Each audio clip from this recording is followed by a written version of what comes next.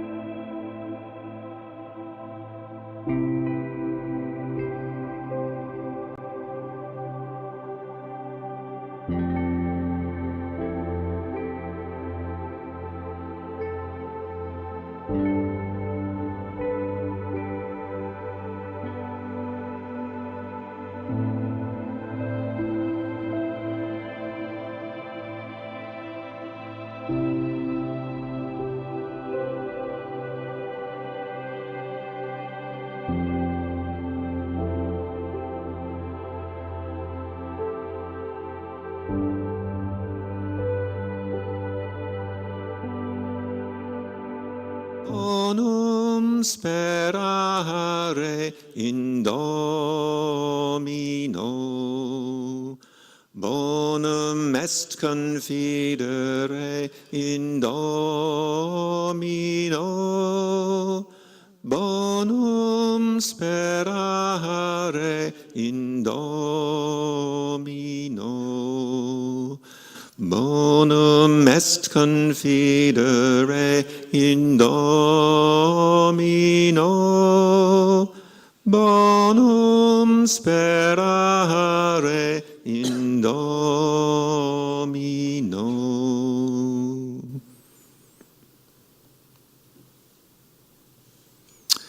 And our call is to help the Society of Jesus be renewed. And this piece of scripture, I'll ask Maria Joseph to read it. The next day, again, John was standing with two of his disciples, and he looked at Jesus as he walked by and said, "Behold, the Lamb of God."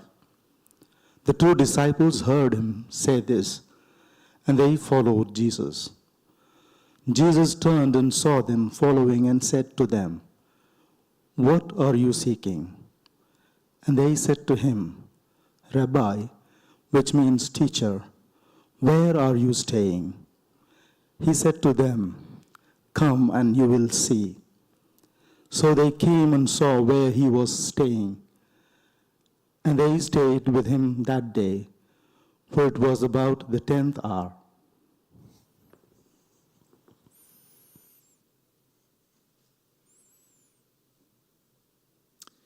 As we begin the conference, we can hear Jesus say to you, to each one of us, "What are you seeking?"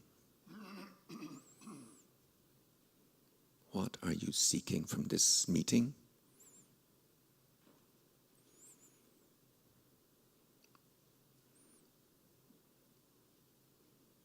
Maybe it's a sense of solidarity.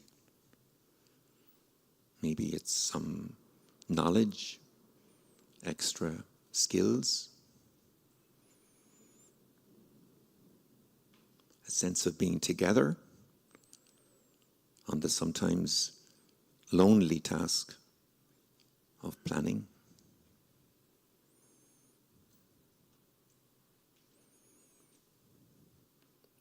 What are you seeking? A renewal of your province, of yourself, of the Society of Jesus.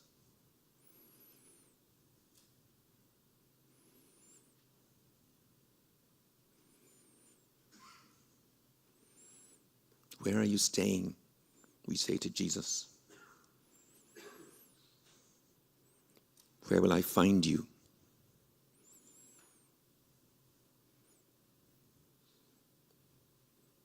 Where will you heal me?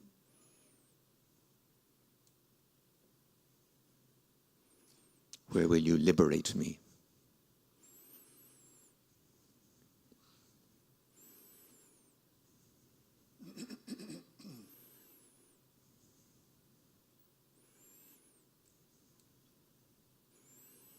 And he invites you, come.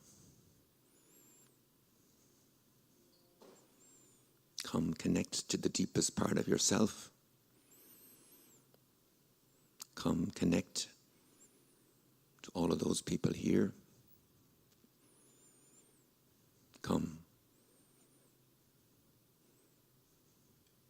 And you will see.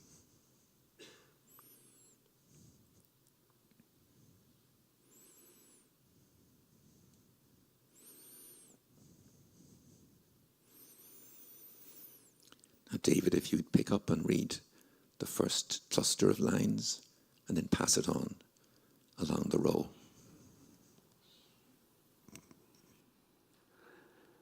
I will hear what the Lord God has to say, a voice that speaks of peace. Peace for his people and his friends and those who turn to him in their hearts.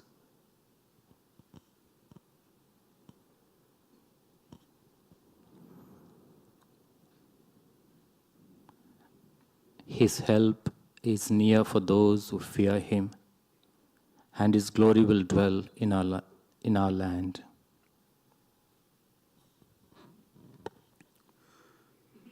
Mercy and faithfulness have met. Justice and peace have embraced.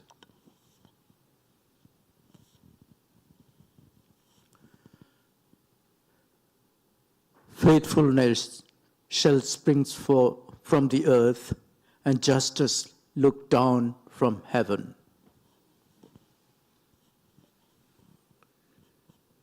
The Lord will make us prosper, and our earth shall yield its fruit. Justice shall march before him, and peace shall follow his steps. Glory be to the Father, and to the Son, and to the Holy Spirit, as it was in the beginning, is now, and ever shall be, world without end. Amen. And now there's a short video done in Chile, a call to the Holy Spirit, a call for renewal. It starts in silence, in a broken church, and it's a plea, especially from the young generation, for the Holy Spirit to come. You have the translation in your folder on a yellow sheet. Hopefully this will work.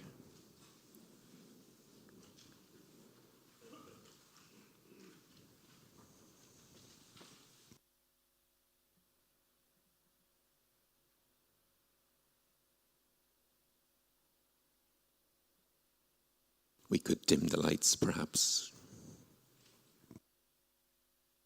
Ven Espíritu, ven Espíritu, ven Espíritu, ven Espíritu, ven Espíritu, ven Espíritu divino, manda un rayo de tu nombre desde el cielo. Espíritu, ven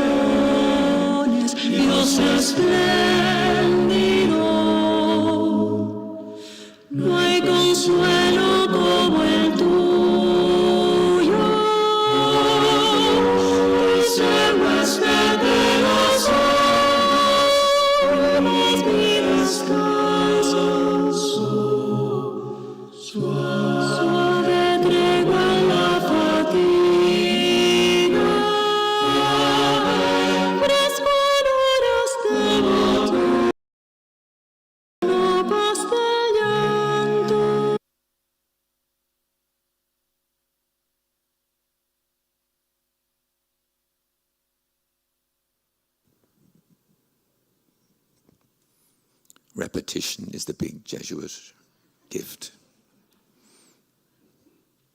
We were trying to reduce the volume.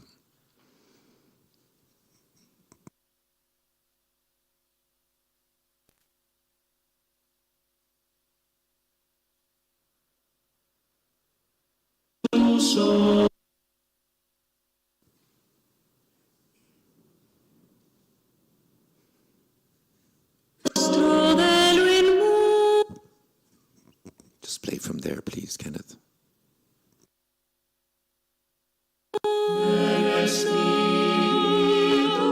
Mueve tú nuestra sequía, ven y sánanos.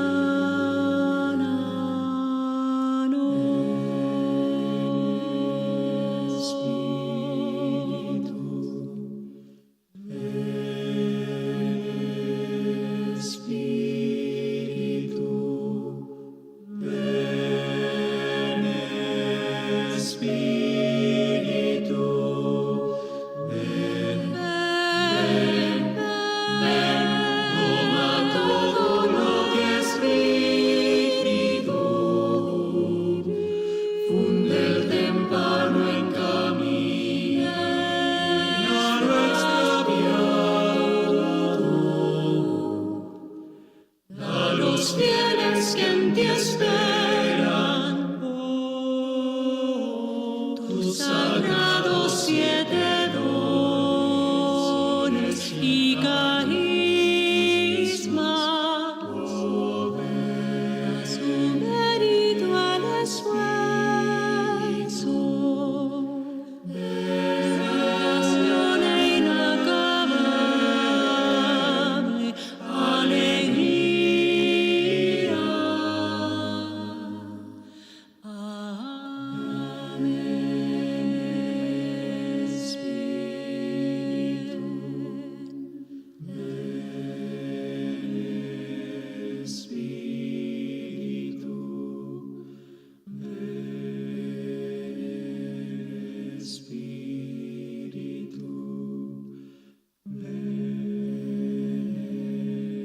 Espíritu.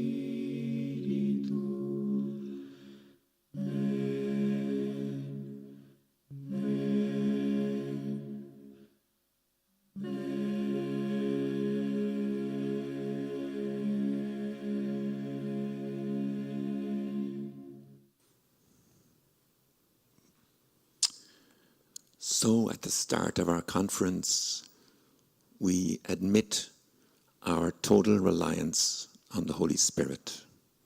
We can bring up the lights again if we can. The Society of Jesus is only the Society of Jesus if we're in touch with Jesus.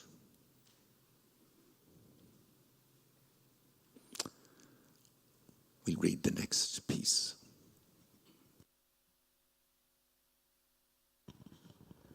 See now, the Lord is the God of my salvation. I have trust and no fear, for the Lord is my strength, my song, He is my salvation. Do not be afraid. You are specially chosen.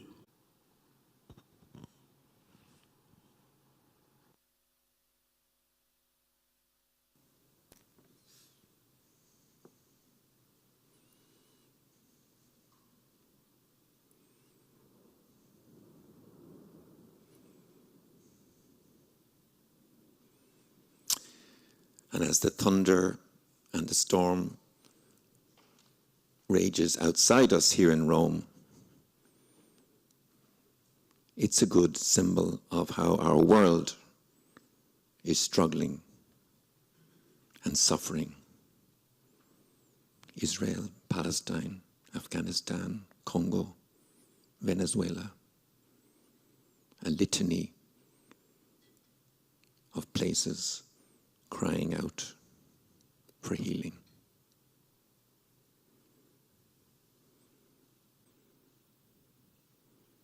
Our mission matters.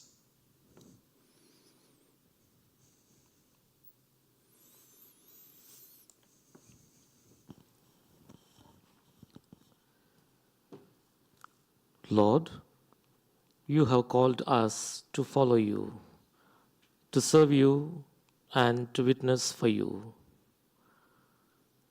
You have given us gifts, talents, and opportunities to use for your kingdom.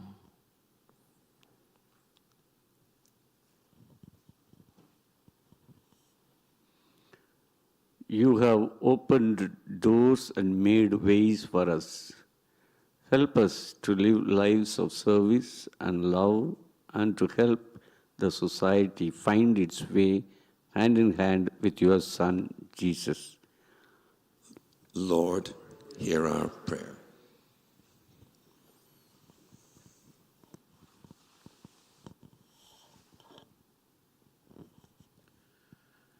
Heavenly Father, we thank you for the gift of life and the beauty of your creation. You have made everything good, and you have filled the earth with your glory.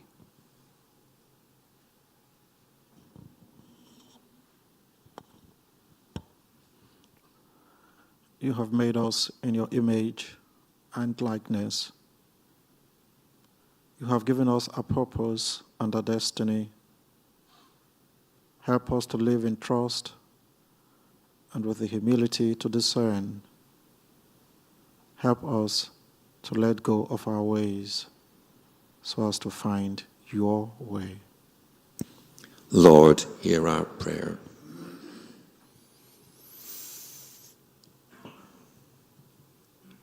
A moment of silence or of prayer. We can remember especially today Vivian and Eugenio on their birthdays. Ask God's blessing on them. Lord, hear our prayer.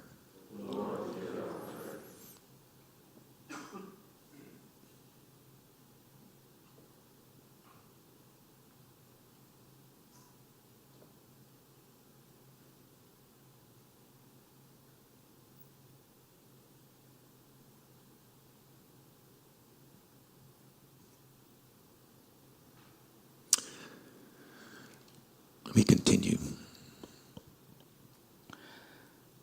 Lord Jesus, meditating on our way of proceedings, I have discovered that the ideal way of our way of acting is your way of acting. Give me that sensus Christi, that I may feel with your feelings, with the sentiments of your heart, which basically are love for your Father and love for all men and women. Teach me how to be compassionate to the suffering, to the poor, the blind, the lame, and the lepers. Teach us your way so that it becomes our way today, so that we may come closer to the great ideal of St. Ignatius, to be companions of Jesus, collaborators in the work of redemption. Amen. And we can say in our own language the Our Father. Arnar et arnjav, ganye vertanem, kdaga de richt, ganye de haler en dalef, maar een jenter arnjav. Arnaran leihul toerdoing en you, smachtung a wege, maar a wahamid or weken a fein. Is na ligshin a gahu, exertion, o gakalk.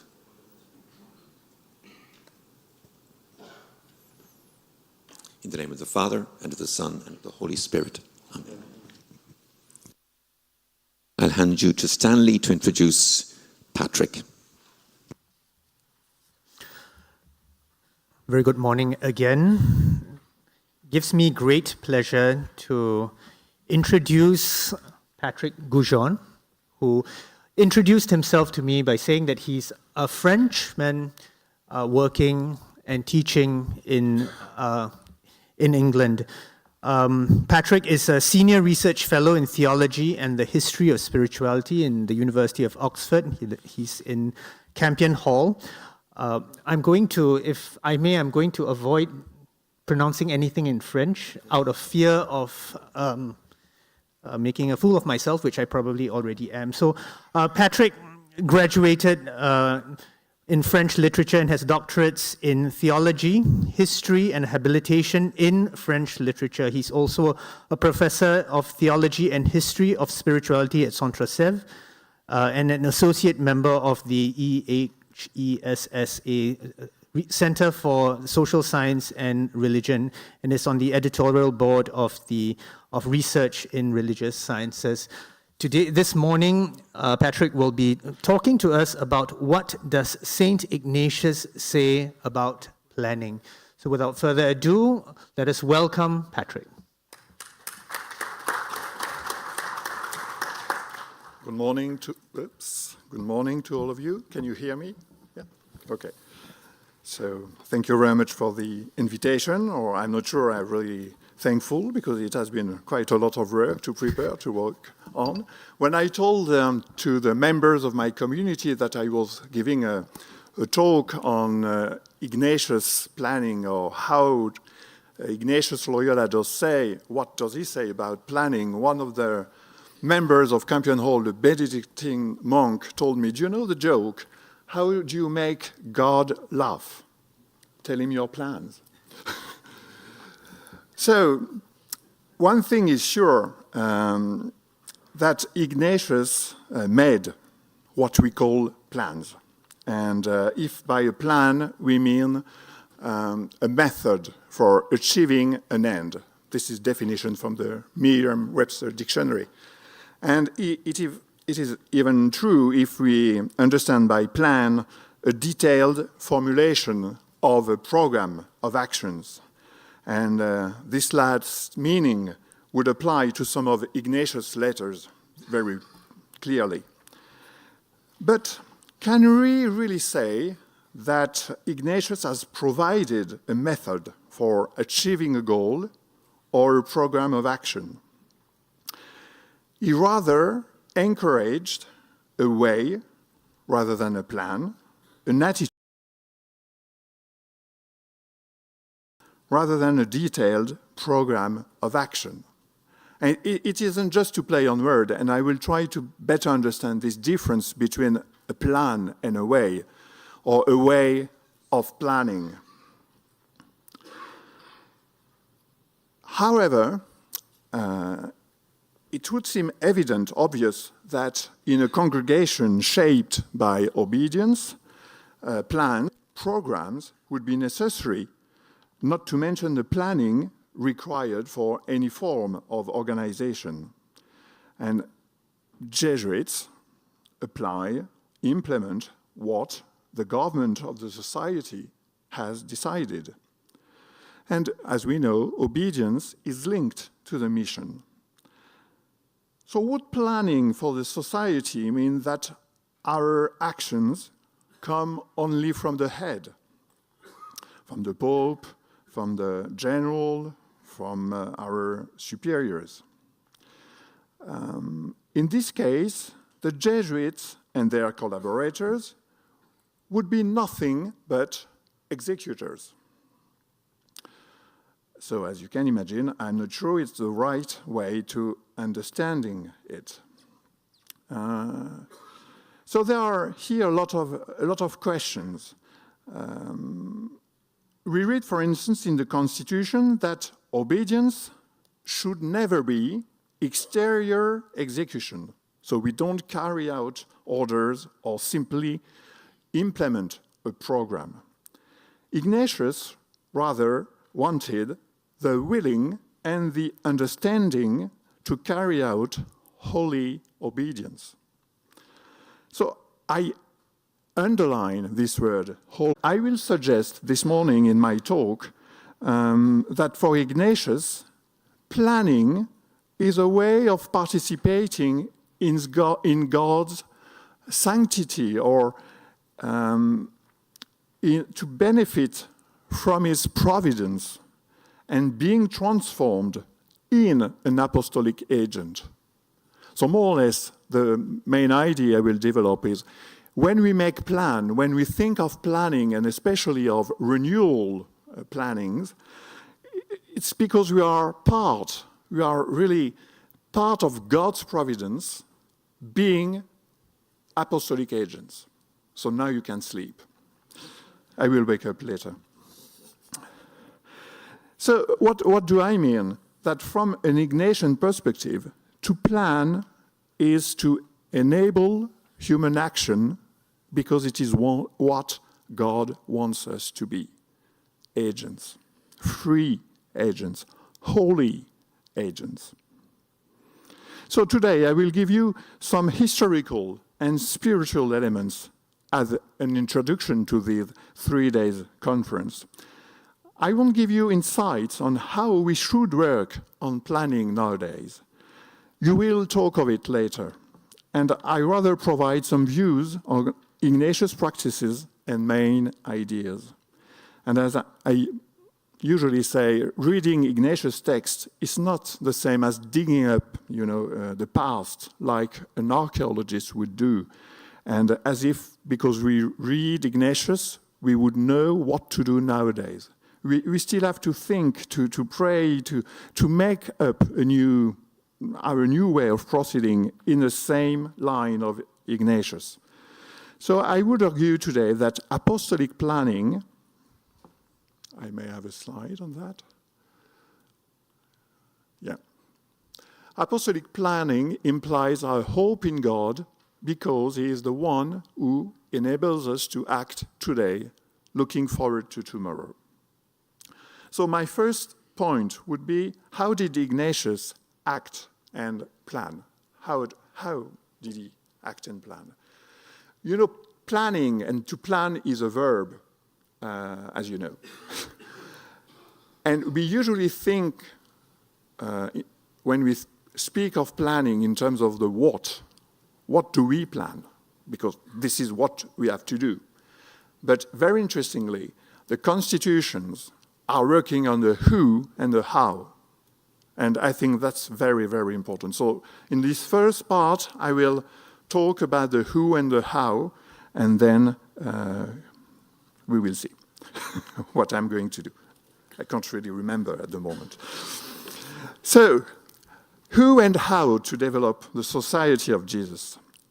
We remember, just think of the first Jesuits being in Paris, then in Rome.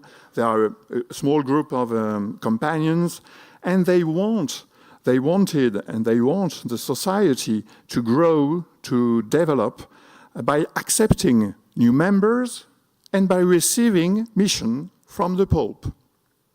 So from the beginning, there was hope of growth, hope of mission, and we need plan for that. But first of all, because they wanted to receive the mission from the Pope, what was very important was the vow, and is the vow of obedience, the vow of obedience.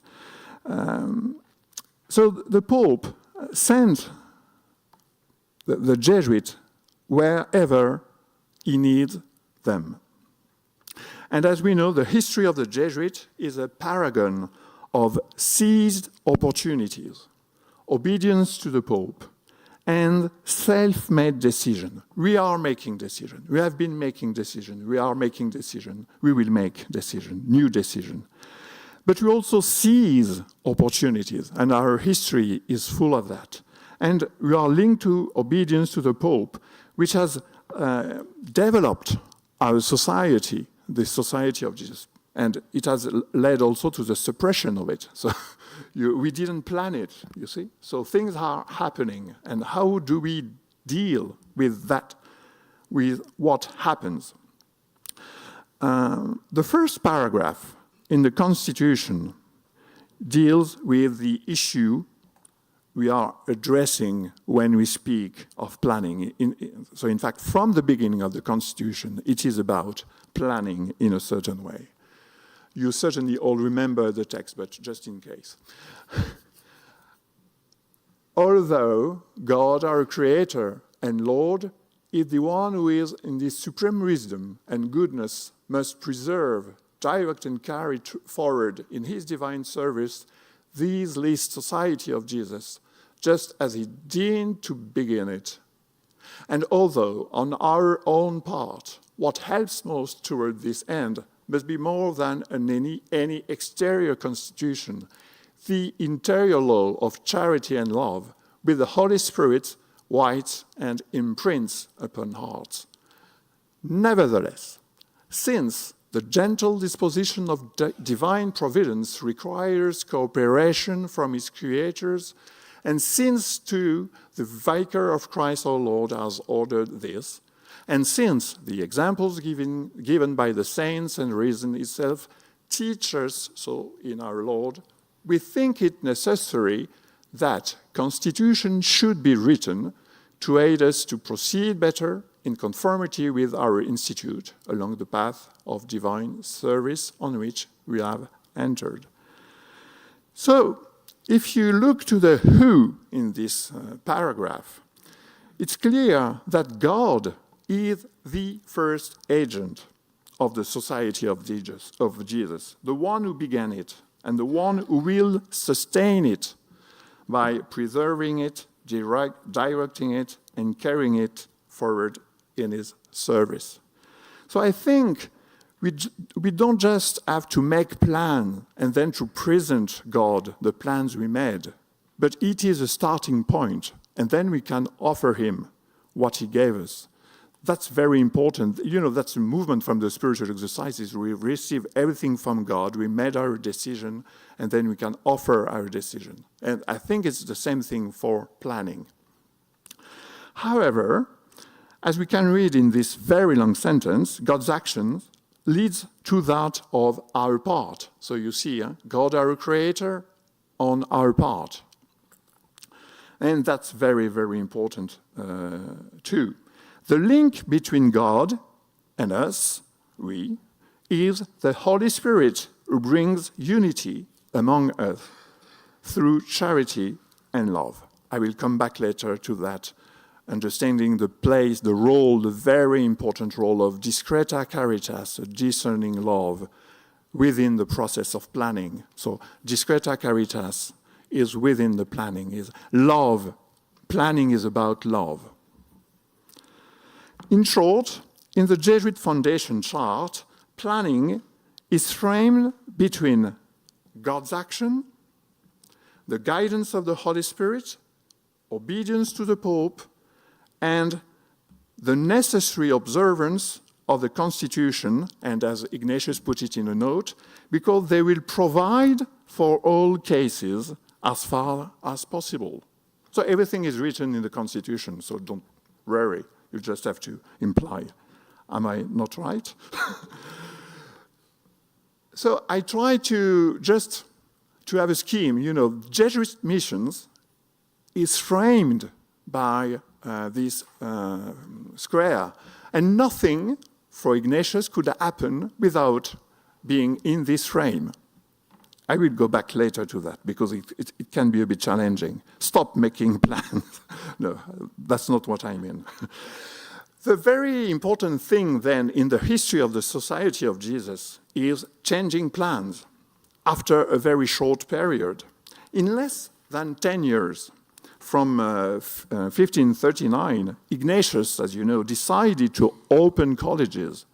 And when I say Ignatius, I should say the first Jesuits. So it wasn't at all the plan, because colleges would imply stability as opposed to the cherished mobility of the pilgrim origins of the society. So that was quite a shift, a big shift. And there were also financial concerns, because when you have a school, a college, you have to provide buildings for teaching, for boarding, you have to provide books. You don't pay teachers usually, at least when they are Jesuits. So there was a big question there. The kind of poverty chosen by the Jesuits from the beginning would not allow any sufficient grants to sustain schools. So one of the questions was also, will there be enough Jesuits to run the colleges? Very interestingly, the growth of the society was in fact both the problem and the solution. That's very interesting. So the society was growing, so we need to have places to train them for the formation, for studies. And it was a challenge because we didn't have enough money.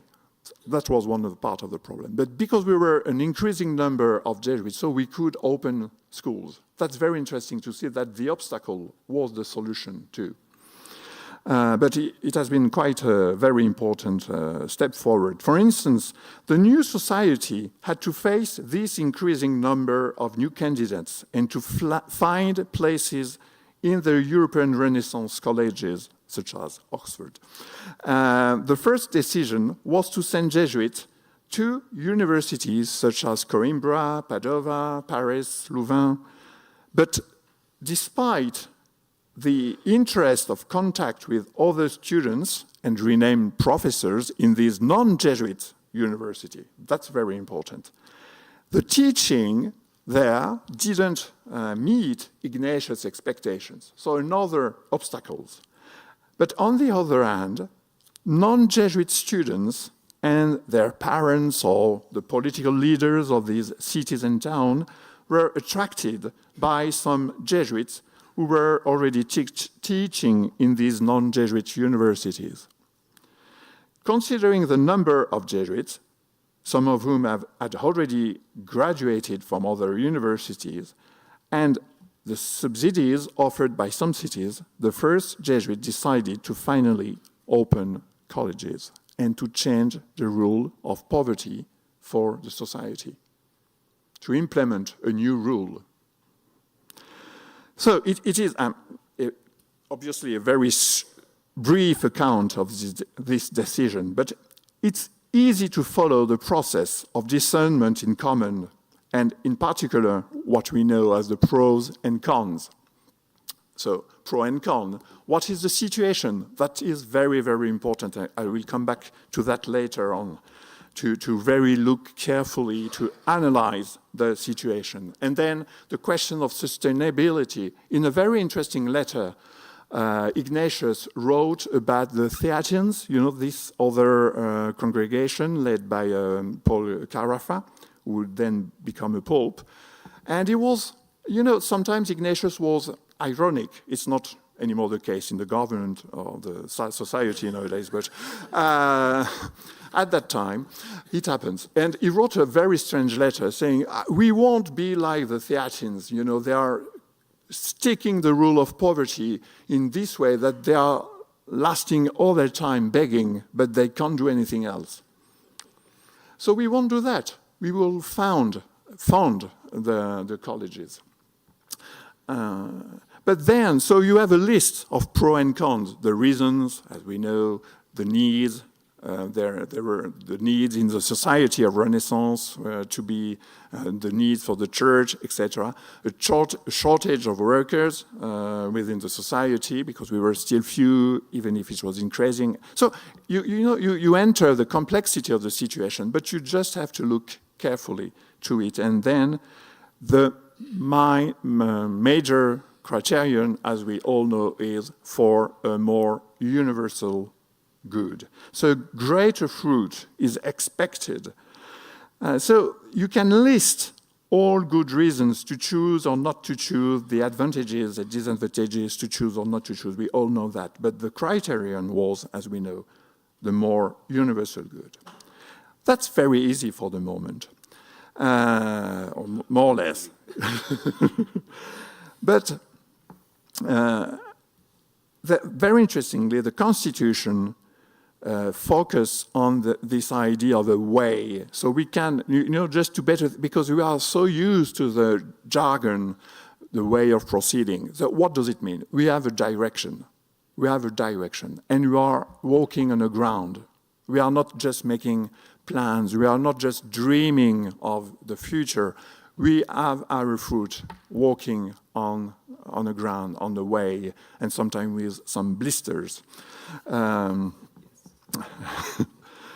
So, what is the direction? What is this direction? To make the best choice in sending persons to one place or to another while having the greater service of God and the more universal goods before one's eyes, the guiding norm. So, The criterion for making a good choice is this famous more universal good. What is this direction? What are we aiming to? The process then leads to a decision is, first of all, remember we are trying to think in terms of who. So first of all, it is, for Ignatius, in the hands of the superior. And then, when Ignatius deals in the seventh part of the constitution of decision-making within the society, a few sentences later, in a typical Ignatian style, this criterion of a more universal good is put this way: the more universal the good is, the more divine it is. More universal, more divine. What does it mean? Human agency can reach a divine dimension. So, let's go back to the first agent. God acts in everything. Therefore, we should act accordingly as far as possible. But since our means are limited, we have to choose. It is impossible for us to act like God because we have to choose not only the means, but also to whom we can be sent, or to whom we can go, whom we can meet. And this is probably more difficult than to choose a mean, is to choose some people. Because, it is challenging. We would like to work for all the people. No, but we have to choose whom we are going to.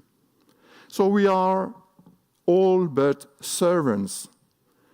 And God is the Lord whom we serve. And at the same time, and this is the tension about planning, it requires a real ambition. So, there is a true humility to be just a servant, and at the same time, to have a real trust in all human means. And all human means is difficult, because we sometimes can think, oh no, that's not a good mean, because we think it's not good. There are biases in our way of thinking. So we can sometimes put aside some means just because we think it's not good. For instance, money could have been considered by Ignatius as something not good. As you remember, his first steps in his journey, that he didn't want any money, any biscuits, nothing. But without any biscuits, you can't run a school, especially if I am a student in this school. I need biscuits. To buy books, I need to teach, etc. So if you think that money won't help you or anything different, it won't work. You have to think that everything is a gift from God. And I think this is a very difficult question. So this criterion, which may seem very abstract, in fact really touches the ground. Upstream of the decision, Ignatius and the Jesuits living in the cities who were asking to open a college, what the Jesuits were doing. They were gathering information, meeting people, writing to them, building networks.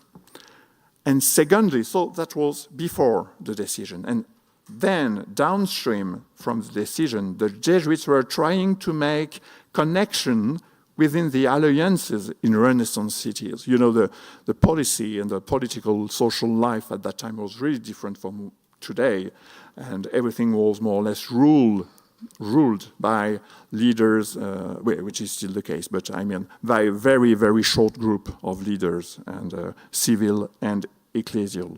So the Jesuits were seeking to become part of a wider and influential network of relationship between princes, dukes, bishops, cardinals. And in this, Ignatius' background as a court secretary was put to good use in his new position as general of the society. I was thinking, John, that we have a lot of books on Ignatius the Pilgrim. We should need something on Ignatius the General, because it is usually totally forgotten. And that's different. And the interesting thing is to see the difference. When he was sitting in his chair in the Jesu now, he was not a pilgrim anymore, but he was still a pilgrim in his mind. So what did that mean?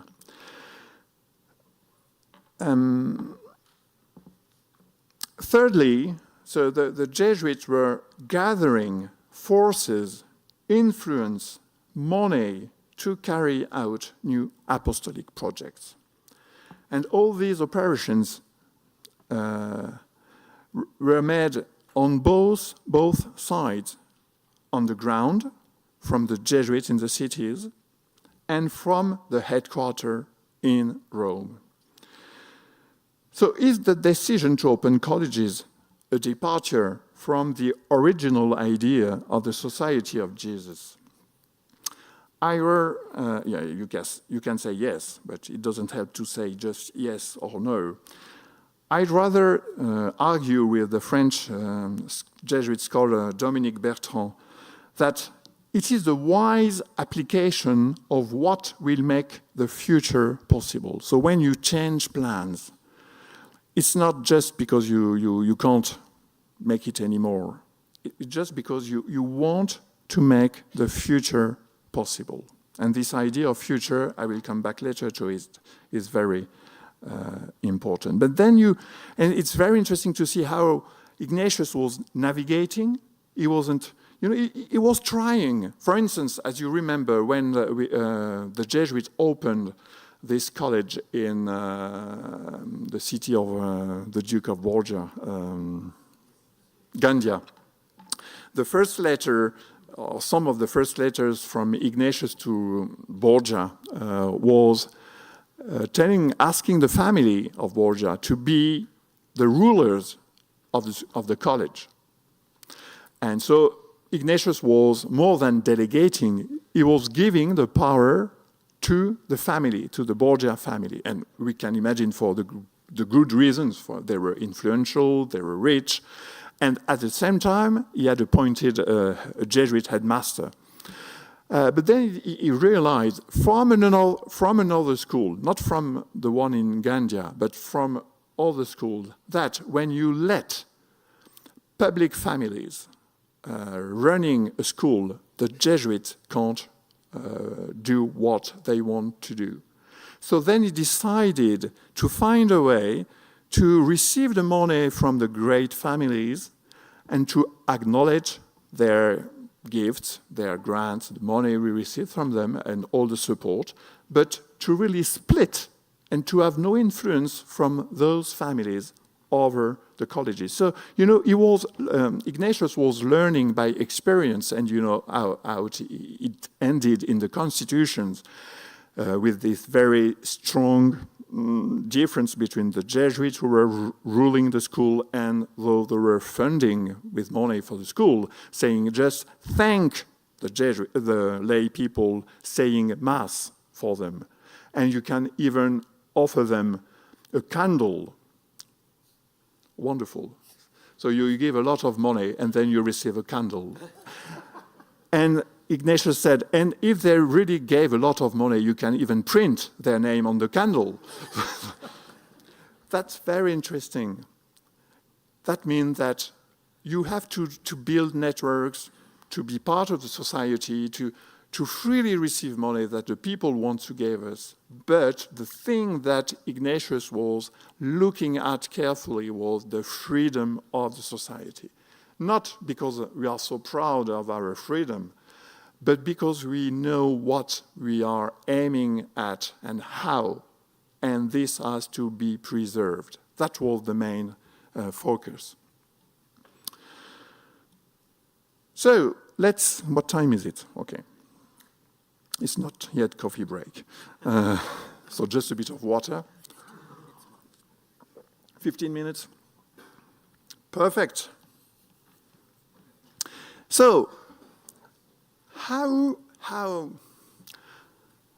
do we become Jesuits and lay collaborators in order to work this way, to make plan this way, in the way Ignatius wanted us to make, and at the same time in the way that Ignatius didn't think we will make plans. You know, that's one of the very interesting things. So more or less now I will go back to the frame I gave to show you that there is no real strong borders to that frame. So it's an open frame, but it is a frame, but it is open.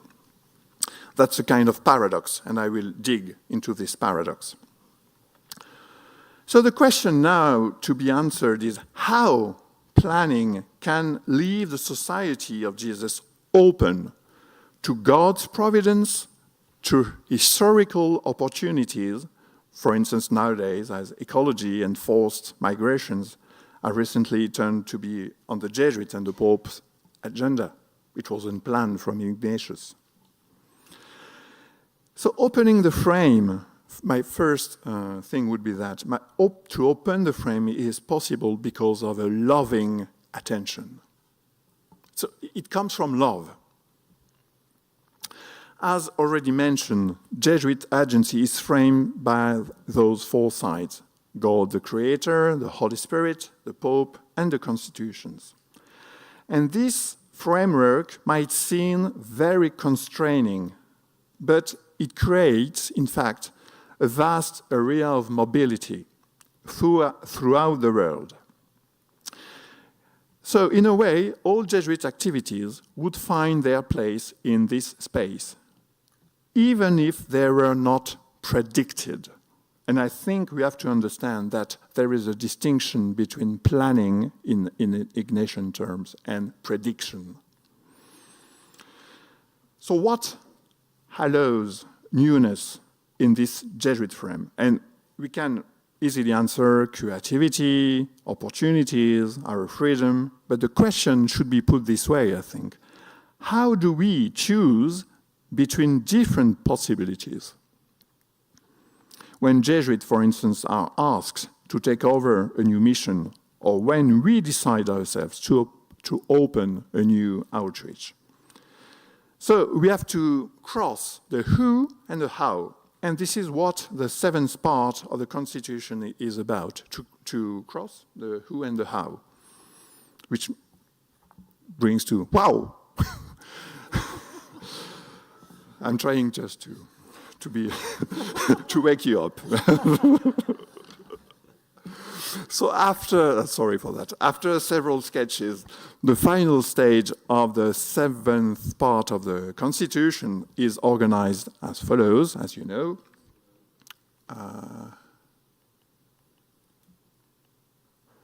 So the seventh part, first chapter, the missions given by the Pope, the missions given in the second chapter by the Superior General, then the third, the Jesuit free movement. I will go back later to that. And the final stage of this chapter, after we opened schools, were those who are in the colleges. But it has made a big difference, a big shift between that, because the colleges, as I said before, require stability from the Jesuits and regular incomes. So I won't stay too long on the who, but if you look at what it is said about when we say that the Superior General is sending Jesuit, wherever the Superior sends someone, he will give him complete instructions, ordinarily in writing, about the manner of proceeding and the means which he wishes to be used for the end he has in view. And the same for when the Pope sends us. The Superior General should give the Jesuit informations and the same the manner of proceeding. So when you send someone, you have to be in this attitude of discreta caritas, of, as we put it, the cura personalis I would translate it in a personal care for the people. Cura personalis is not just personal care, but it's personal care for someone. And you have to take care yourself.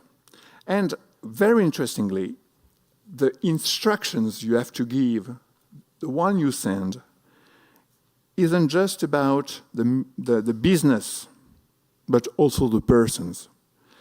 In a very interesting chapter in the 7th part, you have this. By maintaining frequent communication through letters and receiving the fullest possible information about what is going on, the superior will, as person and affairs, require furnish advice, and whatever other assistance he can from his place of residence. So, you see, it's very important to give, and then there is a note in the same paragraph, this counsel and instruction. So the help given by the one who sends is information on the situation, the aim of the mission, but also advice, counsel, spiritual counsel. Why? To support the Jesuit, because sometimes it can be difficult to work. So what is the job of the one who sends? What is the cura personalis about regarding the missions and planning? It's about to make the mission possible. So that's the difference between... So providence doesn't mean... So we have to make mission possible. Providence doesn't mean planning for the future, as if it was foreseeing it, organizing the future. As an engineer will set up a process to produce the future. Providence means to provide, to supply what opens possibility for something to happen. So we are not planning what is going to happen. We are planning what is needed, what could be helpful to open the possibility that something could happen. For instance, we open a college, so we know we need money. What will happen in the colleges? Nobody has any idea what is going to happen. This attitude includes all range of means, material as well as spiritual, because we believe that God will provide every need of yours according to his riches in glory in Christ Jesus. And we can also think of Abraham with Isaac and the sacrifice. God will provide a sheep, said Abraham. So he's not making a plan, he's making an act of hope. And this is the difference. So planning is a twofold operation. We determine, make more specific an end and means for a mission, providing what is necessary to implement it. That is the planning, as far as possible, as a first stage of a new mission, and then you review it. But we also take care of those who are sent by social and spiritual support and all kinds of spiritual support, as well as staying in touch with them. So now, this is my final major point. How this... So I talked for the moment of those who send on mission, or who send on mission. Now I'm taking of the one who are sent on mission. And it implies from the Jesuits and all those who are sent on a mission, a spiritual transformation. But by spiritual, I don't mean, something not real. That's the way of understanding spirituality for Ignatius. It's really linked to the ground, the way.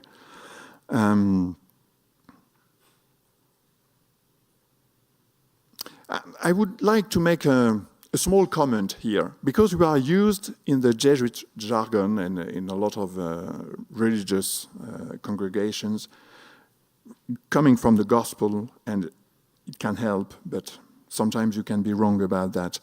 For instance, the Jesuits say we are a mean. We have to consider ourselves as a tool for mission. Yes, definitely. But when Ignatius speaks of this holy obedience, that it can't be external. That's a very poor obedience, just to do what you have been asked.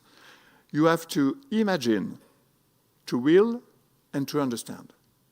So you have to desire the mission you are given, you have to understand it, and you have to use your imagination. So, and you know that imagination, will, and understanding is what defines for Ignatius what a human being is. So to be sent on a mission as a tool is to become a human being. And sometimes you may have an understanding of missions like using people, like in some big firms, but that's really under any understanding of an evangelical ethics standard. You may wonder, what is it to use imagination within obedience? But for instance, when you see yourself as a lifeless body, as Ignatius said, that's just an image. You don't have to become a lifeless body.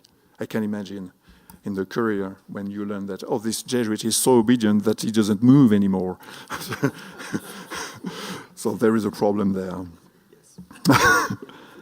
So there is this very interesting quotation from the General Examine. It is not only highly, but even supremely important that the superior have complete knowledge of the inclinations and motions of those who are in his charge, and to what defects or sins they have been or are moved and inclined, so that thus he may direct them better without placing them beyond the measure of their capacity in dangers or labors greater than they could in our Lord endure with a spirit of love. So this is very important back to those who send on mission. You have to love, not to overburden the Jesuits. So the Discreta Caritas is key to the moment you are planning. You can't plan. It's not just a question of resources, of number of Jesuits or their qualities. We are member of the same body, united by love, by the link of obedience, but united by love. And I think that at the moment where safeguarding issues are dealt, and because we are also working with lay people, but also safeguarding among us Jesuits, it's very important to regard every Jesuit in respect. So the other very, very important thing, and I will more or less finish with that, is for everybody in the society, those who are sending and those who are sent on a mission, how do we change plans? What's happening when? You are sent. You have a clear plan of what to do, and you are the right person. Blah blah blah. But there is a very interesting thing in all this seventh part, and you can track it in all the constitution. They all follow the same pattern. So the one who decides and the one who leaves the mission has always to first consider the situation. To consider nowadays, it could be a bit a weak word. It's really to look carefully at, mirar in Spanish, which really means, nowadays we would say to make an analysis. So financial dimension, everything. Use these sciences when we speak of climate changes, etc. So all what is necessary to better understand the situation has to be put in the first place consider the situation. And for Ignatius, the plan was to train the novices from that. When a novice finds that he doesn't have the right thing in the novitiate for him, he has to consider the situation. What does he need? And then to pray, being indifferent, third step, and then to judge. We have to make judgment, because if I say to make a decision, once more, it could be a bit weak. We have to judge what is good, what is convenient, what is expedient. So all of us, and this is the key thing, I think, during this planning, and I call it a generative cell, because it generates really for everybody in the head or in the body, this continual process by which we can make plans and renew the plans because of the situation. Up to that point, very incredible in the Constitution, for those who are sent on a mission and they are given a very clear mission, and Ignatius said, you have to stick to what I've been given to you, and this is your task, this is your mission. But then sometimes you find that new opportunities appear. And you can even recognize these opportunities to come from God. So what will you do? Because we are a good Jesuit, we think, it comes from God, so I have to make it. No! That's incredible. Ignatius said, no, just think of it, consider, be back to be indifferent. Indifference meaning God can be in any places. He can be there or there. Is no less more there than it could be here. And then see what is convenient. So more or less, Ignatius says, God gives me an opportunity. I can see that. And I'm thankful to him. But I will say, no, sorry guys, I don't have time for that.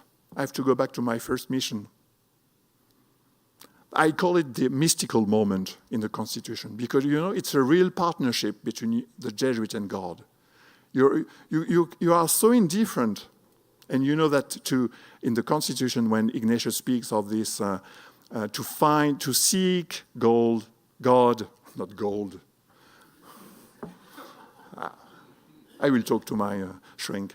To find God in all things, it is preceded by, if you renounce yourselves.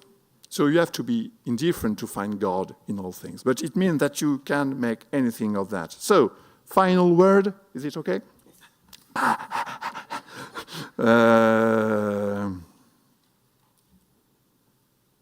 No, just one thing. I don't know if you know, but the General has planned that in 3 weeks' time, I think the 25th of December, it will be Christmas.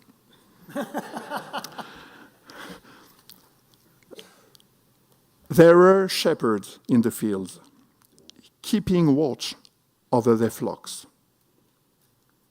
But they were able to see a multitude of angels and to worship the newborn, God with us. How attentive they are. You have to keep an eye on the flock, to keep watch, and at the same time, to see what is given birth, how God is coming into our world. And I think that what we have to discern is that very moment when God is coming, but still keeping an eye, watching over the flock. Thank you very much.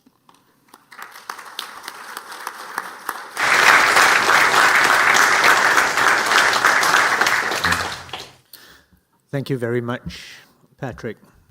Sometimes I feel that I think I feel more stressed about giving him the time limits than he does. But before we move into a time of question and answer or discussion, it's good for us to perhaps give that time to be attentive to how we felt about what Patrick has told us. So perhaps let's give a moment to recollect what we have heard, and then after that short moment to just have a quick conversation with those around you about what moved you, what you heard, and perhaps what you would like to speak with each other about. So let's take a few minutes to reflect, and then after that to have a little bit of a buzz among ourselves about the wow of planning.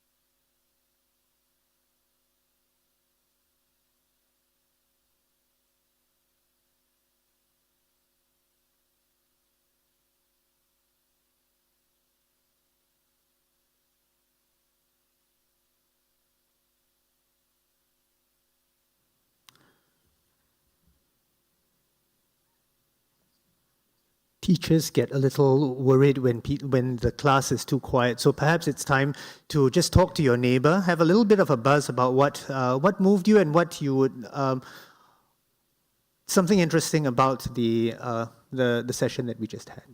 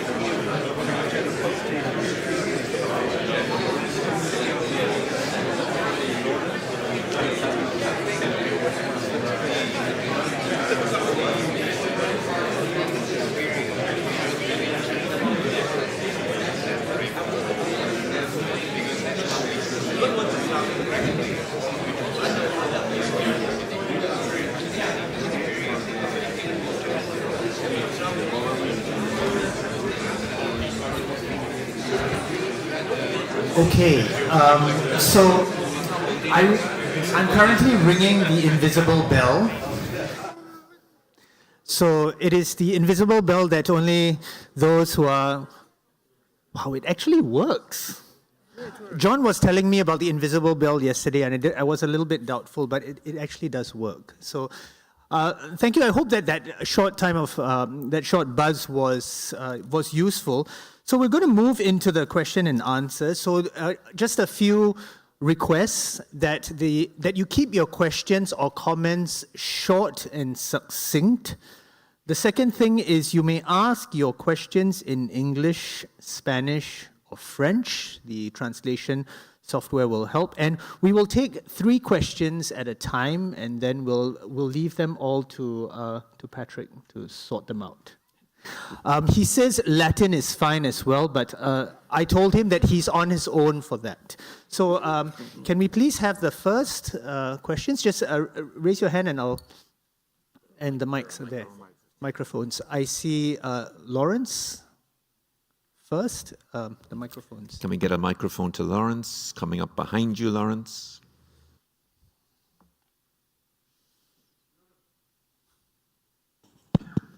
It's not a question, but I wanted to add to your beautiful reflections. That is, plan, I feel, it's a response to an experience. From Holy Spirit. That is done out of love. This is how I add to your beautiful insights of mission receiving from the Pope down to the field in itself.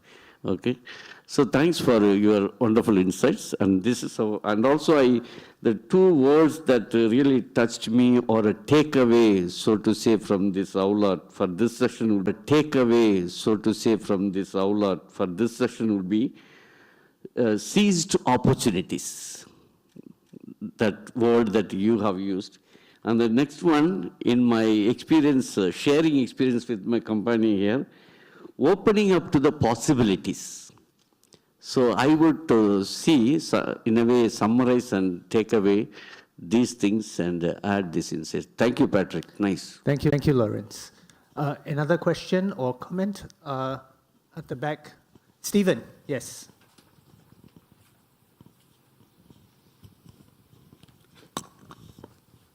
In stability and in mobility, what is the role that Ignatius saw of persistent efforts?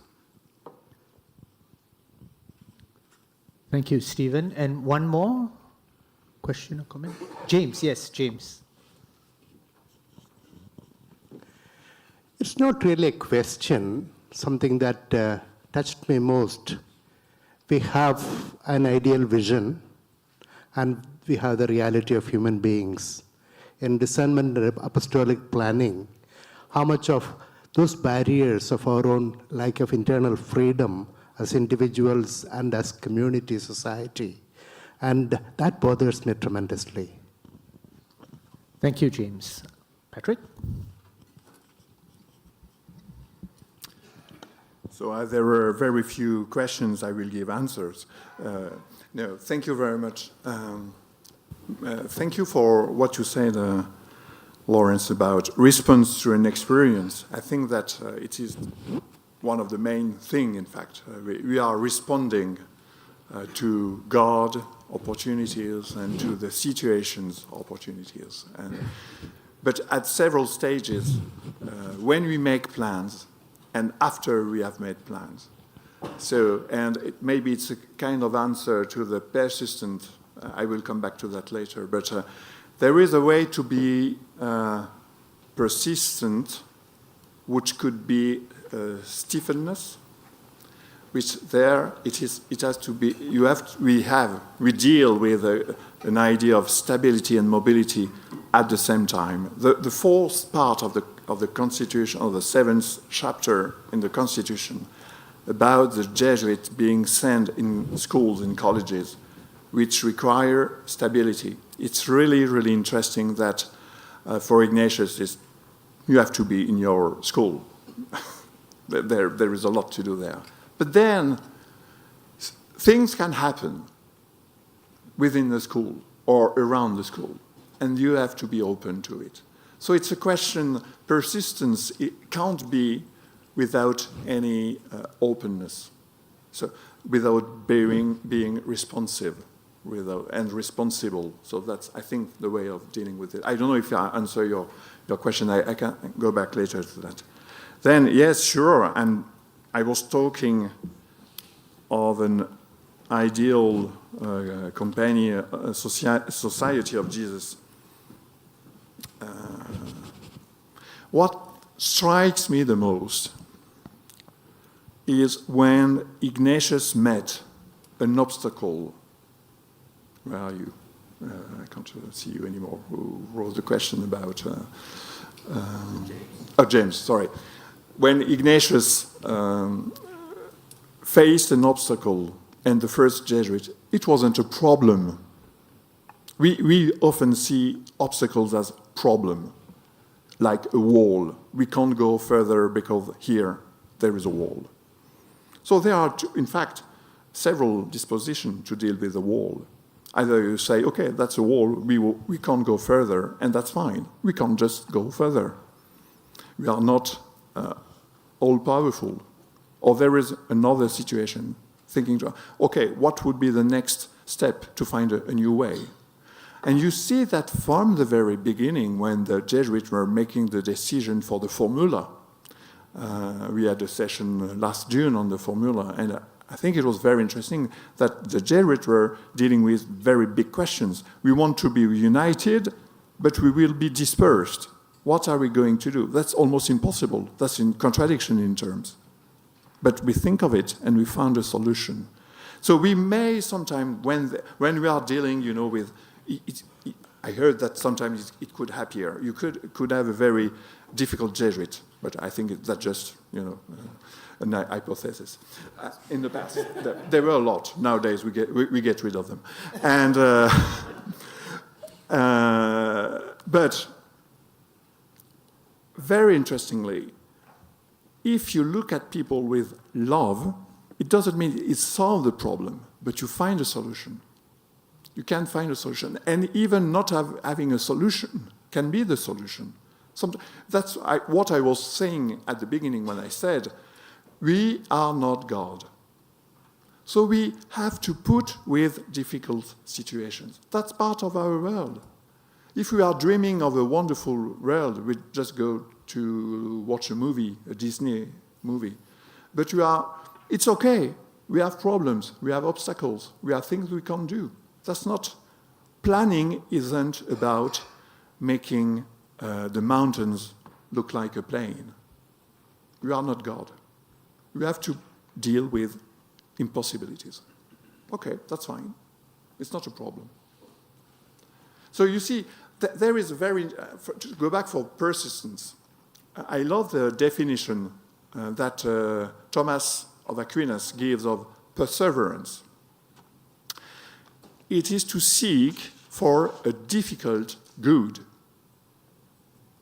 That's very interesting, because sometimes we think that perseverance is only on our side. We have to struggle, and we certainly have to in very various situations. But if we listen carefully to what Aquinas is saying, there are some goods which are difficult to reach. So that's not because of us. To find peace in our world is a very, very difficult task. So we have to endeavor, but it is not because we are weak or because we can't or because we fail, which happens too, but it is difficult. So perseverance is because of what we are aiming, the universal good, the kingdom of God. In fact, it is difficult in our world because we are facing the evil forces of the world. Thank you, Patrick. We'll take another 3 questions. I think it's Paula. Yeah, that's right. Thank you. I really loved the concept of agency you proposed. And considering on the latest experience we had of apostolic planning in Ecuador, tapping on that. We carried out a really, really lovely experience of participation. So I would like to ask, how would you fit a bottom-up approach, participating, considering even the people we defend, the people we serve, just plainly not Jesuits, but all collaborators, and even the communities we have to work with. How would you fit that into your framework? And considering this concept, this relation, this balance between the who and the how. Thank you. Thank you, Paula. Questions or comments? Yes, Eileen. Thanks, Patrick. I very much appreciated planning as an act of love. And similarly, my question is how to plan in a world of growing loneliness and alienation, both within the society and wider. Thank you, Eileen. And do we have another?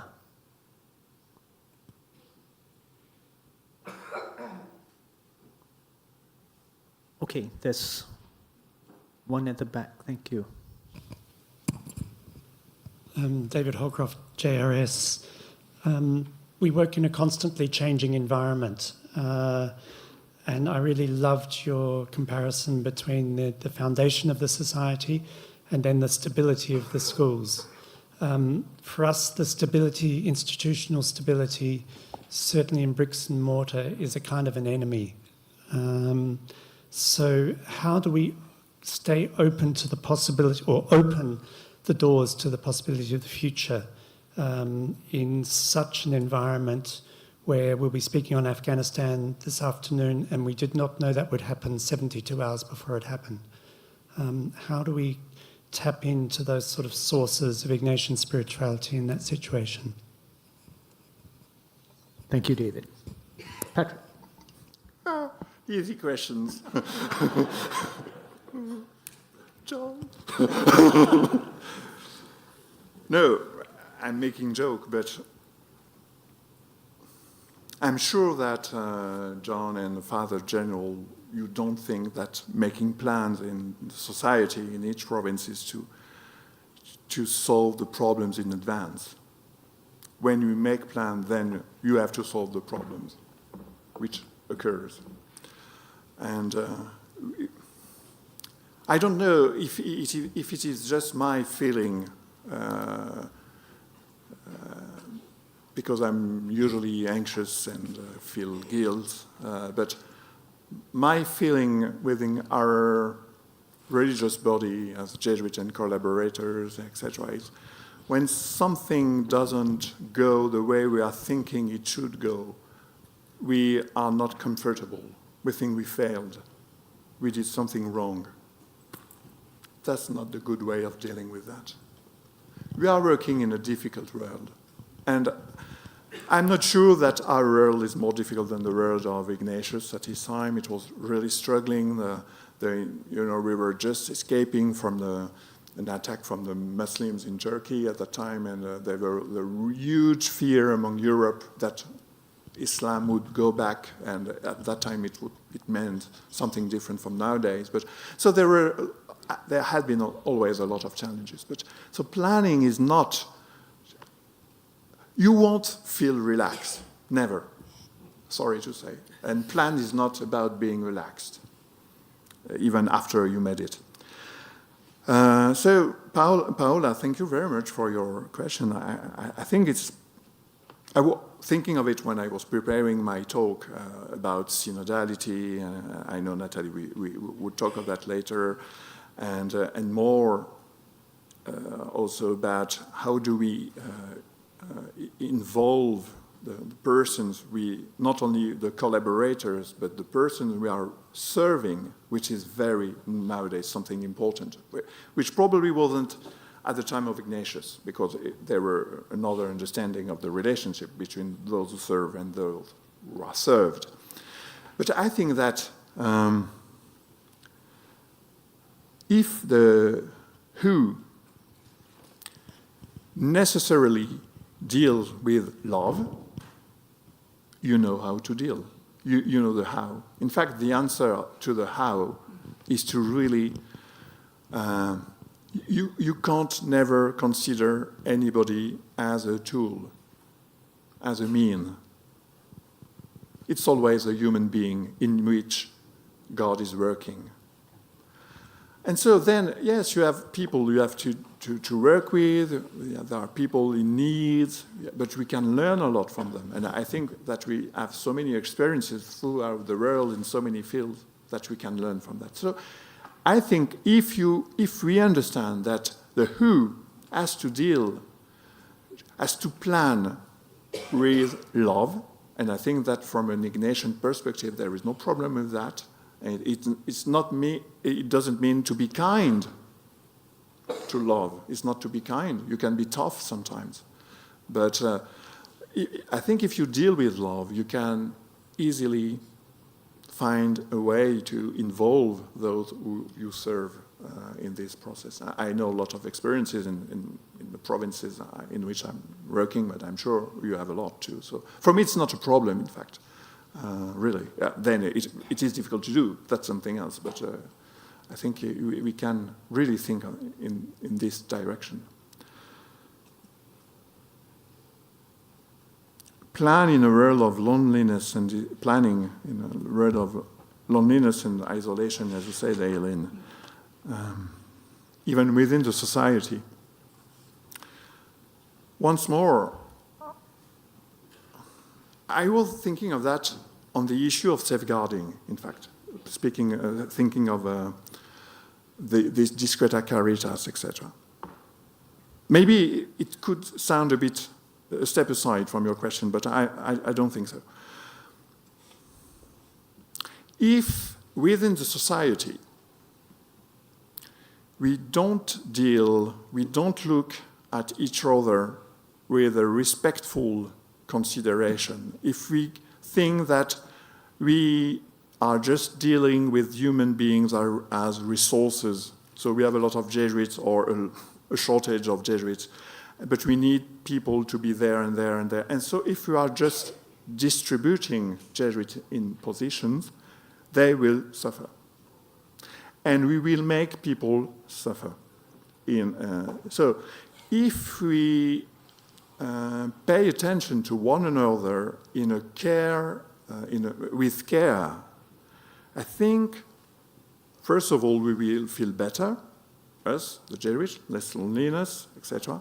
But also we can deal with people who are suffering from loneliness. Because there is no way to be compassionate. We spoke of that during the prayer. There is no way of being compassionate if we are not compassionate to ourselves first. I think there is no other way. So when Ignatius said that the society of Jesus is united by the bond of love, it's not just to be politically correct in terms of the gospel. We have to love one another. And it can be difficult. I'm living with English people. It's difficult. Are we online? Sorry? No, I'm joking. Last question about... I'm definitely mad. Yes, stability and institution. And we often think that institution can be our enemies. I love that framing. I think that's one of the feelings nowadays.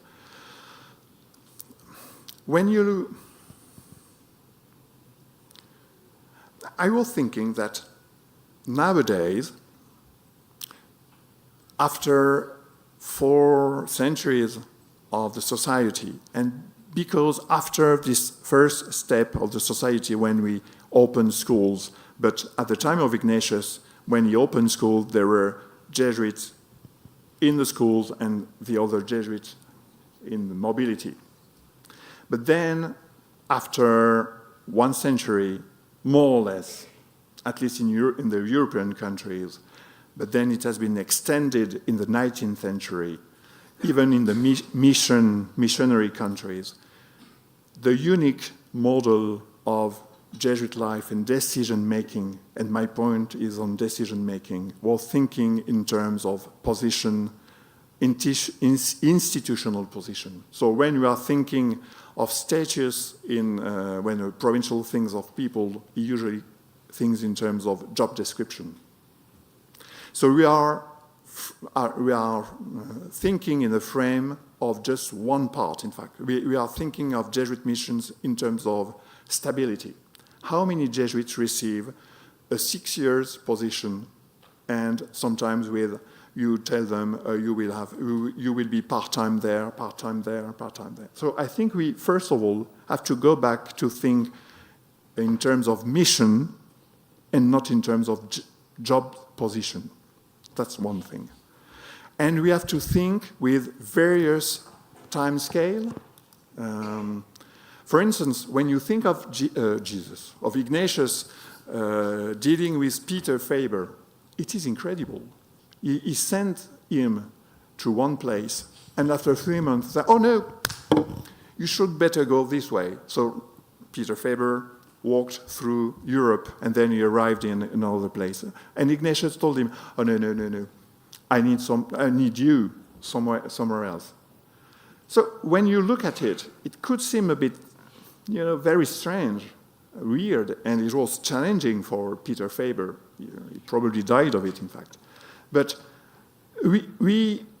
I think, because of our history, because since at least the 19th century, not to blame them, because it was the good response to that situation, but nowadays we have to move forward to another way of thinking, and to think in terms of we can deal with various models of thinking missions and not in terms of job descriptions.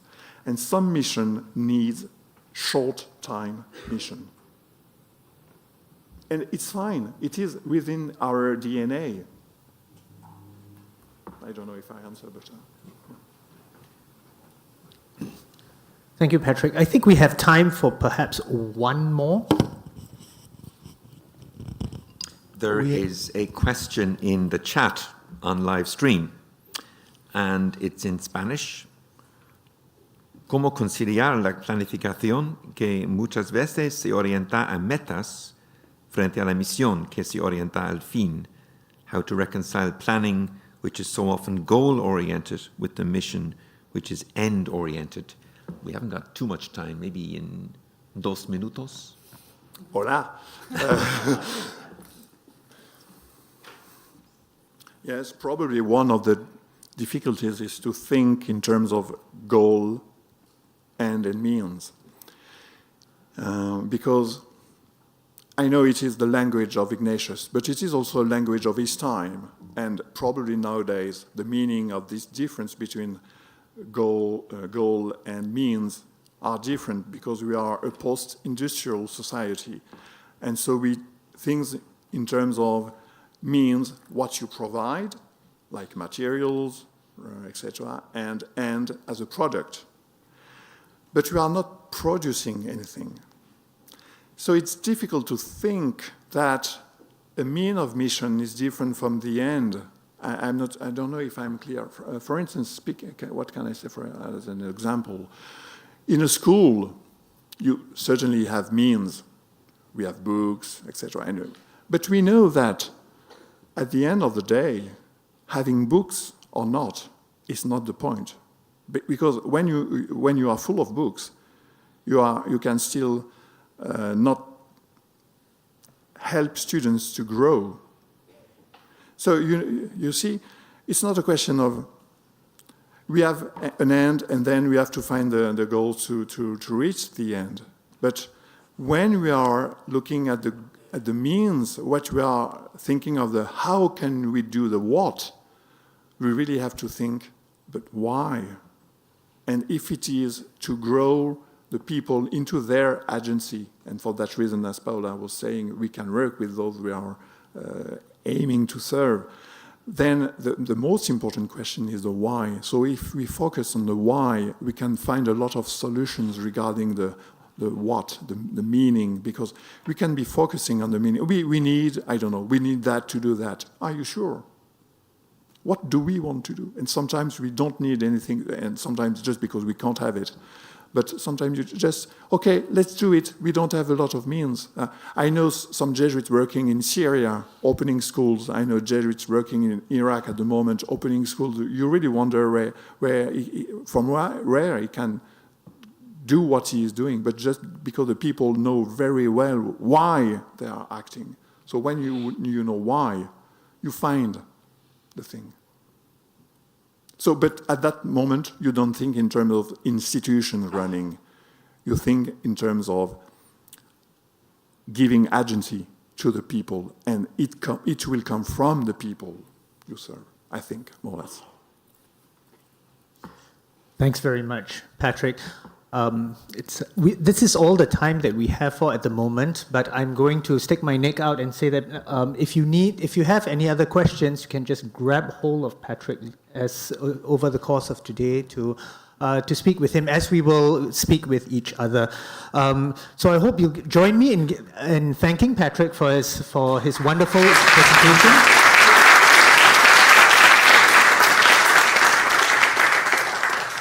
I was very moved by the idea of planning with an act of love, and so with an act of love as well, we will present Patrick with a token of appreciation. Thank you very much, Patrick. Thank you. Photograph. Photograph. Okay. All right. The media. Yes. All right. And this is. Thank you. Thank you. Thank you. Okay. Thank you. And so I have the pleasure of announcing that we have a coffee break now. The coffee break will end. We have to come back to the aula just before 11 a.m. And please look out and listen for the invisible bell as we try to herd everybody back into this. So please enjoy the cafe and be back in the aula before 11 a.m. Thank you very much.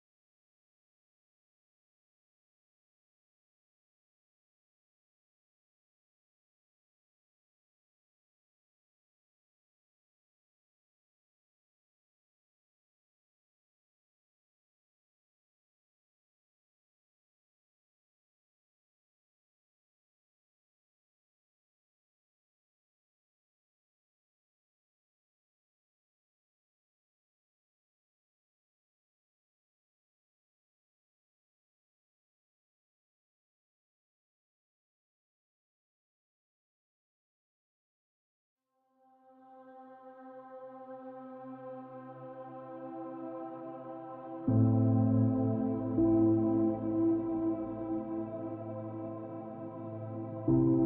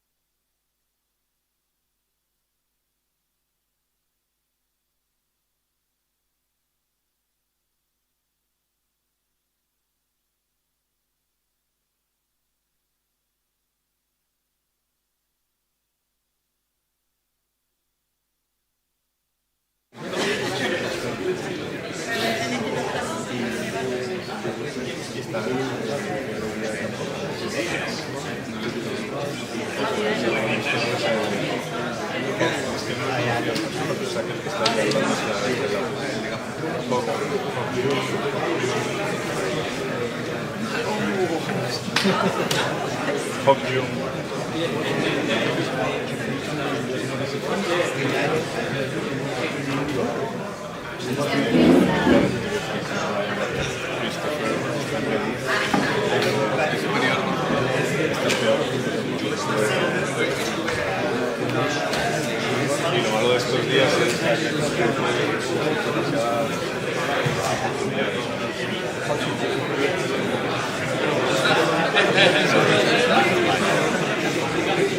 don't know if you want to have a conversation with me. I don't know if you want to have a conversation.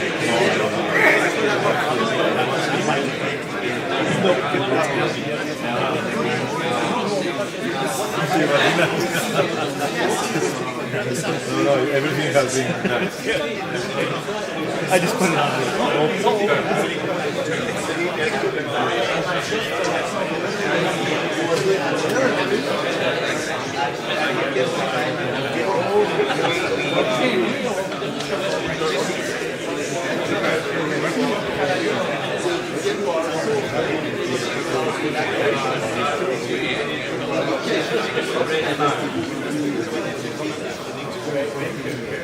So welcome back, everybody.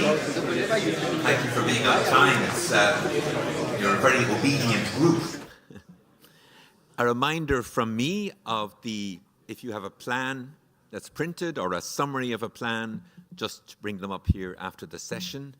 And Stanley, you've got some announcements. Yes, I do.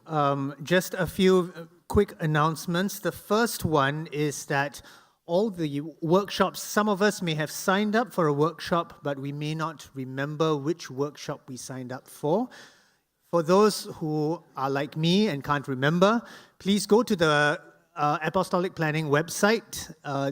There is a link which will tell you which workshops, who are the participants for the various workshops. If you're still not sure, you can come look for me later on. I will have the list of the workshop participants.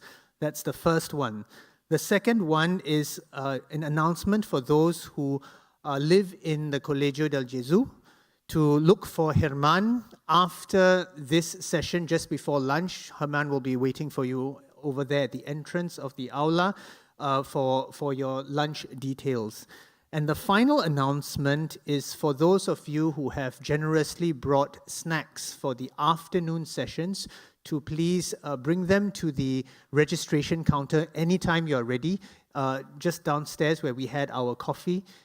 Bring them to the registration counter, and we will collect them and redistribute them for the various afternoon breaks over this next few days.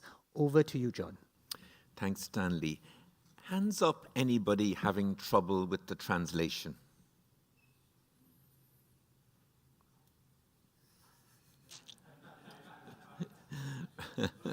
You're having trouble running it. He's doing so much work the last days. Great, that seems to be functioning well. So just let me introduce Christina. Christina is from Singapore. She has a master's from the Kennedy School at Harvard, and she has a doctorate from Australian Catholic University. And her big interest, actually, is linking up Ignatian spirituality with contemporary approaches to planning.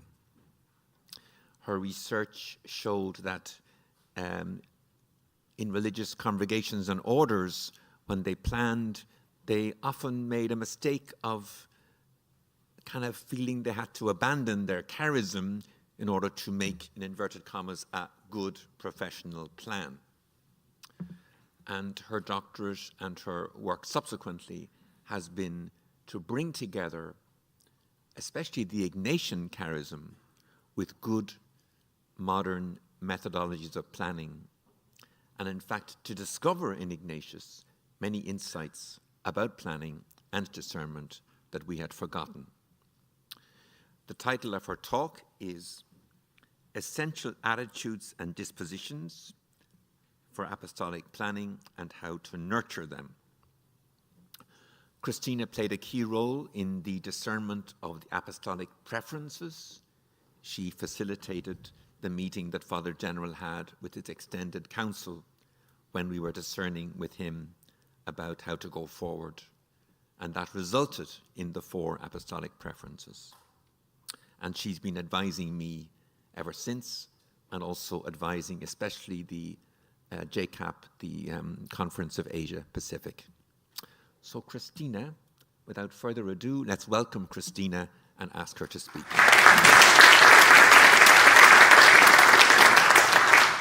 Thank you. Good morning. I'm very happy to be here. I was half jokingly saying to Stanley that after all a lot of work with the Synod and other organizations, it's nice to be back in the Ignatian family again and speak our own speak. But I'm also conscious that we are live streamed, and we also want to share things that are also available for everyone. So I'm happy to be sharing on this topic about attitudes and dispositions.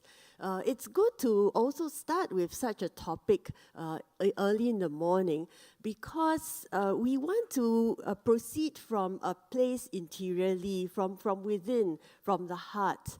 I really like what Lauren said just now, that, planning comes from our experience of God, an experience of listening to God from love, and out of there, the plan comes. So let's look at what are the essential dispositions today and how do we nurture them. Before we talk about essential dispositions, we need to ask the more fundamental question of what is the nature of this undertaking which we are embarking on. I know you are all at different stages, whether you have not yet done so, you have not yet done the planning, you're in the middle of it, or you have completed it. But whether you're on the implementation phase or the beginning phase, all the attitudes and dispositions matter a lot as well. And you might find some of this very relevant in your case. For this purpose, I'd like to start with a letter from the late Father General Nicola, who as early as 2014 was already talking about apostolic planning and communal discernment. It's very worthwhile digging up that letter again. And in that, he says that each province or region concretizes the mission of the universal society through the apostolic plan, through a careful discernment process. So this is even before GC 36. He was already talking about discerning as a community together. And the next paragraph is really what struck me, because I find it very beautiful. And it's a way for the province or region to shape its identity, its dreams and hopes, its objectives and priorities, and to renew themselves so that they might progress decisively on the path to greater service of the Missio Dei. What I would like to highlight is, if you look at the words in yellow, doesn't that remind you of something? Instinctively, these words, what does it remind you of?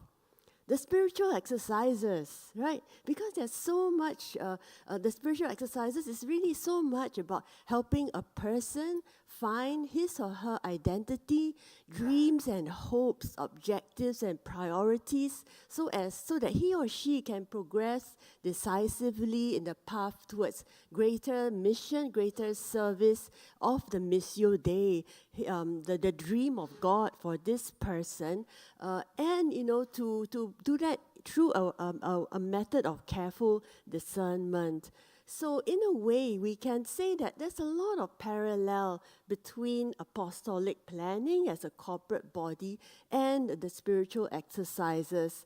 And that's why for today, I really want to acknowledge the really pioneering contribution of some of the Jesuits in Canada. I was just talking to Father Gilles about it this morning, who also initially led to the formation of that group. It's called the Ignatian Spiritual Exercises for the Corporate Person, and that eventually became ASDEC in Europe as we know of it today. But really, that was one of the early starts of that whole offering of the spiritual exercises that can be undertaken by a corporate body, an organization. And the method of spiritual conversation as we know it today kind of evolved from there too. So I really like to acknowledge the contributions of these early Jesuit pioneers and their collaborators. In other words, if we look at this image, that is exactly the image that captures the dispositions and attitudes that are required for apostolic planning by a province or by an institution. It's that prayerful coming before God to discern together, to have that experience. So what you're doing is that you're helping to bring your community to experience God again. And this time, not as individuals, but as together as a community, to find their identity before God, to recapture God's vision and dreams for that community, whatever state it has found itself in, and then to recover their path, their purpose, and to forge the way ahead, to concretize the mission of the society in their local context. If we approach it from there, then all the dispositions and the attitudes become very clear. I will just share about 5 of them this morning, and then maybe we can have a conversation about it. Now, the first one you will be very, very surprised to know, but this very first one is the one that I'm very, very convinced about after facilitating so many apostolic planning processes within the society as well as outside the society among dioceses and church organizations. And that very first disposition I would highly recommend is this: loving kindness towards yourselves. Do you agree? Yes, yes, you really need that. You know, very often we beat ourselves too much, we beat ourselves too hard. This is the typical disposition I encounter in the province, in the groups, whatever their situation is. You find that people are judgmental, they're accusatory, they tend to be quite hard on themselves, so they get frustrated or self-critical, or they're looking for scapegoats and they are defensive. Like, for instance, there's an aging province and there's some major restructuring needed, and people are looking for one institution to close down. So all these are very difficult dispositions to start your planning with. Or there can be this inner instinct to want to go and fight the battle like a hero, or to be running, dashing up the mountain so quickly, to achieve more and more. Or there may be a lot of doubts and skepticism whether or not this is going to work at all. So I really like to quote from the Destatu, chapter 6, number 2, this year's Destatu, where it says that the greatest enemy of discernment in common for apostolic planning is a kind of skepticism in some companions. And I'm sure all of you have encountered it a lot, skepticism. I've been very closely involved with the Synod since the start, and we encounter a lot of skepticism as well. But that's a part of the journey.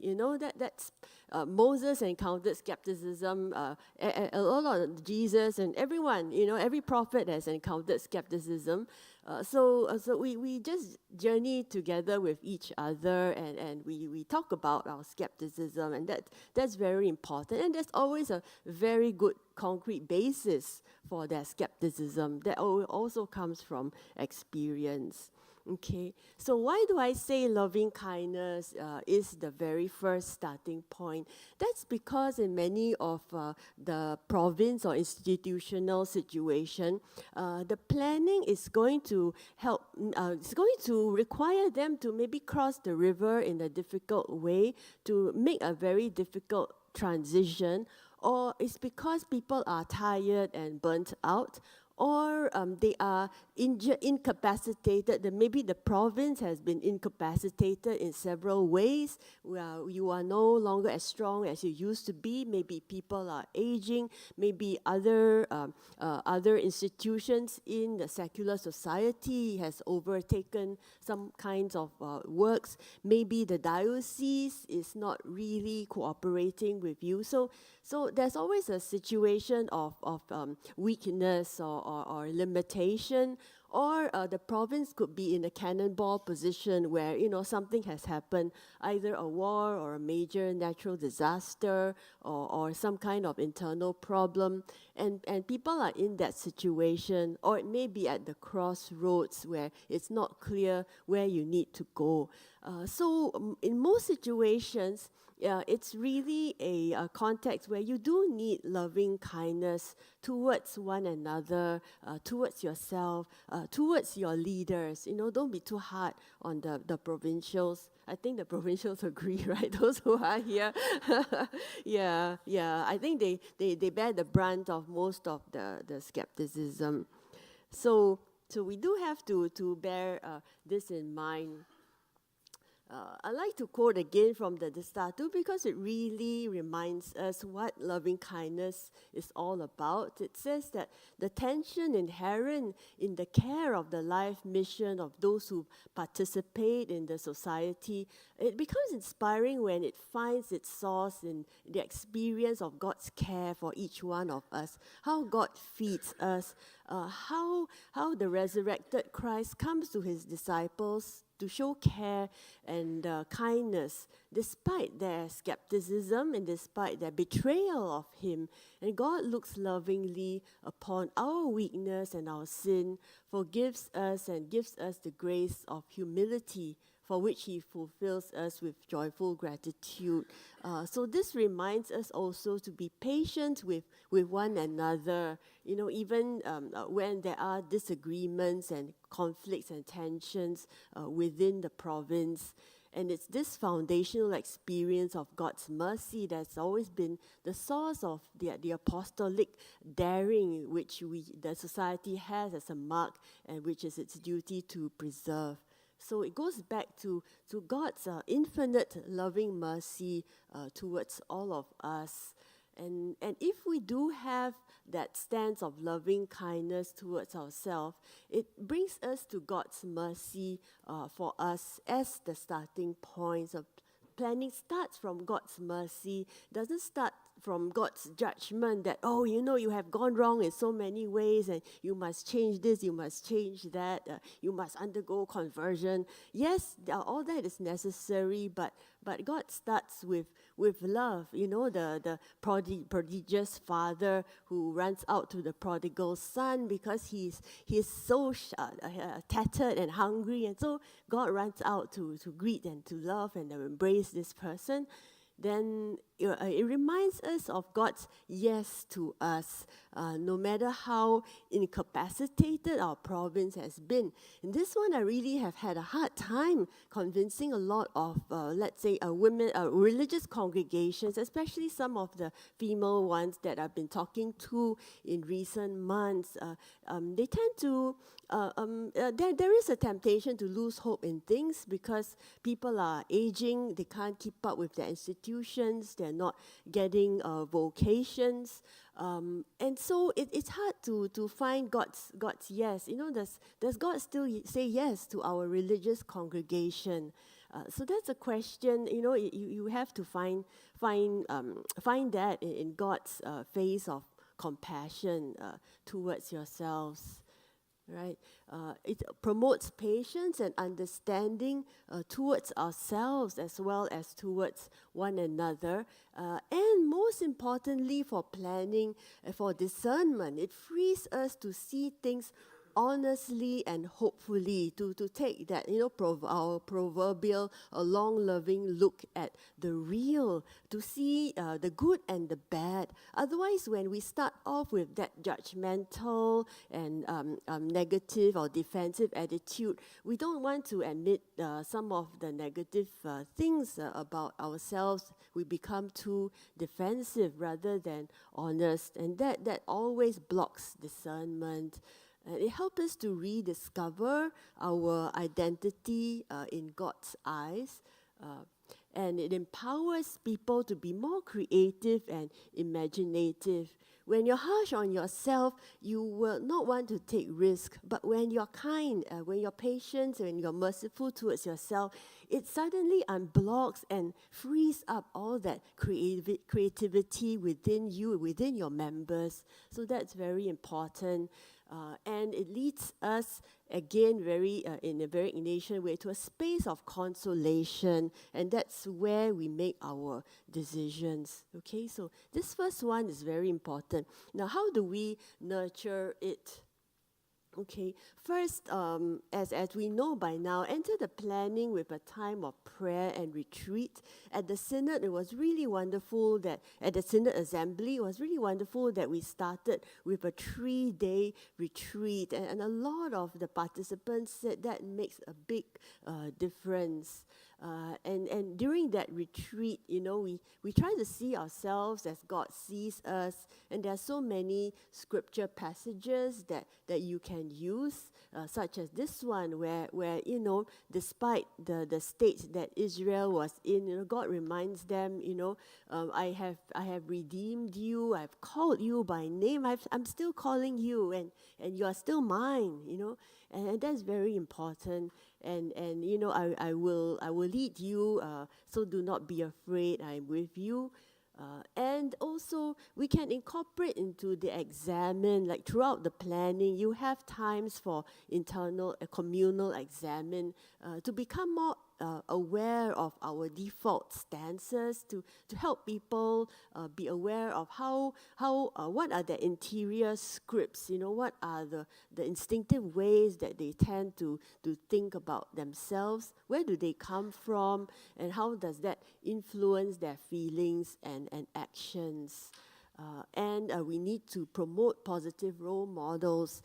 For example, the words and the actions of the leaders play a very important role. I've been in one or two apostolic planning processes where the provincial was actually quite blunt and critical, always getting people to change, to let go of their institutions, to be very critical about people who don't want to change, and that kind of harsh attitude cascades and it affects the rest of the members, and then they are critical towards one another. So that loving kindness, that also has to start from the provincial. Okay, so that's the first one. The second one is, of course, no surprises, allowing God to lead. But that one is easier said than done. Why do I say that? That we have a very strong instinct to be in control, to be self-sufficient. We want to manipulate things and people. We want things to go the way we want, or we want to be Mr. Fix-It. We can fix things. We can solve problems. We can multitask, or we want to know that, like the map. The people in the car, they know exactly where we want to go, exactly how to get there, and then we get there. Like we were saying this morning, it's as if we expect life to go according to the way we plan it. So we have to be aware of that, and this kind of starting point always marginalizes God. And so for this, I'd really like to quote from Evangelii Gaudium, where the Pope says, "There is no greater freedom than allowing oneself to be guided by the Holy Spirit, to renounce the attempt to plan and control everything to the last detail, and instead letting God enlighten, guide, and direct us, leading us wherever He wills, and the Holy Spirit knows well," right? And so in that trusting way, we can be mysteriously fruitful. So I'm sure all these slides will be given to you after the seminar, and these are some quotes that you can use, now and then during your planning process to remind your members of all the various dispositions. Okay, and from our own documents, I'd like to quote from the statute again. This part is very nice because it reminds us that the first UAP, showing the way to God, right?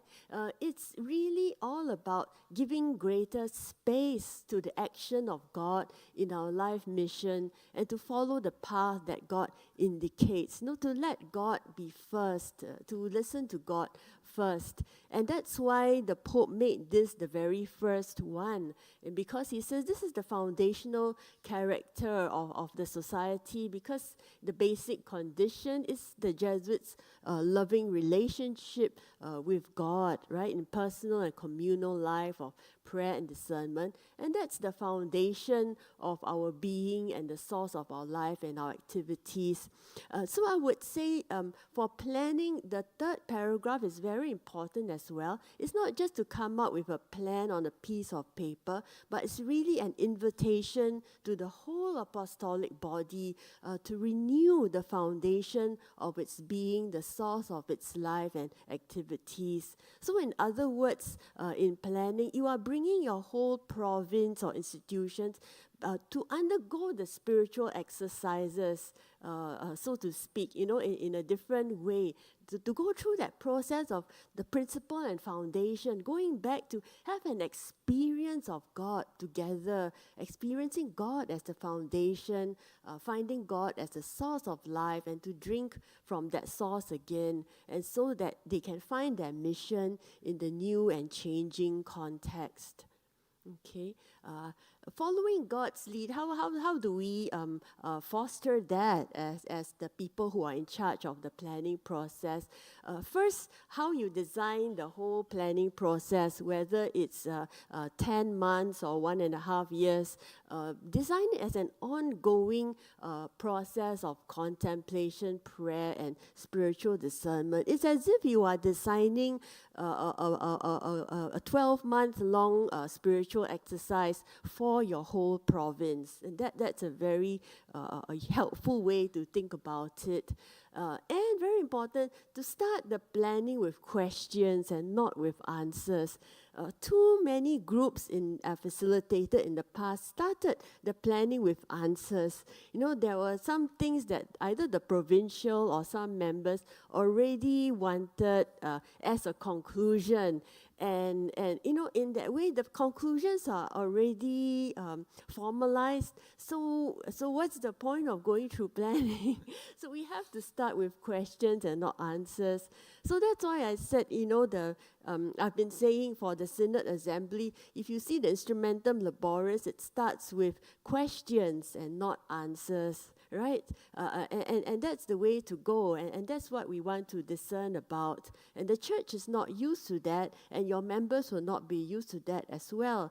They will be asking you, where is this going? Where is it going to take us? What's going to come out of this? And you will, if you start with questions, this is the kind of reaction you're going to get. So we need to help people to get used to it. This is the whole process of discerning together. It's just like how the people kept questioning Moses in the desert. No, where are we going? Where are we going?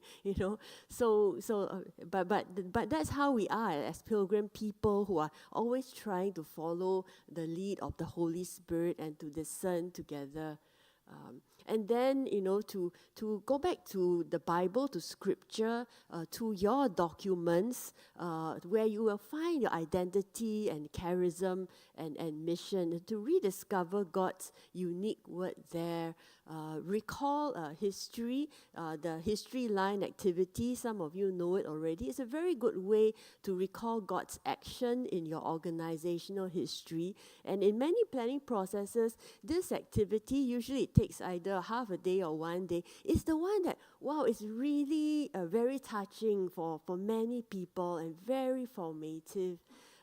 Look for signs of God's presence in the current contextual realities.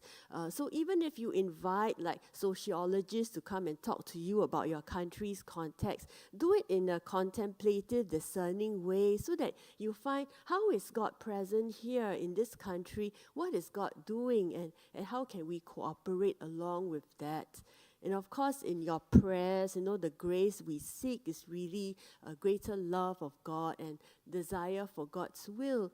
And then also train people, like lay people and other collaborators, and also encourage the Jesuits to remember as well, to be more constantly attentive to the influences of the spirits, to really exercise discernment of the spirits throughout this whole process.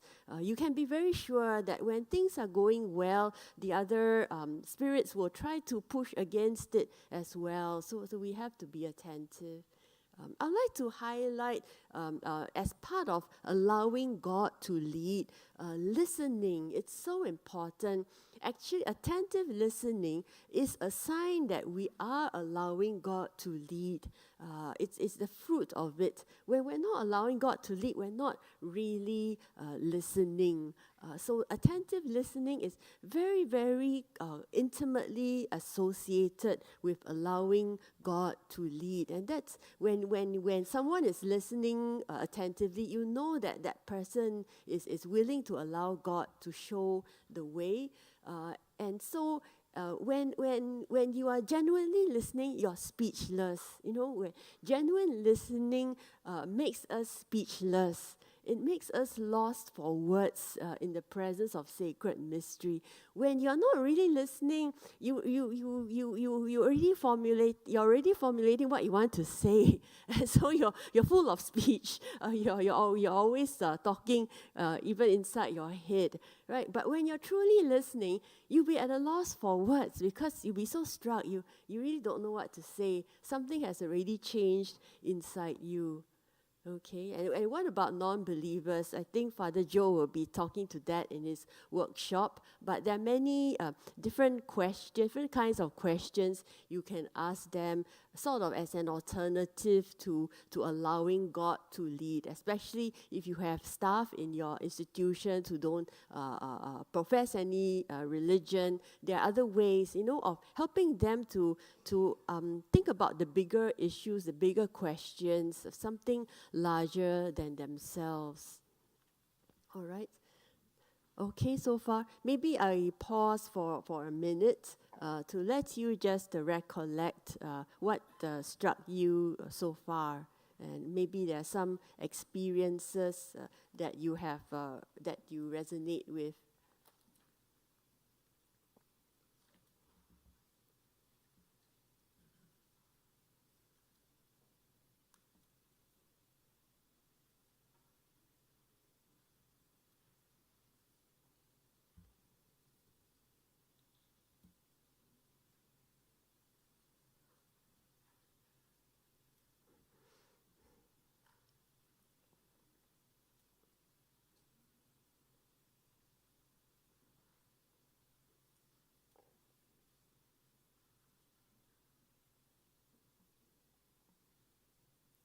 Okay, can I go on?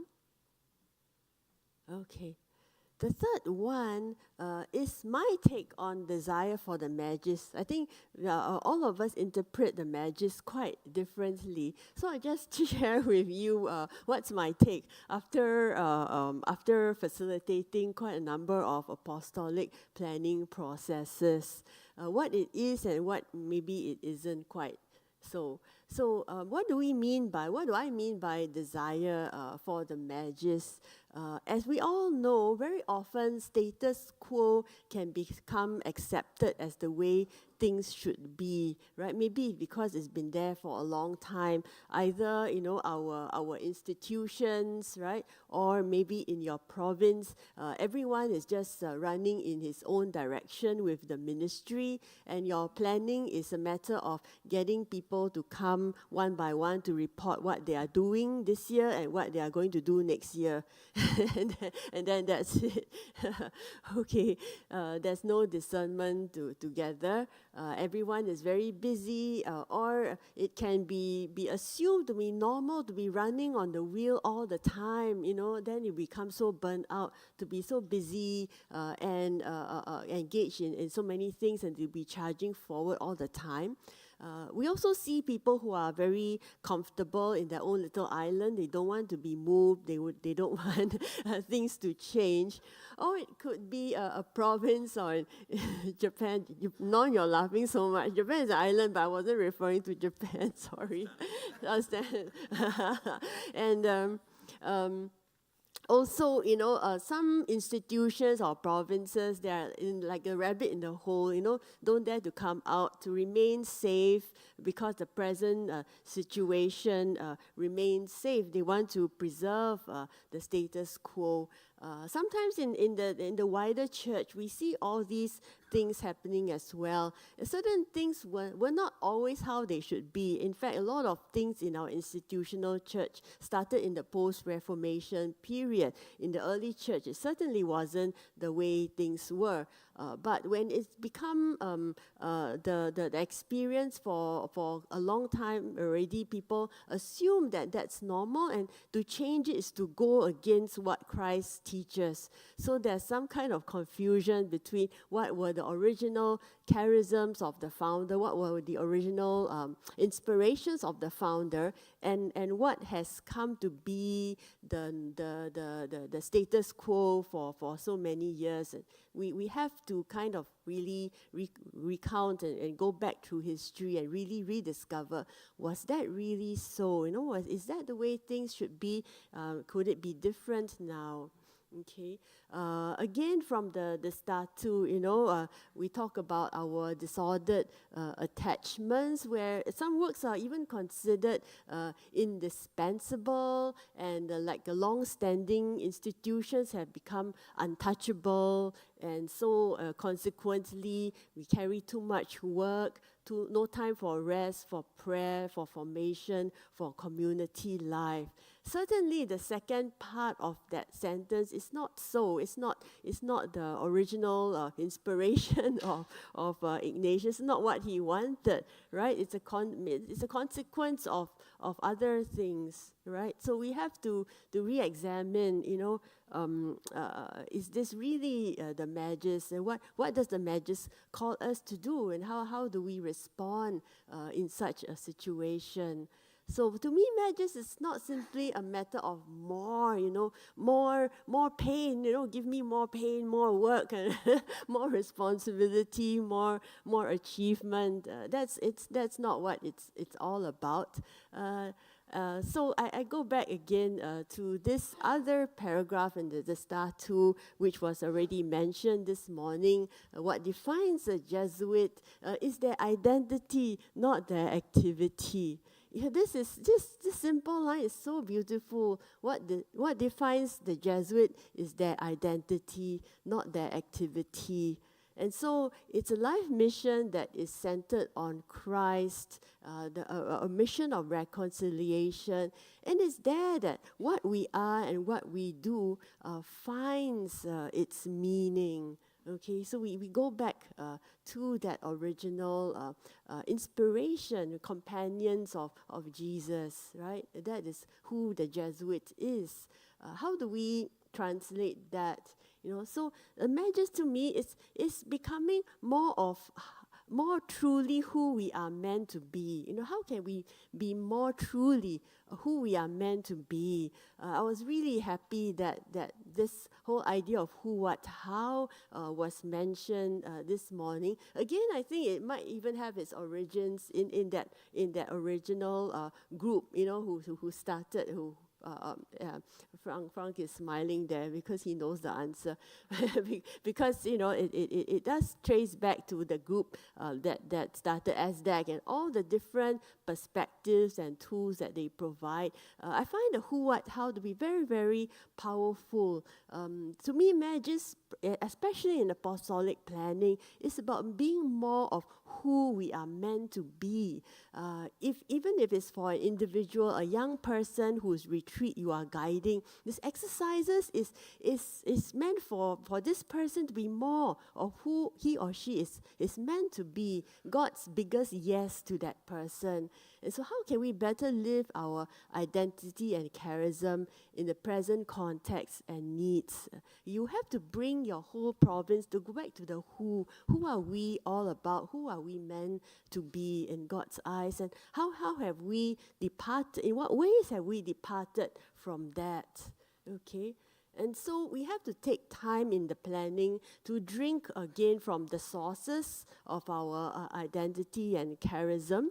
Sources is not just the documents, but it could be stories, hearing stories from older members, from others, hearing stories once again, going into prayer to drink from the sources again.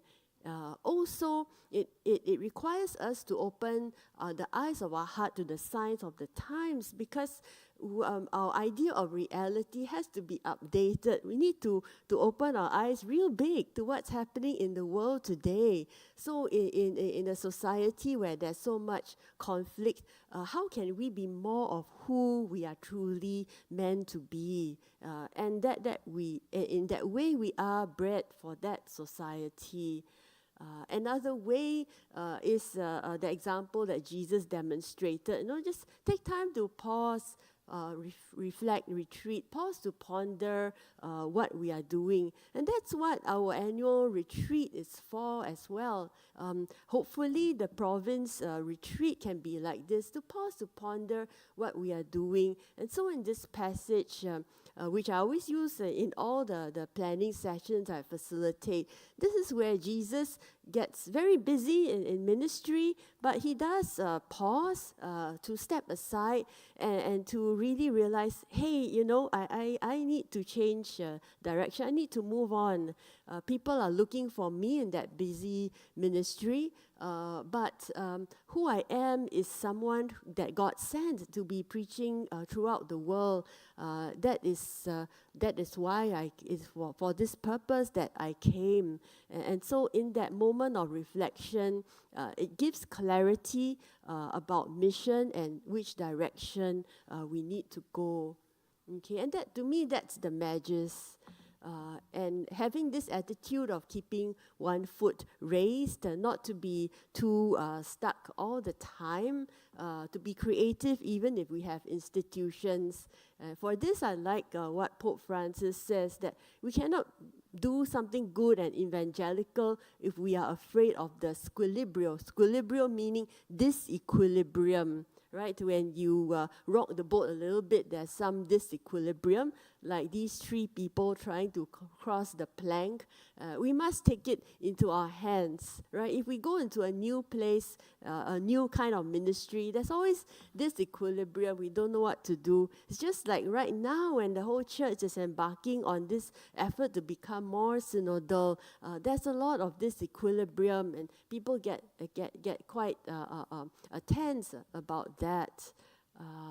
It's quite interesting also that the new prefect for the dicastery of bishops, Cardinal Prevost, he says that very understandably there are bishops who express their fear because they don't know where the church is going, and maybe they prefer the security of answers already experienced in the past. That you will find in your own province as well. As you undergo planning, maybe you have a new priority, maybe you have to merge, maybe you have to do some major restructuring. That always causes disequilibrium, and people like to retreat to the security of the past, like the Israelites, wanting to go back to Egypt, not making that crossing. We need to keep making that crossing. So for this reason, I think it's very insightful that John O'Malley, our Jesuit historian, he says that, the relationship between the old and the new was at the heart of the problem of Vatican II, and is and will be at the heart of any effort in church reform. That's going to be your question as well. As you do a province planning, people will face that tension in that relationship between the old and the new. Okay, And the new is not just a new activity or institution, but it's envisioning a new path in mission. Our assembly report from the Synod meeting in October says that going beyond the mere planning of activities, we will be able to plan pastoral paths. We don't plan activities, we plan paths, right? And then after the paths, we let the institutional members, the smaller groups, then they plan their own activities in accordance with the paths. So your pastoral, your apostolic plan is not a list of activities. It's maybe a discussion of the paths, maybe new paths that we need to strike out in the light of the Spirit. Okay, so once again, that's a lot to take in. I will pause for another minute to let you absorb that.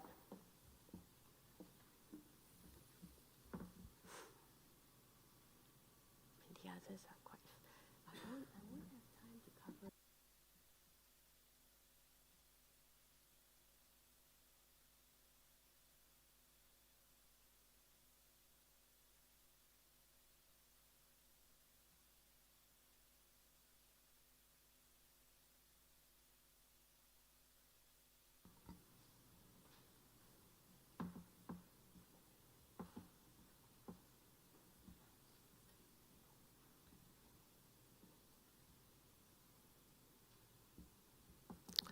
Okay, all right, so two more I would like to share.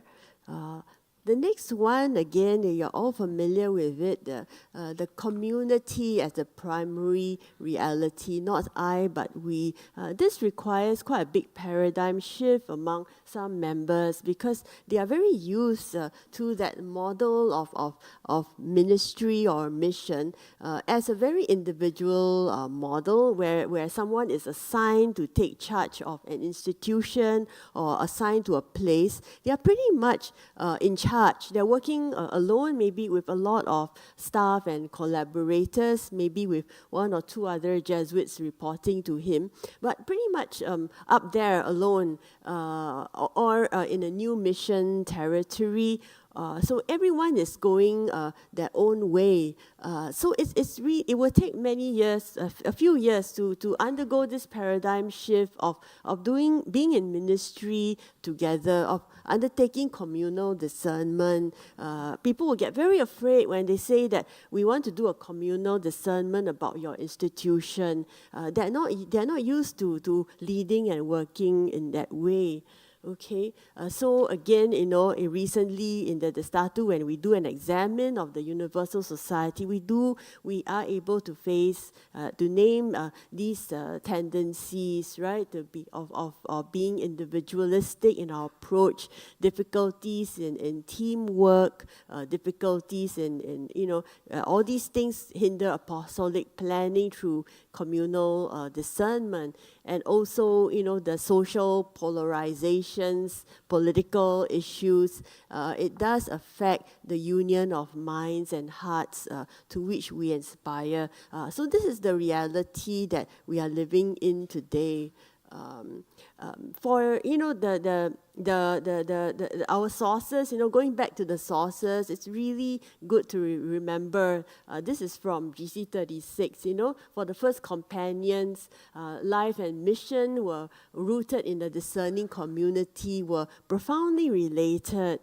So there's a call to go back to those roots. First to a discerning community, to our life and faith, and finally to the mission that flows from both. We are companions, companions with Christ, with one another. So let's go back to that companionship and discover how is it lived out in a concrete way. From I to we. I think, the means of doing it are things that we all know already, promoting co-responsibility, leading as teams, having a core team, not just one person, but a core team to lead together with you. Let's say if you are in charge of a certain ministry, but help that person to build up a core team around him.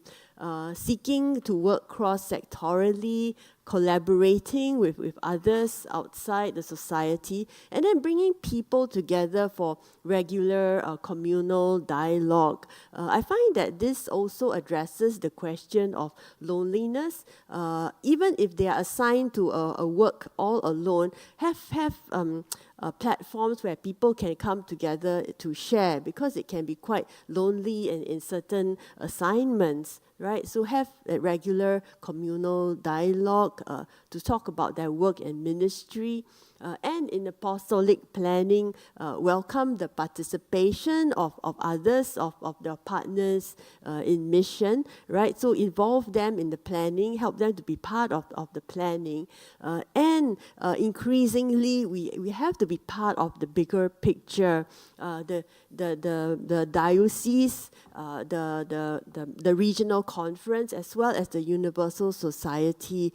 So I think it's a very, very good practice to always invite representatives from the conference and from the global society to be in one or two of your planning discussions and conversations. And that's very, very key, so that we collaborate, we plan together. You can't address climate change all by yourself. You can't address migration all by yourself. We have to network and plan together. Okay. And the last one, I have to put two together because they can't be considered separately. Be willing to stay with the questions and also be willing to take action. They may sound contrary, but both sides are very much needed. And it's not either or, and it's not a compromise. It's not to find a way in between, but to be willing to do both extremes, to stay with the questions and to take action. First, what do I mean by staying with the questions? There's a tendency to rush forward. Every time I say this planning is going to take 1.5 years, then the members will go, oh, doesn't need to take that long. They, in their minds, they can write out the plan overnight. Oh, sure. I mean, if I read your website, I can write out your plan overnight as well. But planning, again, is bringing your community to an experience of God, so that there is transformation, right? And that takes time. So the reason why it takes time is because of them, right? It's not because of the way to design the planning. People take time to change. Also, certain questions need time to be pondered upon more deeply. We have to wait upon God to eventually whisper what God wants to reveal. Certain issues need further investigation. Don't rush into answers or solutions. Don't be impulsive. We might need to listen more and consult more. Listen to the same people a few times. They may not tell you everything in your first visit. Maybe you have to go again. You might have to build some trust. We need to reflect more deeply, give time for things to ripen, to be ready to sit with the questions and say that you don't know, we don't know the answer, we just have to give more time to think about it.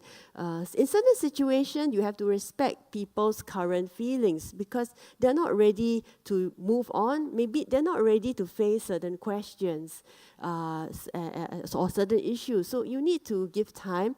There might be some frustrations or emotional tensions. So you need to give time for that to settle too, because that's not a good space on which to make decisions. And so that requires us to accept our vulnerability and uncertainty and our apparent lack of resolution. Right, so this is a very important disposition for any kind of discernment, to be able to bear with the uncertainty, with something that takes more time. Nowadays, the media is very active. Again, it has affected the synod a lot. The media would say, they meet all this after all these weeks, and then all they come up with are more questions, or there's no resolution on certain things. So you have to be able to stomach all these things, to know why, to resist the temptation to give all all to come up with premature answers and to look like you have made a resolution or that you have accomplished the objective of your meeting. Discernment of God's Spirit takes time. And then also, when it comes to taking action, when it's appropriate, we also must be courageous to take some small, concrete steps forward, to not stay in that comfort zone all the time, right? And that involves a lot of experimenting, trying new things, pilot projects. Maybe some of you might have to set up a new community in a new location. So you have to pilot certain things, right? Accepting mistakes and learning to learn together. And this is really important. We have to tell ourselves that it's not going to work perfectly. There will be mistakes, there will be challenges. When they finally move to that place or when they start a new thing, the plan will need to change depending on the situation. So we have to learn to learn together, to do the evaluation together, to not be defensive about it, and to just know that this is an experiment and it takes time, right? And to be faithful in the implementation, not to be tempted away by other projects that will make us feel successful, right? So, So this is a real balancing act, and for this, it's good to know, that the Pope says, sometimes it seems that our work is fruitless, right? But our mission is not like a business transaction where we can evaluate it only on quantitative measures alone. It's something deeper which escapes all measurement and maybe even escapes observation. It could be that the Lord uses our sacrifices to shower the world with blessings that we'll never get to see. So we only know that in ourselves we have been as faithful as we can in our commitment. So the Pope encourages us to just rest in the tenderness of the arms of the Father amid our commitment and keep going forward. Allowing God to make our efforts bear fruit in God's good time. So that's a good thing to remember. All right. So I've shared with you about 5 dispositions, just based on my own experiences of facilitating apostolic planning. And in the book that will be launched tomorrow, these 5 dispositions are kind of enfleshed in the 7 steps of the apostolic planning process.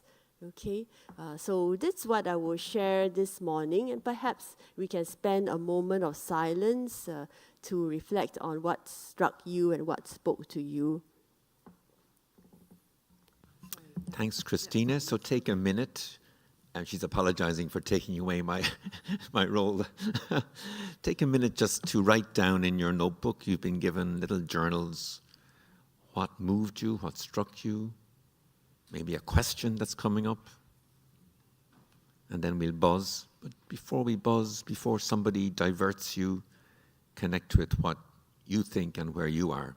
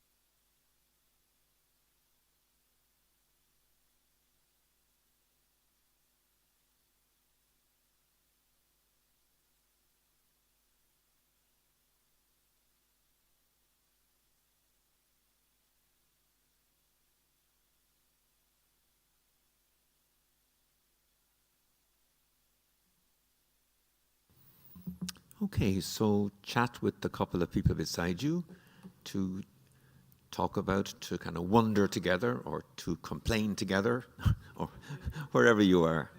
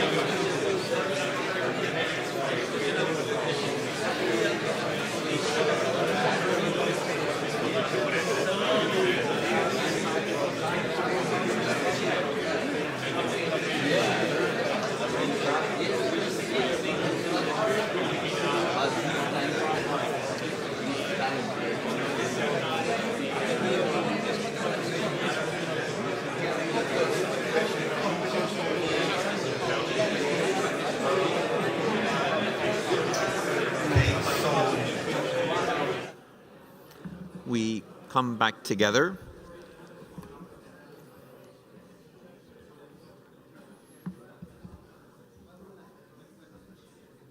I'll take this chance to remind you of the book launch. Father General will launch Christina's book on pastoral planning tomorrow here at 7:30 p.m.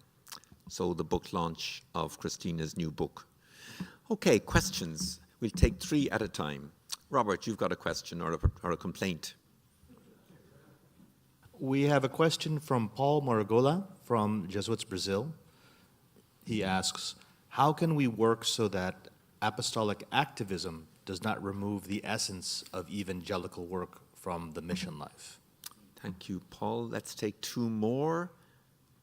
Bart from the Netherlands. And Belgium. And Belgium, sorry. But born in the Netherlands, no? That's right. Thank you, Christina. You integrate discerning and planning as one process. I understand from you. The difficulty I noticed that the discerning group mostly appreciates the spiritual conversation, the spiritual thing. But it's not so easy to step out of that and go into the planning. How do you do that? Murmurs of agreement around the hall. 3rd question or comment. She says, read my book.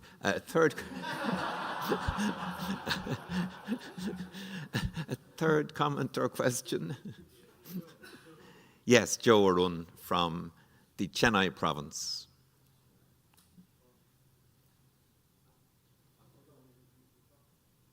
It's in the middle somewhere, the button. Just here. Yeah, check. There you go. I'm so touched by that, what you said about apostolic planning is not an activity, but an identity. This is very profound. You could elaborate on this because we often think these are the activities we'll complete, implement this preference over, then we will redraft some more activities, finished, over. And when you said this, my experience in my province, it's all activities. finished. It is an additional activity. We have a core activity as a principal of a college, but this is a PAP or EAP, additional over. Could you spend more time on this? Thank you, Joe. Christina, did you get the first question? You got, okay, so Christina. Okay, they're all quite related actually. That first question about apostolic activity and evangelical witness. Actually, this is the very kind of question that the society is set up to answer. You know, we want to share the whole stance of being contemplatives in action, right? So I mean, you have the answer to the question that you asked. You know, it's your own spirituality and charism that provides the stance with which to balance, you know, apostolic activism and evangelical witness. I think definitely if you have, like, let's say a team of, let's say, people in education or social ministry, religious and lay, ensure that in your day, in your routine as an organization, you do have times for the examine together. Even if they are non-Christians, there are ways of doing this together to proceed reflectively, taking time to pause, to examine what are we doing here, you know, to what are we aiming at, to keep going back to the sources. Now is December, Advent time, and the end of the year is this perfect time to do a year-end review, dig out some of your source documents and examine whatever apostolic activity or activism that you are engaged in, you know, is that being faithful to your original charism? So these are some things that you can do. It's similar for the spiritual conversation and planning. Spiritual conversation is not just a conversation about spiritual things, right? We all know that. Precisely why it's so powerful is it's a way to discuss about a lot of different things, you know, even in business, in social issues, in ministry, in a way that is very dialogical, very contemplative, very reflective, and promotes discernment of God's Spirit, where God's Spirit is leading. So the processes that I usually speak about in apostolic planning is one where the team needs to prepare a very, very good set of questions and reading materials, even relevant church teachings, relevant institutional documents, depending on which step you are at. And these are the things that people bring into prayer. You need to give them very precise questions to pray and share about. And then when they come for their rounds of conversation, these are the kinds of questions they are answering. So the conversation is very specifically targeted at that particular topic that you are talking about, right? And that would be the topic for discernment. So in a way, that's how you integrate the spiritual conversation in the planning process. In the book I've written, actually I have provided a sample prayer sheet handout for each of the 7 steps, where you can actually incorporate the very concrete thing that they have to do for planning and how to integrate scripture passages and the prayer, how to address those questions in a very prayerful and discerning way. Another thing, again, that also reminds me, in the current synod process, there has been some misunderstanding about the spiritual conversation when people are critical about it in the media. They say that, oh, you know, it's got nothing to do with church teachings. People are just sharing how they feel, sharing their experiences. There's no place for church teaching. Actually, the true spiritual conversation does require people to bring the existing theology, the church teachings, your institutional charism wisdom documents and all that, to bring that into prayer. That is part of the discernment. And good theology brings in tradition, experience, what is provided in the wisdom of sciences and culture, the teachings of the magisterium. Everything, all that is brought into consideration. So when it comes to the activity, apostolic planning as a rerootedness in the identity, that's where the identity comes from. When we go back to the roots, to that resourcement, go back to the sources. It's to drink from the source and to regain a sense of who we are. Every time you lead a young person or a not so young person into the spiritual exercises, into a retreat, it's to help that person rediscover again his or her identity before God. Who is he or she before God? And that's the foundational experience that will really energize their mission, their discernment. It is the same thing for apostolic planning. You're bringing your community again before God to rediscover their identity and how it can be expressed in maybe a new way, in a new context. Thanks, Christina. We'll take 2 or 3 more questions and comments. First of all, I can't see your name there. Danny behind, and then yourself, and then Titus. Danny Villanueva first. Get a microphone to Danny. It's coming up. It's on its way. It's arriving just about now. There we go. Thank you. Thank you, Christine. I think it's quite insightful. I have to confess that years ago, I thought that this kind of approach was more kind of a beautiful framework, like a warm-up before the real work, till I was in GC36, and I saw the difficulty to move forward in one of the moments, and how actually the spiritual conversation was the way out to that blockage, and then everything started to move forward. There is something, especially in those of us that work in intercultural environment, that this kind of previous work of basically is actually identity. What you are bringing here is critical to change the whole dynamic of a planning process. The whole dynamic, because at the end, a planning process is somehow of a compromising activity of your agency with others, So at the end, the way you face that with generosity and with the sense of being part of something bigger, it is critical in order to make that happen in a beautiful way. So I just want to make the point that, especially after GC36, I think even corporatively, I think we learn the importance of discernment for this kind of processes. Thank you. Yeah. Thanks, Danny.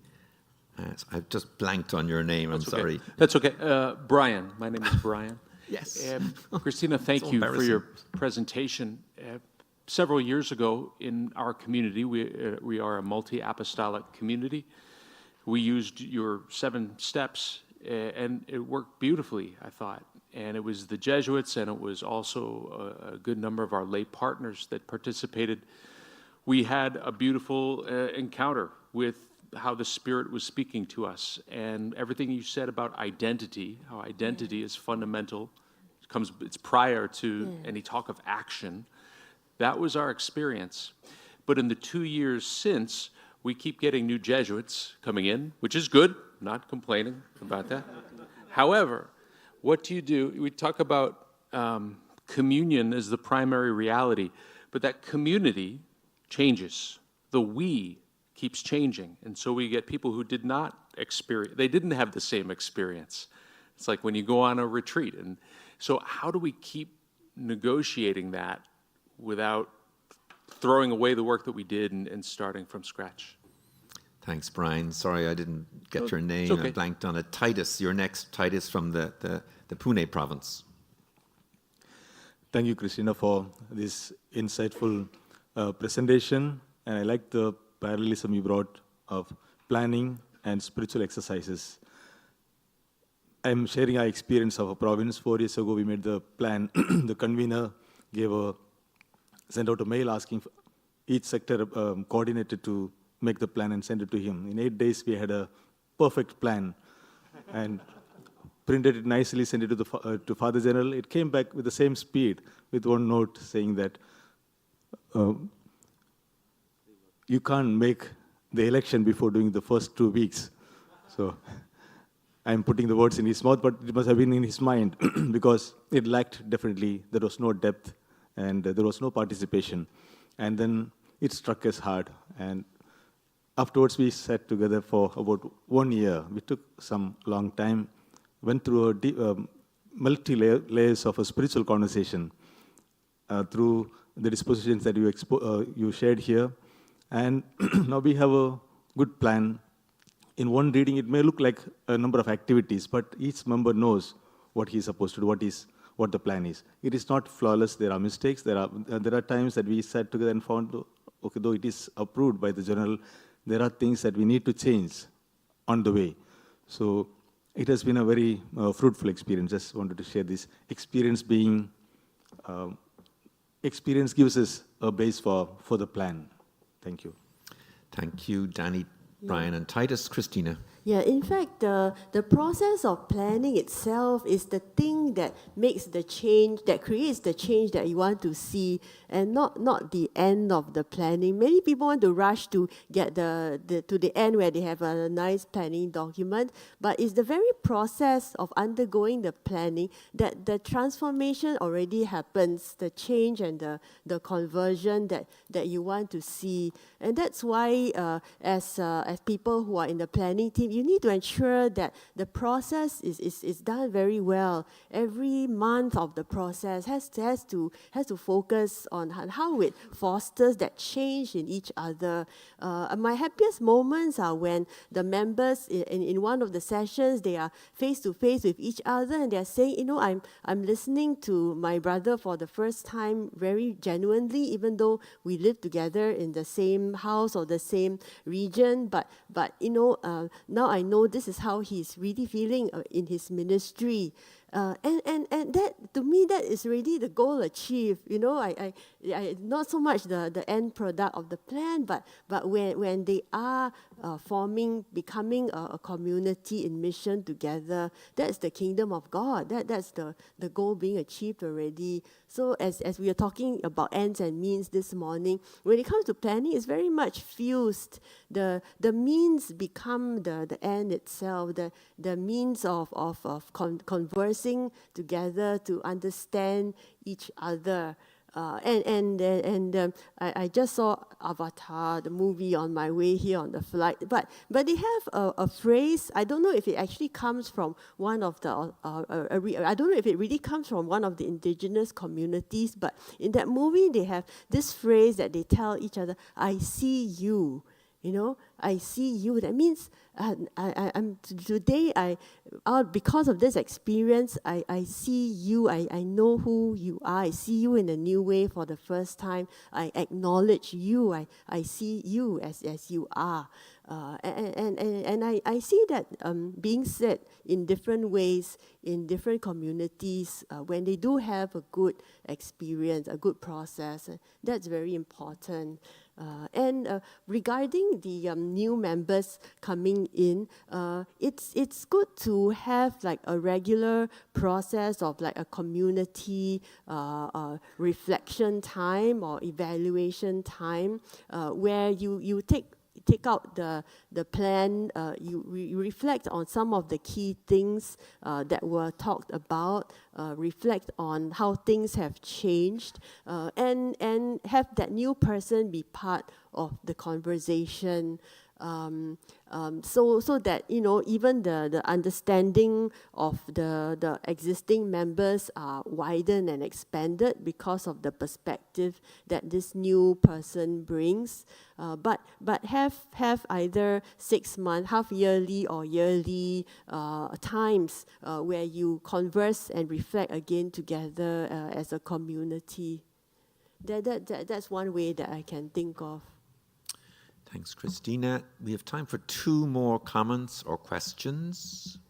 Yes, Tairami and somebody near you. Was there?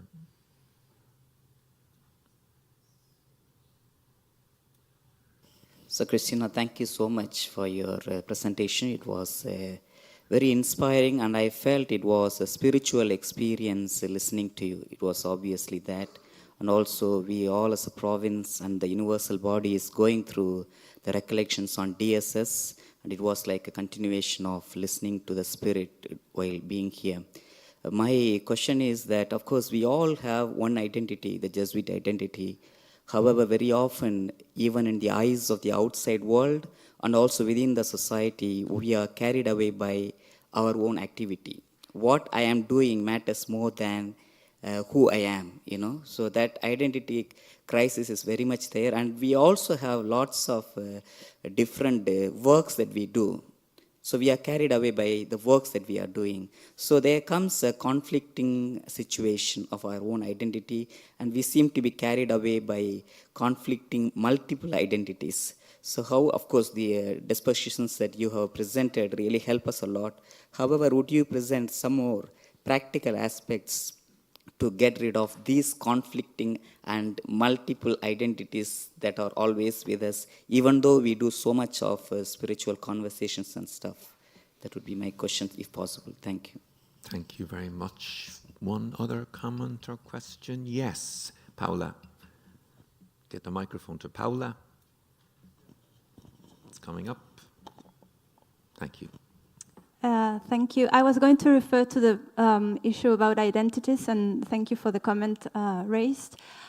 I, on the contrary, believe that identities are shaped by multiple contexts, and we are beings that are epistemologically shaped by where we live and where we inhabit and what we do.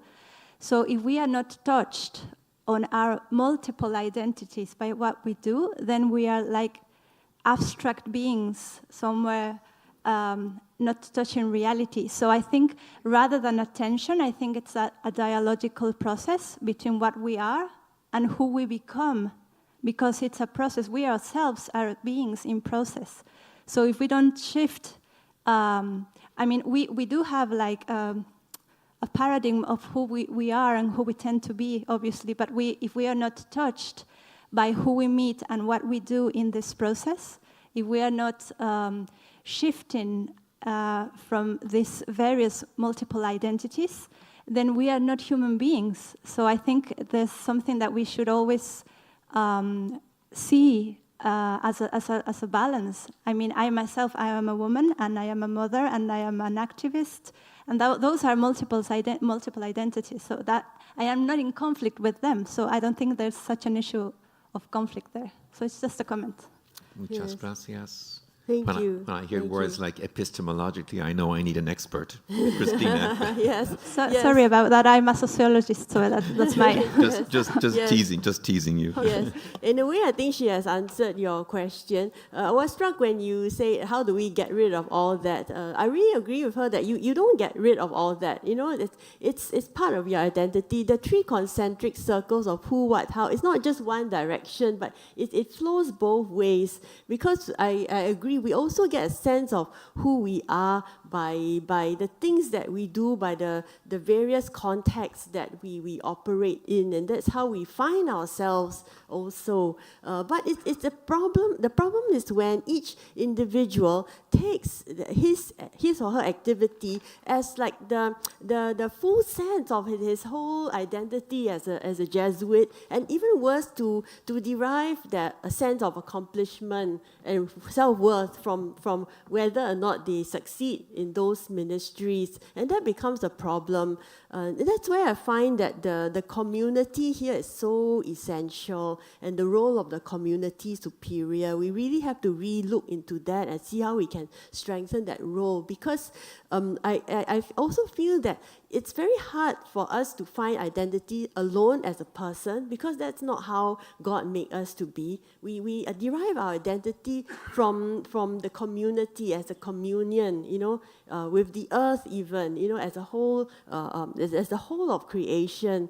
So if communities can restructure their way of proceeding such that there's more opportunities to come together as a community, not to just socialize and drink and then gossip about what's happening, but really to do something more deep, more reflective, more prayerful, and to share at the deeper level, or even to read something together at the deeper level. It helps each individual to drink again from that source, and in that community setting, find his or her identity, and that helps to balance the 9-to-5 jobs where they are totally immersed in the activity. Like I was saying when I started out this presentation, it's after all the busy work with the synod and all the many other things, it's really nice to come back to like an Ignatian family again, because from this community also I derive my identity to a certain extent. So the role of the community and community life within religious congregations is very, very crucial. We need to see how we can re-strengthen that. It's also a way to address the individualism and the sense of insecurity that people feel in society nowadays. Yeah. Thank you, Christina. Every time I listen to Christina, and we've been working closely for 6 years, I learn something new. And as you said so well, it's kind of a spiritual experience. It touches our hearts and our souls and our minds. It's renewing. She probably has read the De Statu. She probably has read the De Statu more than any Jesuit. So just to say a warm thanks to Christina, and let's stand up while we make a presentation. And a round of applause.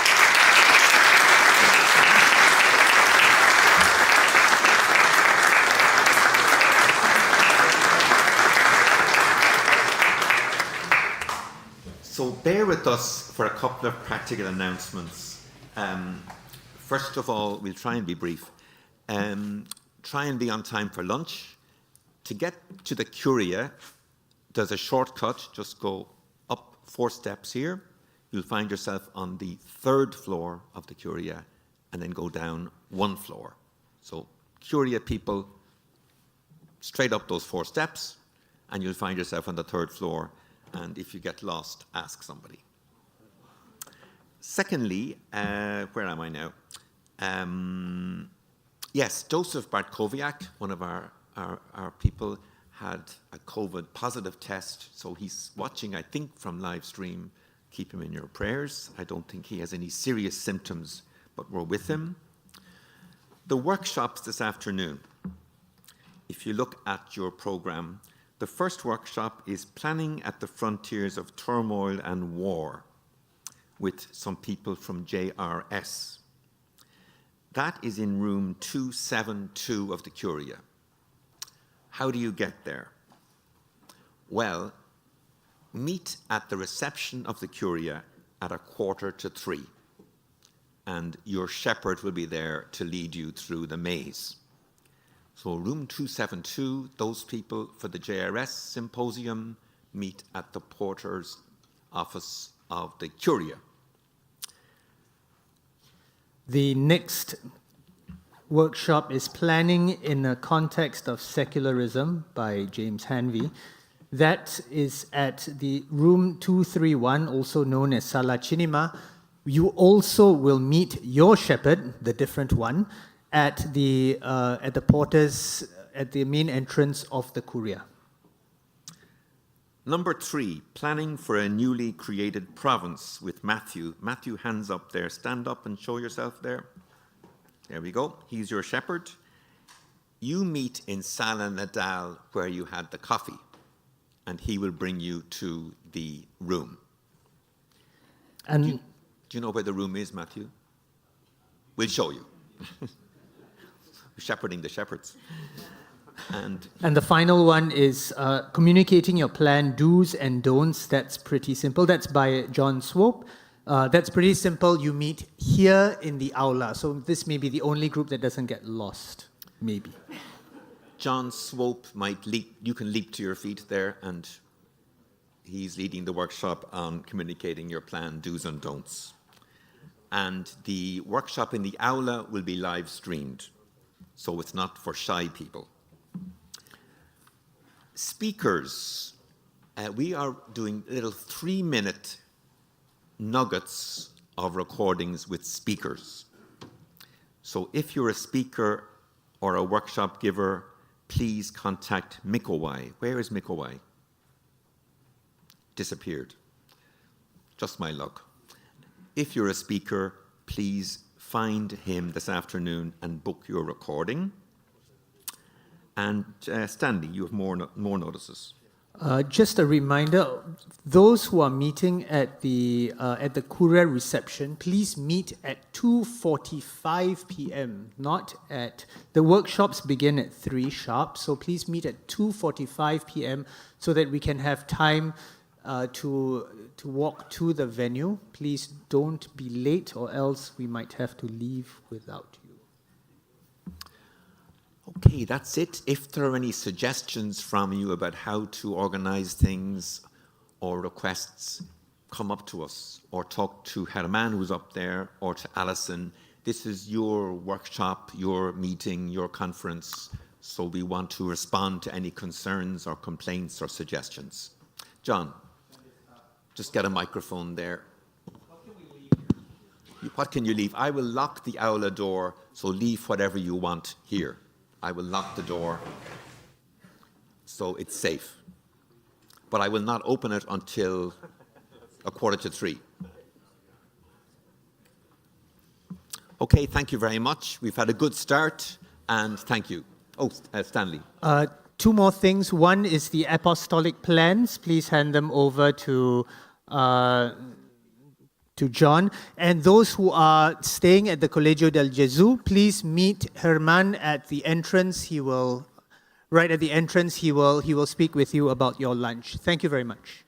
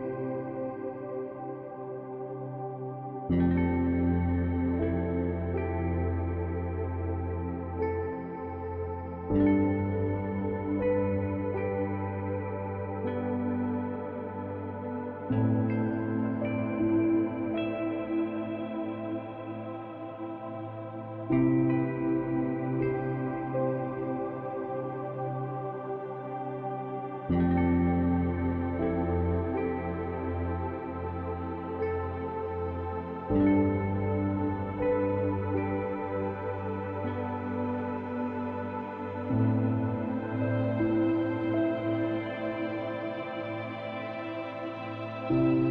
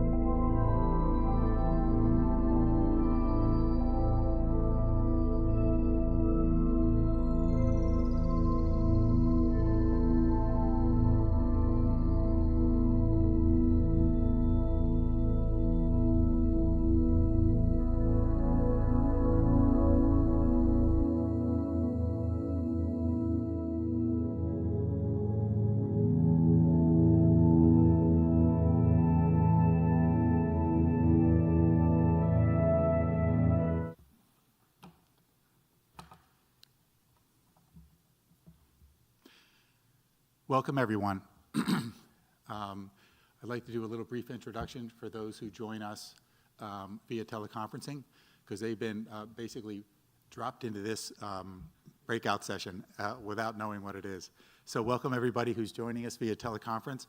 Happy to be with you. My name is Father John Swope. I'm the Provincial Assistant for Apostolic Planning for the USA East Province of the Society.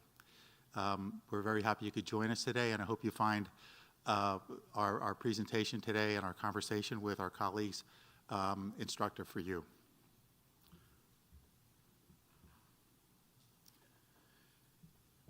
Communication. So when you look at this page, what do you see? You got a logo. You have a sort of a brand tagline, right? I'm using kind of more professional, but it's really important for us. Having this logo in our province colors was really important, and the theme is discovering anew the call of Christ. So here's an overview of what we were trying to do, just so we can get on the same page with this. Everybody has a slightly different way of setting the goal, but there are certain parts that are probably common across most of those statements of purpose in apostolic planning, which is very important because all the Jesuits look at that, lay colleagues look at it also. So plan to help guide the deployment of human, physical, and financial resources for the greater praise and service of God, and to more fully live out the four universal apostolic preferences of the global society of Jesus. The plan is created around our social, cultural, and religious context within the province and the people we serve, discovering anew the call of Christ.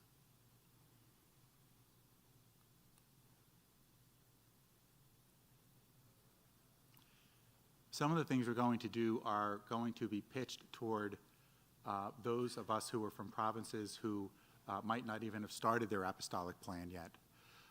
John Dardis, on a call earlier in the week, asked us to try to do that in this presentation. So some of the audiences you're going to be able to guess pretty easily, right? You have the Jesuits of all ages, all very different, all with different expectations, all with a lot of opinions about apostolic planning, even though there isn't a Jesuit in the province who participated in apostolic planning who was under 70 years old. But so many people have a lot of opinions about it. Lay colleagues of the province, works and apostolates. 2 rounds of conversations over 2 visitation years for our provincial with bishops in the 21 dioceses in which we serve. And religious communities and nonprofits with which we collaborate, and other Jesuit-affiliated organizations we have in the United States. General public, friends, alumni, and benefactors. That's a lot of audiences. And as you'll see, there's a broad range of publications that we take advantage of to spread the word about our planning, the process, and now soon about the plan. So guiding principles, or our 10 commandments. Now I have to tell you, I didn't come up with these before we started. A lot of these entered, it was kind of bloody the way these lessons entered, but they've been very important for us as I look back on it, and I thought I would share those with you. This gets right back to what Christina Kheng said in the morning. Apostolic planning is a spiritual journey. I made a request to our provincial, Joe O'Keefe, that he count participation in our apostolic planning process in the first year as everybody's annual retreat, because it really was. It was quite extensive, and it was a lot of dedication by a lot of people to make it go smoothly.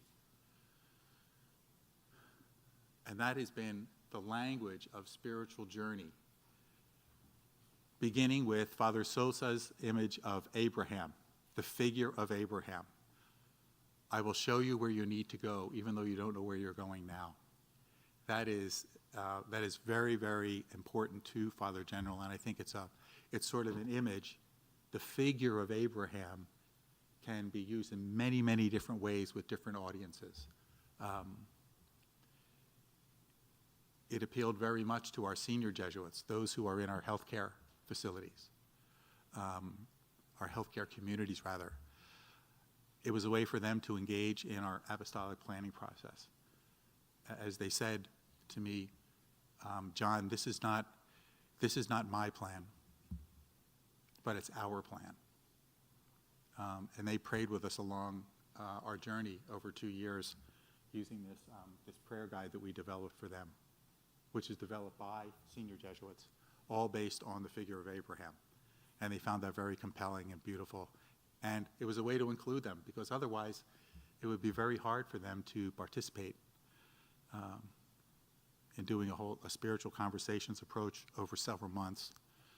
So we were happy to do that. This for me is probably the central part of our of the spiritual mystery that we were involved in through our planning process, and it has to do with Philip N. Dean's. I think it was an address at probably at the annual Jesuit gathering of the British Jesuits in Bournemouth, which happens after Easter every year. I'm probably pretty sure it still does. So being invited into the Paschal mystery. Apostolic planning is a Paschal process. So we might think that this is some quick and easy second week exercise, right? Where the ministry expands, Jesus draws more followers, and then we stop the retreat right there and don't move into the Paschal mystery and let the Lord touch us there. So for us as the USA East Province, it has been a Paschal experience, and for our implementation, it will be again. We are currently a province of 580. We have 253 who are over the age of 77. And we have 66 apostolic works. 40% of the Jesuit universities in the United States are in our province. 35% of schools, pre-secondary and secondary. So we have a lot of very important commitments, and our numbers in 10 years will be, according to projections, about 150 Jesuits, active, apostolically active. So we have challenges ahead. So you can understand how for us, as we look at the reality of our numbers, that's a very important message to keep coming back to keep inviting our Jesuits and our lay colleagues into the Paschal mystery of service, life, death, and resurrection. And the path, what will emerge in the future, we're not entirely sure. As we reflected on that in the morning with all of our presenters, really. So invited into the Paschal mystery.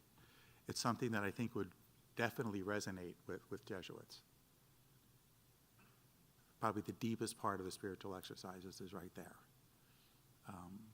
The paradox of the Christian life. So that's something that we kept coming back to again and again. And Philip N. Dean's article, I think you'll find it very edifying. So become able-spirited in order to participate in the spiritual conversation model of communal apostolic discernment.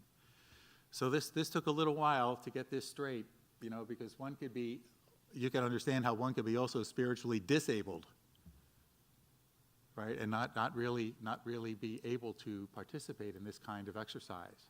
To have that kind of vulnerability and openness to dialogue in a deep way with other Jesuits who are not maybe their close friends, but they are their friends in the Lord. We needed to work on that. And we didn't know where we were as a group, as a province, on the learning curve. Well, how close are we to being able-bodied? How do we evaluate that? Well, I'll be able to share a couple of things with you later about different Jesuit types. We tried. Humor is very important in this, and that was probably the funniest thing that we sent out to everybody. You have the fadster who goes along with anything that's new. You have the standard operating procedures, Okay, yeah, there's going to be a lot of noise here for a little while, and then we're going to go right back to business as usual. And then you have the expert, who's probably the most difficult Jesuit to deal with, because they tend to think in the present with their analysis and their data, and their things that they're very sure about that are backed by data, and it leaves them really kind of unopen to talk about the future. And of course, they're very disempowering for all beginners. So scholastics generally don't participate when they're in meetings with these Jesuits. So they wake up in the morning like a hammer, and they're looking for a nail. Any nail will do, because all they want to do is hit it with their expertise. And then you have the classic, the most classic of all. You'll love this. You probably have some of them in your province too. The OMDB, over my dead body, right? I am hanging in there. I'm going to hang in there, and no one's going to move me off of this spot. So that got a lot of talk. I heard that in community spheres, oh yeah, I'm a 4. I'm a 6. I'm a 1. You know, we had them numbered. So it was. So we did have some fun with that, and it really did able to bring a lot of humor to just be able to stand back and laugh at oneself. And all of us might have found ourselves in one or more of those caricatures, right? Okay, we move ahead then. Ideas always lead. Anyone who has worked in the not-for-profit world and has had to present projects to multilateral organizations, foundations in your own provinces, will know that that is the case. And the idea includes the why, which is what we were talking about in the earlier presentations. Ideas always lead. So there might be a great process to get there, but so what follows the ideas? Money, and also reorganization of the curia could follow from that also. I think John is going to be speaking about that tomorrow, but he asked me to just mention it. So you don't reorganize the curia first and then figure out what you're going to do. That's everything in reverse, and completely goes against what Christine was sharing with us today. Honesty and realism inspire confidence. Boy, did we find that to be the case. When we took our a draft that was about 75% completed out to all the Jesuits and all lay colleagues who participated with us in regional gatherings across the province, they thought that was just terrific. This is real. This is where we like this. We like that that the province is being straight with us. Okay. Listen, listen, listen. Christina, that was her point with us this morning. The poor cousin, right, of communications. Always in the back in the shadows. We all think communications is about, just what Christina was saying about speaking. It's funny that our point coincides on that completely. Listen, listen, listen. Our plan is a result of listening. We didn't bring in no canned ideas that we brought in from somewhere else. Everything emerged from the spiritual conversations, from the Jesuit community reports, from our lay colleagues gathering in regions. Everything really came from there. So when we surveyed all the participants, Jesuits and lay colleagues, they all said that we asked them, did you find what you shared with us in your regional gatherings or Jesuit community meetings? Do you find that reflected in the plan? And it came back 90% yes. So that's the first step to buy-in. So we're really very pleased with that. The results of spiritual conversation must be represented in the plan. Effective communication creates advocates and champions. I can't underscore this enough. It really does. And who are the people that you need on your side, in a sense? It's the directors of work who will lead the taking up the apostolic plan making decisions to help implement it in their region, and they will be champions for it. And the more you work with them through the process, the more of a lexicon they're going to have in order to talk about it with other people. And that needs to happen early, and often. I think of all the speaking about it, the hope of developing our plan, of all the speaking that went on, as a provincial assistant for apostolic planning, I probably did about 5% of it. Most of the speaking among Jesuits was done by the local superior, as they led a spiritual conversations for communal discernment in their local communities.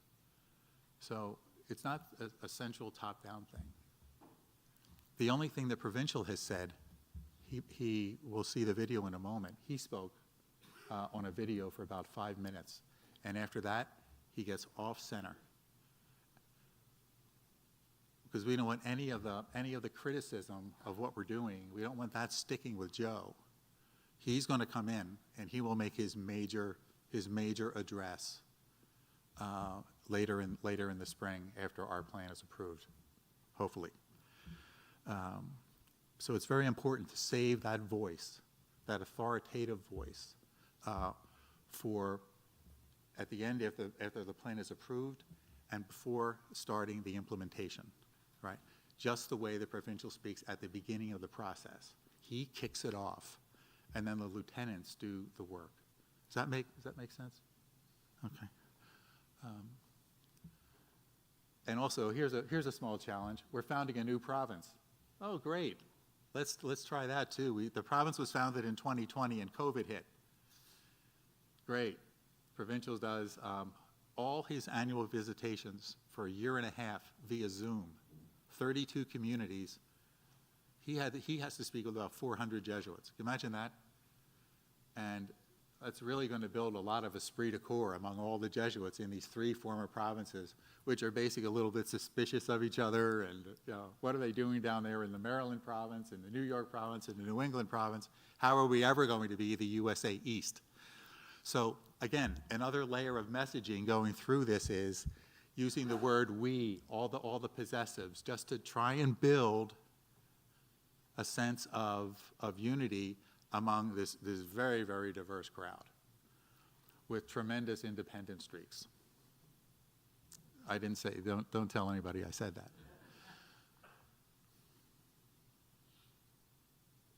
So, wow, how did that pop in there?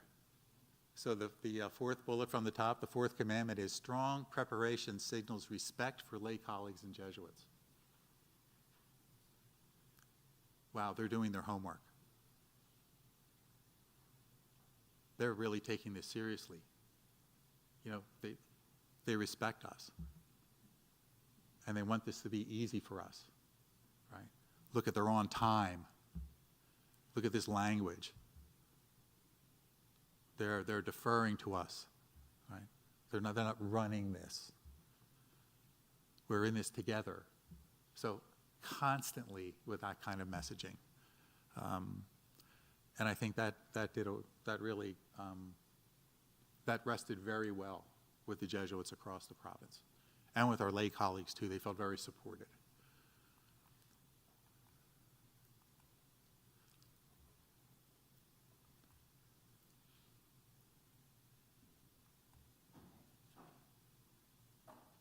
Okay, so we're going to see a video now. I think it's really worth watching, because I think the actual things that we did, what we published, that's pretty easy to move through, and then we can get to our questions and dialogue. But our video, personal reflection from a respected Jesuit and a trusted colleague in mission, a young woman who's a graduate of, some of you may be familiar with the Cristo Rey model schools here in the United States. There are about 40 of them, and she is a graduate of the school in Harlem. A relatively impoverished section of Upper Manhattan. Remarks from the provincial and myself, and clips from Jesuits and colleagues speaking on the call of Christ in their works. So let's give this a watch, and then we'll turn to the website.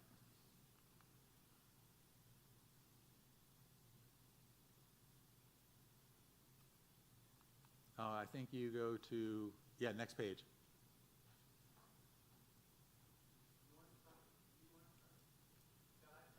Yes, please.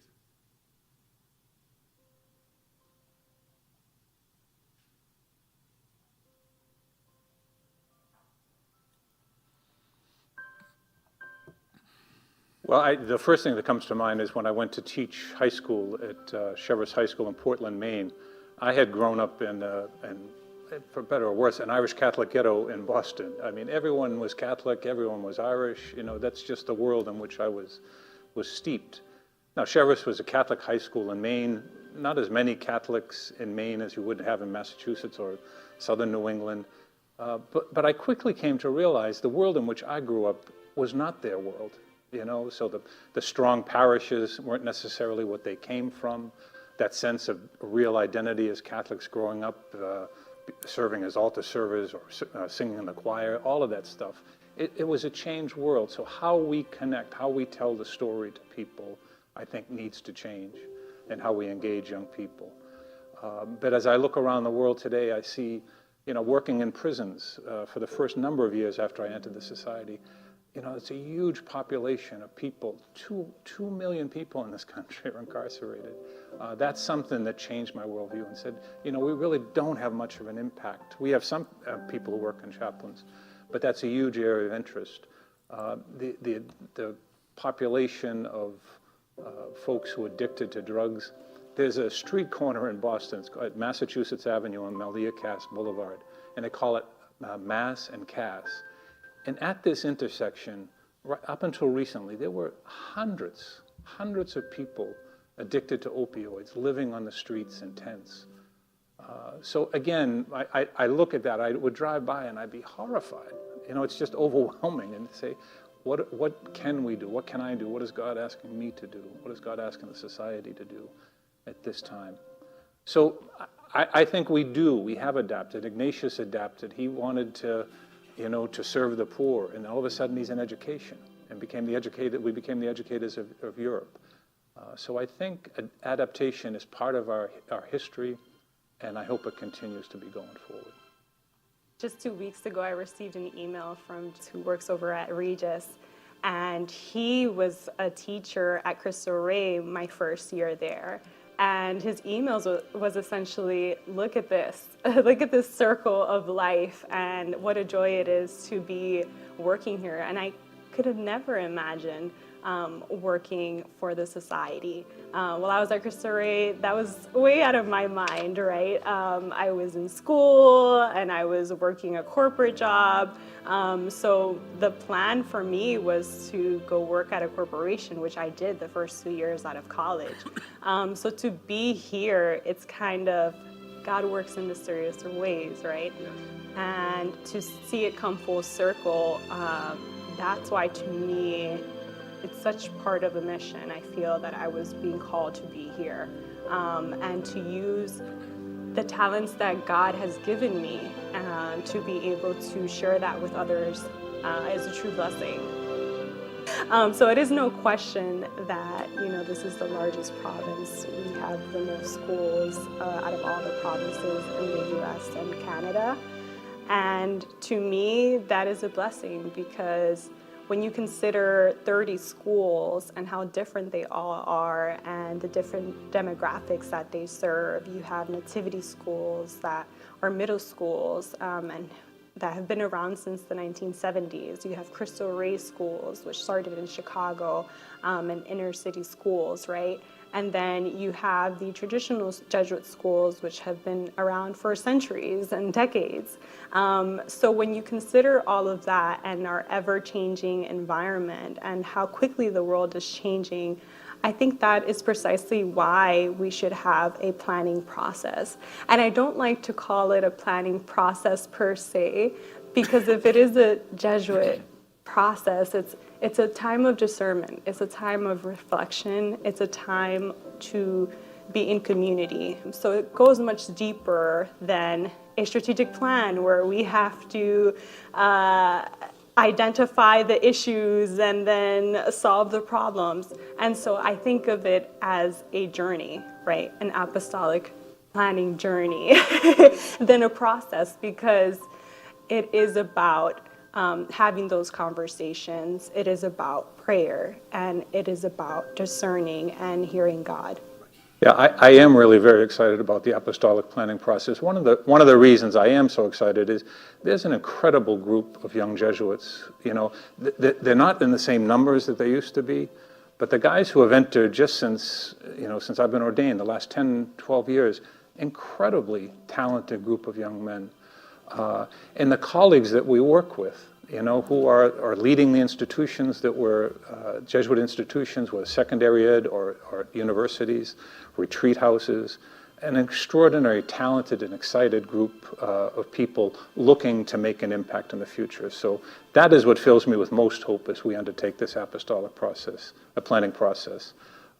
Yeah, I think looking back at what I talked about before, the prisons, the drug problem in our country, I think there's a lot of opportunities to really delve deeply into that. Again, to step aside from what we're deeply, not embroiled with, but tied up with now, to stop and to say, okay, these are good things, these are wonderful things that we're doing, engaged in, but what's out there that we need to look at, to take the time to observe, to be aware of, and to pray and reflect on and say, what is God asking us to do now? Well, it means that we're asked to be ready to pick up and go wherever we're needed to go, wherever the mission is, that we're ready to, or available to go there. And that's, again, a great gift to be part of a worldwide organization, to have the opportunities to use, again, a man's particular gifts and talents to address a need that might be in your own province, but might be across the world. And to have that availability is a great service to the church and the society. So, again, it's something we all pray and hope for, that we will be available to address whatever needs, again, with the simple gifts that each of us has. Greetings, fellow Jesuits and colleagues in mission. While it was certainly an honor back in 2019 to be selected as the first provincial of the newly formed USA East Province, it was also a daunting reality. This new province would be the biggest in our conference and the second largest in the world, with more than 600 Jesuits and over 60 apostolates, including schools, universities, parishes, retreat centers, international works, and the Office of Ignatian Spirituality. And while there is indeed strength in size, it can also be easy to lose focus of mission with so much going on in so many places. That is why Father General Sosa asked us to embark on an apostolic planning process to ensure that this new robust province is poised and positioned to best serve the people of God and the common good, and to effectively live out the 4 universal apostolic preferences. This is not a task that can be or should be relegated to a committee. This is an endeavor of such scope and importance that it requires all of us, all of you, to play a major role. As we always do in our Ignatian way of proceeding, I ask you to engage with us in communal discernment and in a spirit of availability, humility, and freedom. I will look to you, my brothers and sisters in Christ, to help gain the insights needed to position our vast resources toward living out the will of God. And by putting His will at the heart of our work, we can be confident in our efforts, because Jesus has promised, if we seek, we will find. If we ask, it will be granted. If we knock, the door will be opened. So I invite you all to come seek with me, to ask and to knock. Be assured of my gratitude for all you do for the province and our institutions. Here is Father John Swope, our Provincial Assistant for Apostolic Planning, to add a few words of his own. Thanks, Joe. And what a daunting reality it was for me as well when asked to support this province-wide apostolic discernment over the next 2 years. But it is also exciting. And that's how I would like all of us to view this process, as a great opportunity. It is indeed a high call to be asked to take a step back from ourselves, from all those things to which we cling, to look inward at what we do, how we do it, and allow God to move us toward a grace-filled future where we live out the Magis more fully, both in our current apostolic endeavors and the new ones that will emerge through our communal discernment. As we saw earlier, the social, cultural, and religious contexts of our cities, our nation, and indeed our world are changing. We need to be on the cusp of these changes if we truly hope to accompany the forgotten, serve those in need, and bring our next generations to Christ. Yes, it can be difficult to loosen the grasp on the day-to-day familiar routines to which we are very well accustomed. But that is how we best respond to the promptings of the Holy Spirit. This will not be a top-down strategic plan created in a boardroom where capturing market share drives the conversations. Father General proposes a prayerful discernment process that will help us collectively seek and find the will of God for our shared apostolic future. The go-live date for our new apostolic planning website approaches. I urge you to visit. We'll post information and updates throughout the process, as well as give you an opportunity to ask questions and share concerns. I look forward to working directly with many of you, my brother Jesuits and lay colleagues, as we embark on this journey to discover anew the call of Christ. I hear the call of Christ to reach out to those who are searching for a spiritual home.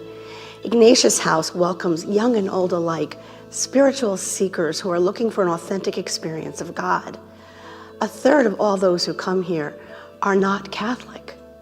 Ignatian spirituality speaks to them. I see Christ calling us today to embrace radical mercy and inclusion, along with detachment marked by an openness to new possibilities coming out of our synodal journey together. I feel the call of Jesus in helping our young people know, see, and feel their inherent dignity, worth, and value. JRS in the Middle East, I see the call of Christ today, the expansion of our Jesuit community in Iraq, in particular our accompaniment of the Yazidi genocide survivors. As we walk with them, we do indeed walk with Christ. As a college president, my mission is to accompany young people in the creation of a hope-filled future, welcoming all students from all backgrounds, faiths, and experiences, and teaching them to embrace a fundamental equality grounded in our understanding of the worth of each person, made in the image and likeness of God. My name is Grace Cotter-Regan, and I'm humbled to serve as the president of Boston College High School. In this Ignatian year, we have been asked where we see the call of Christ in our roles as directors of the work. I am called to see Christ in our students and their stories. I also see Christ in our faculty and staff. I always remind myself that we do not know what burden a person may be carrying, and we certainly may never know a person's story. So for us at BC High, it's about relationships and context. When I listen for the call of Christ in my own life, I hear him inviting me to be a teacher in all the ways that happens in a university. Be someone who's serious about research, who's serious about service, and who's serious about the classroom. We are all God's children. And despite this shared reality, not everyone has the same experience. And often this is for reasons that are completely out of their control, whether it be the color of their skin, their faith, how much money they do or do not have. But it's our job, and Jesus made this clear, to make sure everyone feels welcome and included.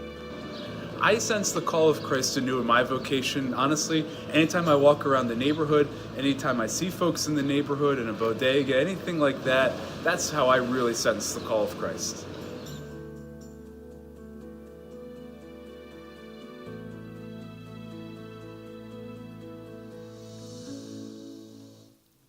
So, Joe O'Keefe did the handoff. And then I sort of moved forward with the apostolic planning process. And Joe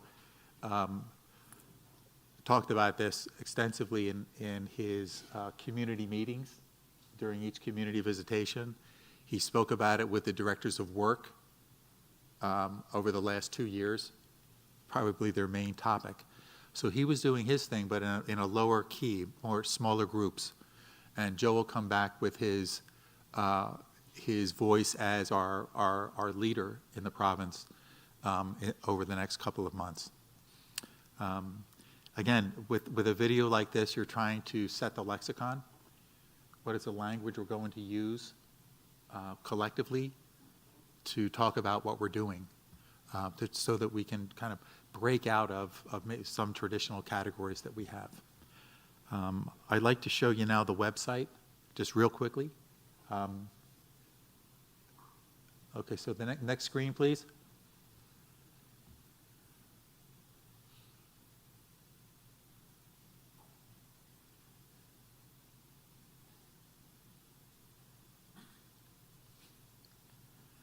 So you see across the top there, the print's a little small. Oops.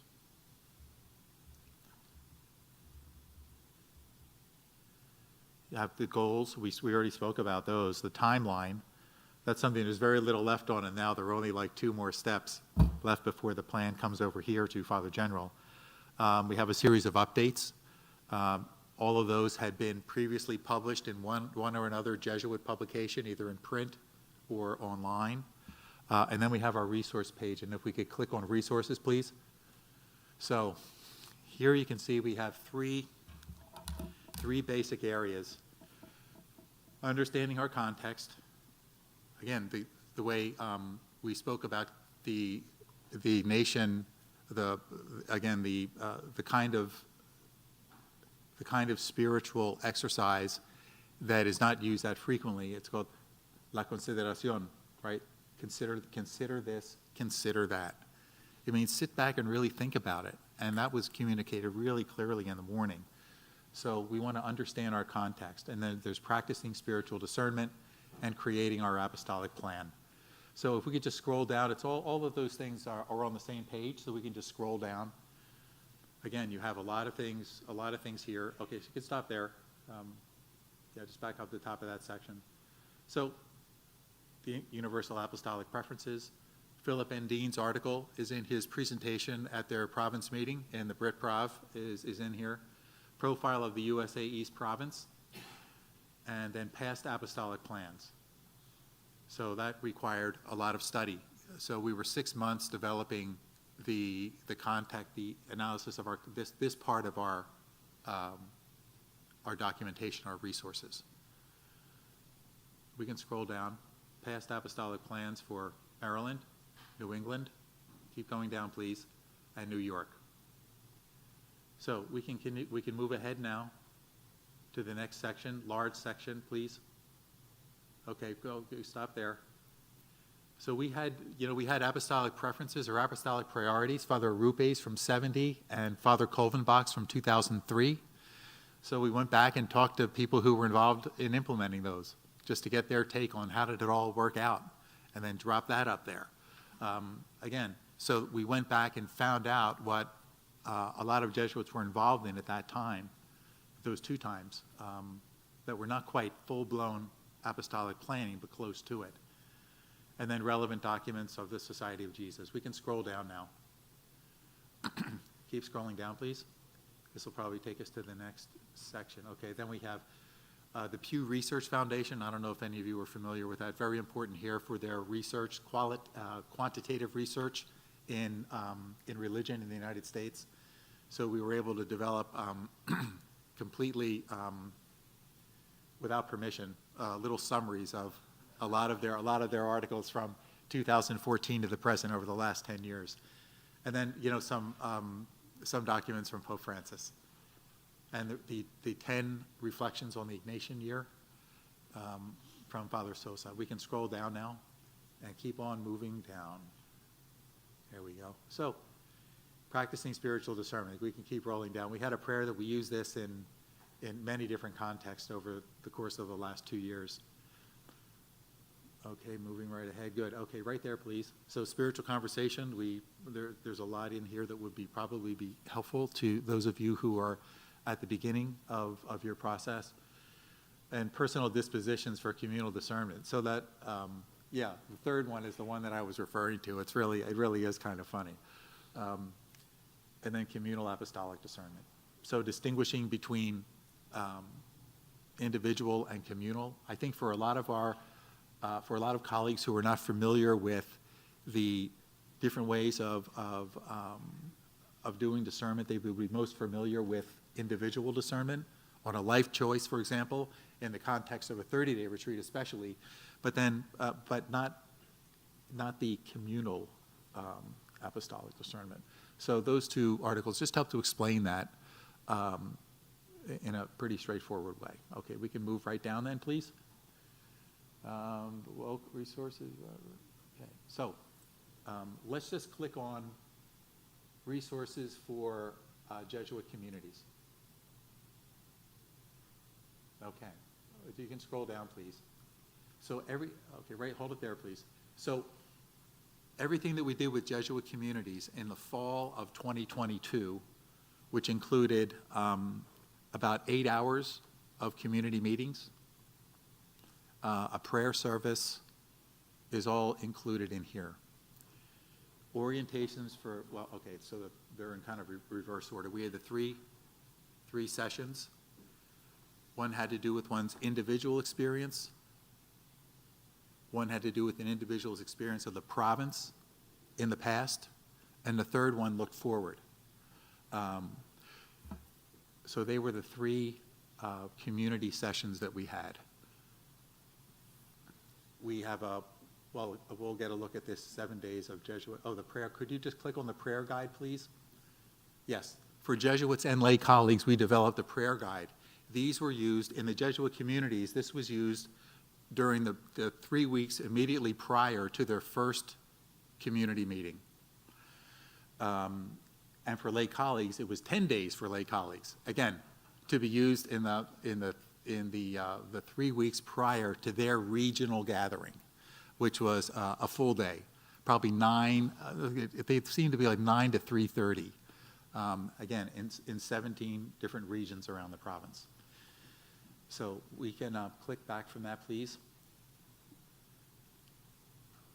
Okay, so we wanted to make sure we had, you'll notice that we have scroll down, please. Central questions for Jesuit communities, I just referred to those. Script for facilitators for all 3 sessions. The small group facilitators, right, with the spirit, everybody, a larger community breaking into small groups. They found this to be tremendously reassuring. And at the end of the day, they read it over beforehand, but when it came time to actually facilitating the meeting, they really didn't use it that much because they had a kind of a practical mastery of it. And they let their own personalities come through in how they ran those sessions. So we can move ahead, please. Scroll down. Okay, and then even the expectations for writing the summaries of the different community sessions. Again, that was important, and it helped superiors relax.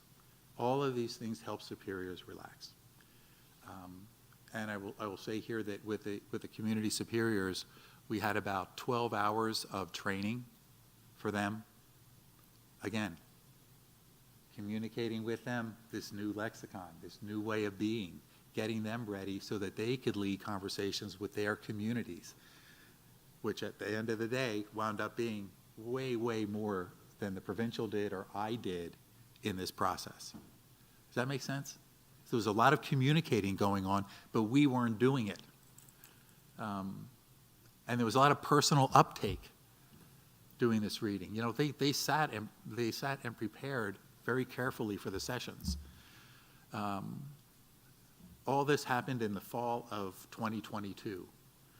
And in the summer, from June to August, we had something called the Summer Spiritual Journey. And this was for Jesuits and lay colleagues. Something was sent out to them every 2 weeks. Very short, something to read, 3-4 pages. You know, they could read it sitting on the beach, right? Over vacation in a relaxed way. So we sent out 6 of those, I think.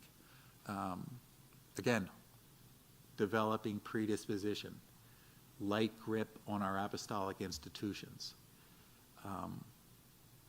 a desire to listen to the Holy Spirit, or a desire for the desire to listen to the Holy Spirit. Right? So it was all about disposition. We can move ahead then. So the website was, yeah, we can just move on. Next page, please. Thank you.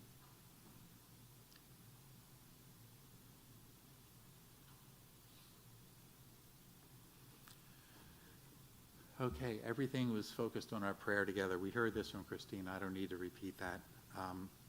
And here we have the way we, that immediate preparation. And they could feel that it was ramping up. We were communicating with them more deliberately and more substantially over the period of about 4 months. So there was a lot of reading going on, a lot of prayer, a lot of considering, a lot of this, without any pressure at all, which I think was a great relief for everybody. There were direct emails from the provincial assistant for apostolic planning, always with the logo, always with a very respectful tone, always using the lexicon that we were trying to create about how we see the future living, working, praying together, and imagining a shared apostolic future. And for the Jesuits, it was very important for us to always remain as we are an apostolic body of vowed men in service to the church with a mission guided now by the universal apostolic preferences presented by Father Sosa and approved by the Holy Father. It was like I don't know, from what I've heard, that presentation was very, very powerful. It was as though Ignatius was presenting the formula of the Institute. He presented them to the Holy Father for approval. I think that's a very powerful symbol. And of course, at that time, the formula of the Institute was really just what makes you different from everybody else, right? It was like your case statement, in a sense, all right? So in a sense, Father Sosa was also presenting the UAPs in that sense. So we communicated that with our Jesuits especially, right? So direct emails from me. Where are we now? Okay, let's move ahead. Oh, gee, I'm sorry. What am I doing? Right. Okay, there we go. We'll be wrapping up now. So we have a weekly e-newsletter. There were every other week. We had one over the last couple of years. Sometimes the news was a little thin, but we did the best we could. Two-way communication with plan participants. We had our advisory board, which was outstanding. 7 Jesuits, 3 lay women, and 1 layman. Really guided me, really, in my work, and were so generous with their time. So the first thing we sent out to them was a summary of their deliberations, and it was divided into consolations and desolations, and we opened with the desolations. That was the first thing we touched on, and that also had an impact. Okay, we're not afraid of this. These are our desolations. What are the graces hidden in here? Don't be afraid. There was a lot of fear, but that was really to great effect. So don't be afraid. Would be that was sort of the advice I was trying to give myself. And then we sent out the current draft of the plan that we have. And gathered comments again. We had voluntary Zoom calls with the directors of work, and 64 of the 66 were on. And this is up to a couple weeks ago. So, yeah, I don't know, I've never seen anything like that. So, again, I think there's a perception that this is really serious and we're moving forward. Surveys received from the final edits. So future communication and plan rollout. So we have a lot of work to do. You'll be able to see this because you're going to have access to this, to the website. So we'll change our website from as an internal resource to it'll be outward facing, and we'll be doing a lot more push media rather than pull. Rather than pulling people to the website, we'll be pushing messaging out through all of our, for Instagram, Twitter, Facebook, TikTok. Final plan details and explanations, implementation details with our Commission on Ministries leading the way. This, of course, is mentioned in number 262 of the complementary norms. And, of course, it doesn't replace ordinary governance. That's why it's in the complementary norms. It is a complementary instancia, right? A complementary work group that can help move implementation of planning forward. Consultors in provincial have a lot of very important ordinary business, and they really don't have the time to consider everything that has to do with apostolic planning. Timeline for the rollout, FAQ, contact page for feedback, lead stories, social media posts, the works. So that's where we are. Again, it's been a beautiful experience for me personally, and I want to just we're going to take we'll have about 20 minutes for some Q&A. We'll just do one at a time if that's okay with you guys, or maybe we should do like about a 3-minute buzz, just to get us started. What is it that you found? What is it that, again, it's sort of what you found most compelling in what was presented, because it probably represents a lot of what we've been doing, and it dovetails with so much of what we heard in the morning. So let's just take a moment to do that. Let's take 3 minutes.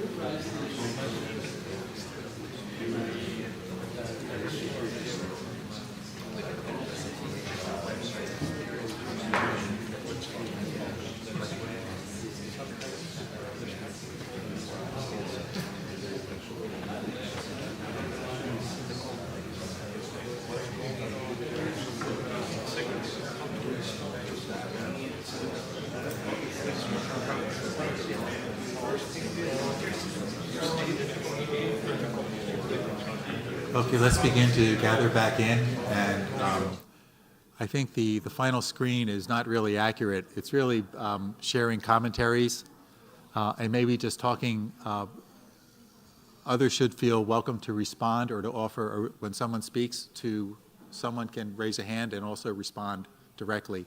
I think we have to be careful with the microphones.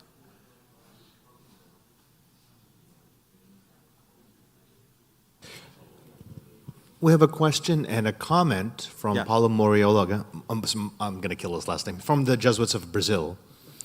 He writes, our context is extremely complex as we work in situations of very rapid change that require equally rapid decisions that do not always allow us the necessary discernment. Your presentation presents a very methodological process of discernment. What happens if there's no time for that? Right, then one doesn't do apostolic planning, right? So I think there are certain there's certain guardrails and a kind of especially designed opportunity and this takes time and effort, and certain conditions need to be in place in order to have that happen. But I'm sure that in Brazil, especially with the challenges that are faced there, there may be really rapid decisions that are of enormous consequences also. But that rapid decisions can derail any of us in apostolic planning pretty easily, even though they're not of the, maybe not of the importance that our brothers in Brazil are dealing with. Yeah, that's a different matter, and that would be for another day, and really that's the provincial. Where we were talking about empowering superiors earlier, I think that's something that needs to be handled by the province, from my perspective, as I'm sitting here right now. Yes, please, and then over here. Oh, microphone.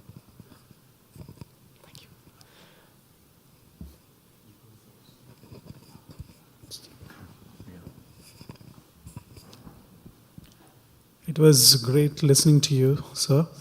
What I found that the talk had the fear of Jesuits mostly, and not so much the lay colleagues. You spoke about the fear. And my question is, how did the youngsters, the scholastics, the ones who are about to get ordained, how did they receive? Because in India, in my context, I see that youngsters are more open to restructuring of the provinces, merger or demerger.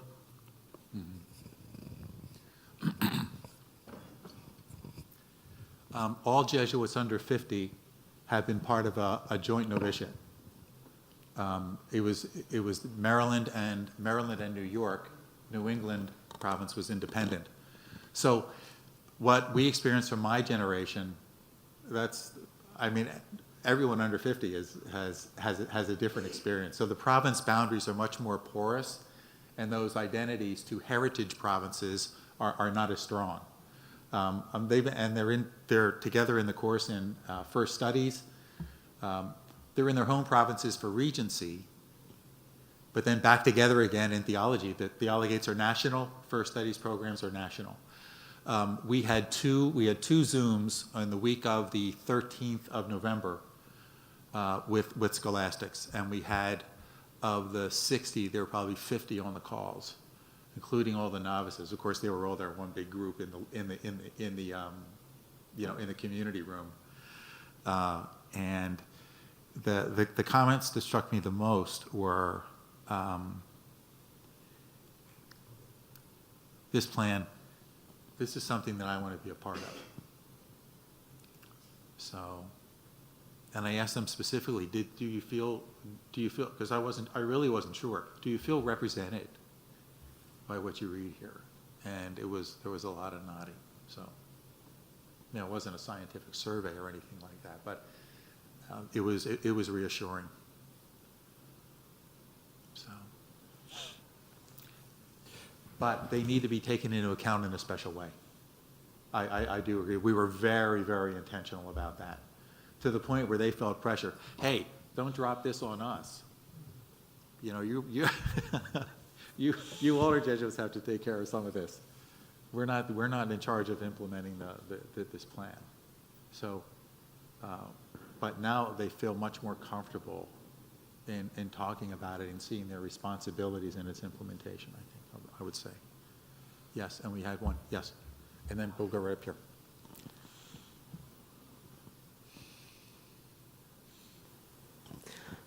Thank you, John. I'm Benny from Indonesia. Now, your planning has been almost 2 years in the making. Yes. And in our case, we've just finished the plan earlier this year, and it was after a year and a half. So my question is really, how can we keep people interested in this over a long period of planning, and then in between we've got something else or different things really on the table? Like in our case, it was the anniversary of our province, and then Father General also asked us to do reflections on the vow of poverty. And now we have the DDS, the statute, DSS, sorry, the statute of the society. Now, how can we keep people interested in this long-running process on top of everything else that is going on? And what I just found recently with the end of the planning itself is some people that were involved in the planning, they were out of breath already. And then when we are hitting the implementation button, people are sort of too tired to start again, almost, well, not again, but implementation is quite a different process. And people, like, they are giving up already. So again, the question is about how to keep people interested. I would be, if anyone would like to comment on that, please jump right in. If not, did you want to say something? Afirmando lo que compartió el padre, la preocupación de cómo hacer que la gente nuevamente se interese para llevar adelante el plan, ¿verdad? Que es la preocupación, yo creo, que de la gente que estamos en una etapa, en mi caso, casi final de nuestro planeamiento, y ya la gente ya está cansada. Entonces ahora tenemos que darle nuevo aliento para que empiece el siguiente paso. Pero es una cosa diferente. El tema es, yo creo que llegar a hacerle a entender de repente cómo canalizar nuestro esfuerzo, que con el planeamiento se facilita, ¿verdad? Entonces, ¿cómo hacemos para hacerle entender eso?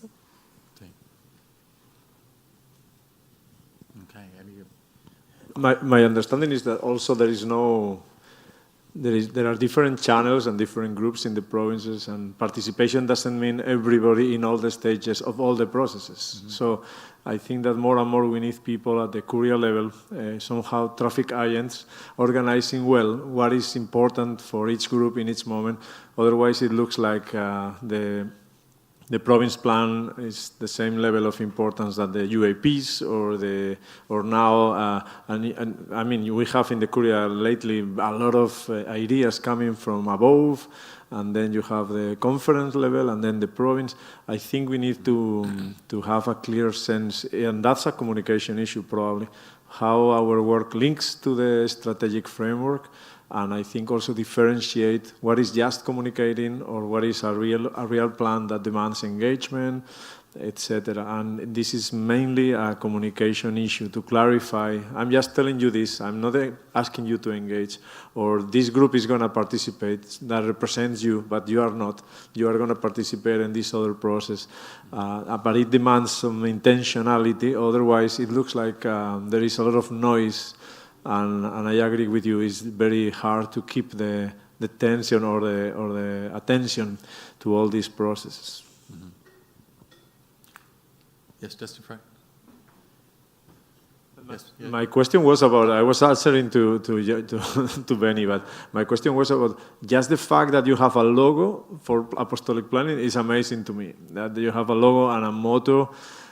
So my quick question is, how much resources you have behind everything that you have explained? How many people have worked on the side of the apostolic planning process and the communication of it? Because just the design, just the website, everything looks so good that I think that there are a lot of funds and also a lot of resources behind. And I'm not sure many of us have that kind of pull to bring forward. But yeah, just a question in order of magnitude to understand. Thank you. Right. Well, here's the straight answer. Me, myself, and I. Yeah. So I had we had an advisory board, and they were an active board.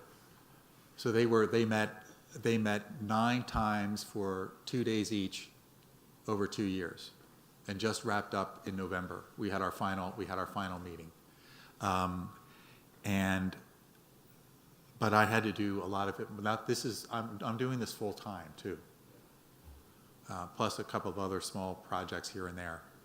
But yeah, it just took a lot of, it's a lot of work, and it's all back office work, and you know, you don't want to burden other people with it. But there were a couple of the provincial assistants that were close to me and said, listen, you got to sit down, we need to talk with you. So I felt that I was supported through it all. Do you have a mic, Dave?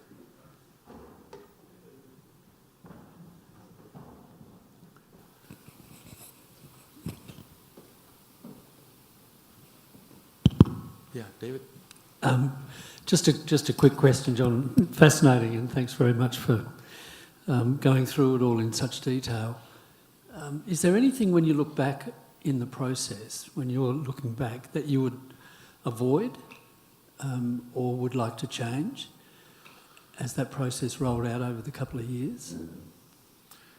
Yeah, I think I've been involved in strategic plans, that were for different not-for-profits that were coordinated by people who volunteered from major financial institutions and advisory groups, Deloitte, especially the folks from Deloitte. They were actually pretty good at it. It was a little less corporate, but one thing I'm glad about it. It would have been a big mistake to rush this. Big mistake. In fact, that's one of the criteria that Father General, because there are 3 different sets of criteria from the society, from our province, and then from Father General. And these are the ones that he's added on recently, because there have been situations where maybe 20% of the plans have just been, they finished them and there was nobody there. There was nobody back there to implement them. And resources weren't taken into account at all I think that was part of the problem, and they just couldn't do it. So he's really concerned about that. So yeah, speed is not real good here. Having regional gatherings with lay colleagues, don't send them out to each institution, because there's nothing more closed in terms of language and interpretive tools than, say, a faculty in a school, because schools tend to move from open to closed. So it's very difficult, I think, to break into that. That's why our regional gatherings were across institutions with small groups from each one, and about 500 altogether. So it's easy. It's so much easier to send something out to the schools and then, have a half-hour meeting and bring it all and send it back. But I don't know what would have come from that. But I think, yes, speed is not the name of the game. Yes, first here and then over here. Sorry, Brian. Yeah, okay. Please. Thank you very much, John. And thank you for making your rich resources available to the rest of the society. Just looking at your website, I think there's a lot we can learn from all that you've done. So just to say quickly, thank you. One quick question. I liked what you said about the results of spiritual conversation must be represented in the plan. Conversations tend to be amorphous, not as tidy as what the final plan would look like. I'm just wondering how easy or difficult it was for you to have that represented. Would that be the bulk of the work that you had to do, for example, in putting this plan together? Thank you. Right, there was a lot to be read and then digested. And you basically had to look at all this. I call it retroductive. You just start reading, and something appears to you, oh, that's been repeated 3 times. Then you just make a note of it, and you keep reading, looking for those things to emerge. And then you take each one of those, and you read it through all of the community reports. And then all of a sudden, so inductive and then deductive, right? And then slowly, it starts coming together and you really start finding commonalities. And we were very, very careful. We were this is a province plan. Now, it's going to be our provincial's plan to implement it, and he's the one who has to finally sign off on it. But it was developed by everybody. And I think a lot of people saw themselves on those pages. All right. Okay. Yeah, Brian? John, thanks so much for the presentation. A question came up at lunch today that I wanted to share. It's a good one. So you have your province apostolic plan, but your province, like mine, we have a lot of institutions, and I would imagine that most, if not all, of those institutions have their own individual strategic plans. What is the relationship of the province apostolic plan to the individual strategic plans of the various institutions? To what extent is the planning process at the institutional level connected to or impacted by this planning, the vision at the province level? Right. I think in terms of our most innovative things in our plan have to do with UAP4 with regard to the environment, and with regard to African American Catholics or African Americans, and also the second and third generation Latinos who were in our country, who were mostly 80% of them are bilingual, and the Latino leadership in the Catholic Church is going to be coming from them. And as you know, 50% of Catholics are now in the South and in the West. Could you just repeat it, please? Sure.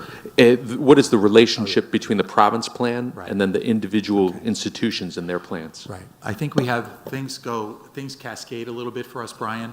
The first thing we have to deal with is the number of institutions that we have, which it's a really, really high number. And our first order of business is developing and finalizing different models of affiliation with the Society of Jesus. And a number of them are not going to have Jesuits because of the numbers that are coming. So we need to really work on those kinds of affiliation. So that's the relationship with the society is it'll change over time. So we haven't looked at that in great detail, but they're independent schools in a sense, right? They have their own boards of trustees. This is for us, how are we as a Society of Jesus going to relate to all of these institutions? That for our province is a kind of a high priority. We need to get there. We need to do that. Everyone is waiting for us to do that. And they're confident we're going to do it in a right way, but we have to get that done so that we can have a number of institutions where we have Jesuits that can be in a number to form a healthy Jesuit community. And among our young people in the United States, that is a big issue. They don't want this, Lone Rangers, everybody that's not going to happen. They don't want to be a part of that. There's a kind of Jesuit life that they want. So it seems that there's a change between Jesuit life, the Jesuit community, and works associated with a community, communities associated with a work. But the schools, the leadership in the schools are very aware of what's going on. And they know this is an issue, and they just want to clarify it. People are just asking an open-minded question about it, and we need to get to that, how we're going to affiliate. That's our first order of business, Brian, with regard to our institutions, and then we'll go from there. But I imagine the Jesuit Schools Network will play a much more prominent role in with the schools, perhaps even handling the visits, the sponsorship visits, instead of people on the staffs of the provinces. They got a lot of people working down there. We can get them to handle that work for the provinces and kind of nationalize that a little more. Okay. We're time. Fascinating. I'm just coming in at the end of this, and it just sounded fantastic, and I wish I could have been here. But we go for coffee, and then there's the plenary input in about half an hour. But on your behalf, I want to say thanks to John for preparing so well and for just sharing back and forth, really facilitating this really good dialogue. So thank you very much. Okay. Thank you. Thank you.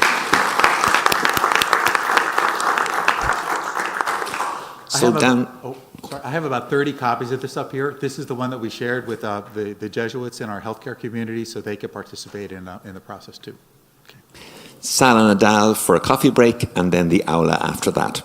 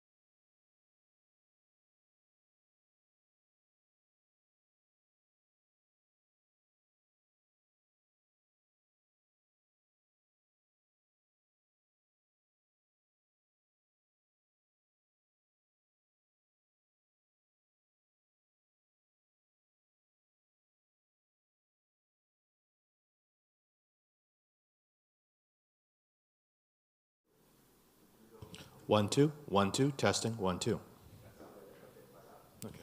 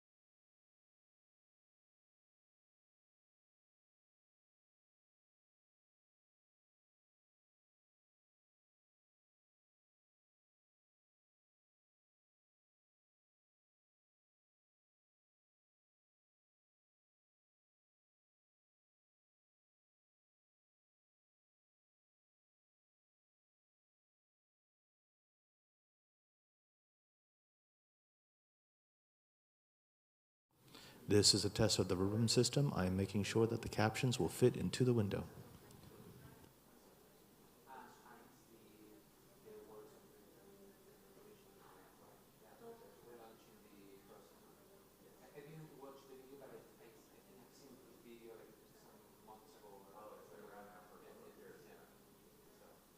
This is a test, this is a test, this is a test, this is a test, this is a test, this is a test, this is a test. 1, 2, 3, 1, 2, 3.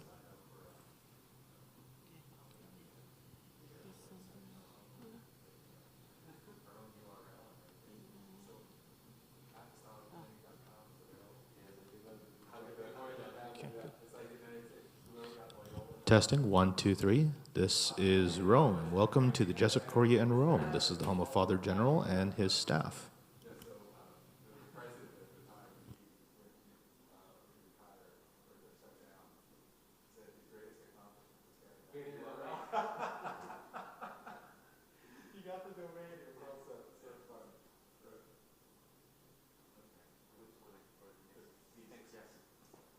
One, two, testing 1, 2, testing 1, 2, 3, testing 1, 2, 3.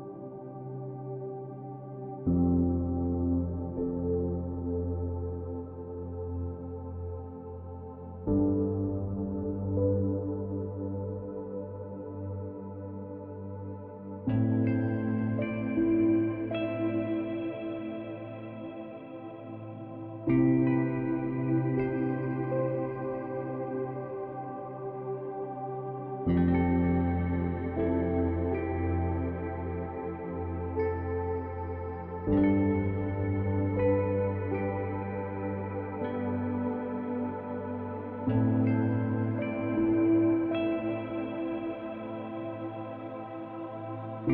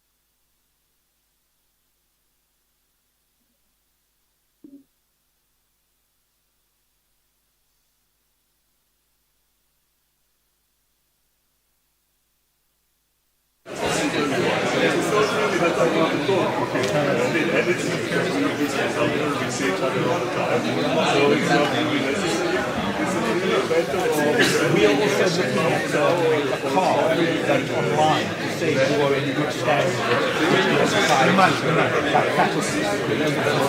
We still do Could you remind them if they need the mic? Yeah. We're looking at modernizing that online.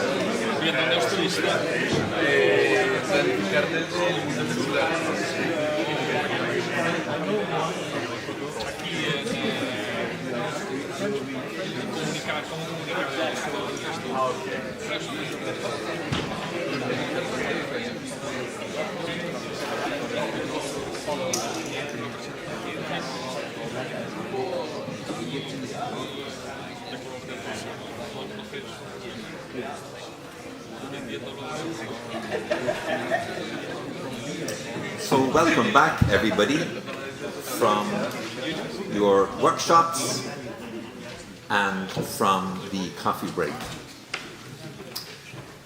A big thank you to the workshop givers.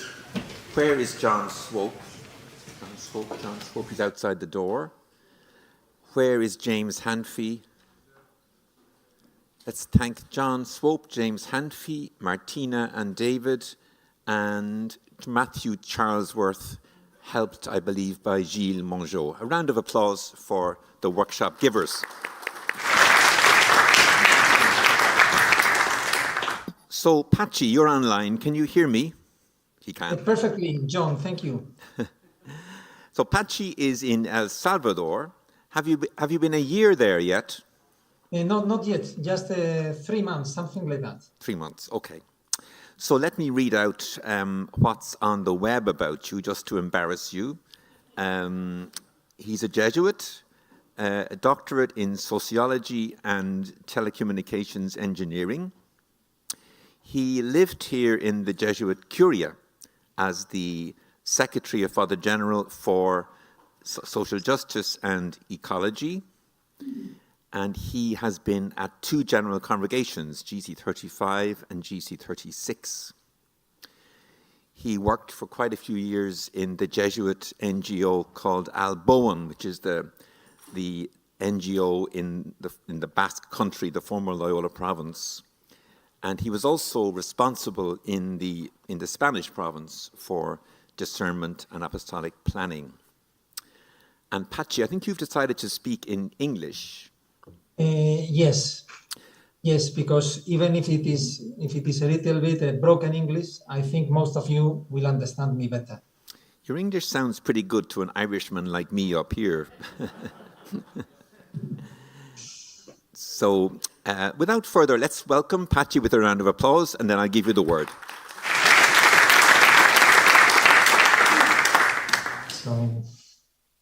So thank you, John. It's good to have friends that embarrass you. Well, I'm happy to share with you this presentation. I was asked to share with you something that can be a little bit practical, and everything that I will share with you comes out from my own experience. This is your first day. I suppose that you are already a little bit tired. It won't be very long, not too long, I hope. We will have at the end some time for dialogue, for some comments or questions. And I understand that this should come a little bit later in these 4 days that you are having this training, because it's about implementation and monitoring. And I'm going to share mainly 10 suggestions, 10 tips. But at the very beginning, I have to make an introduction, and I go straight to it.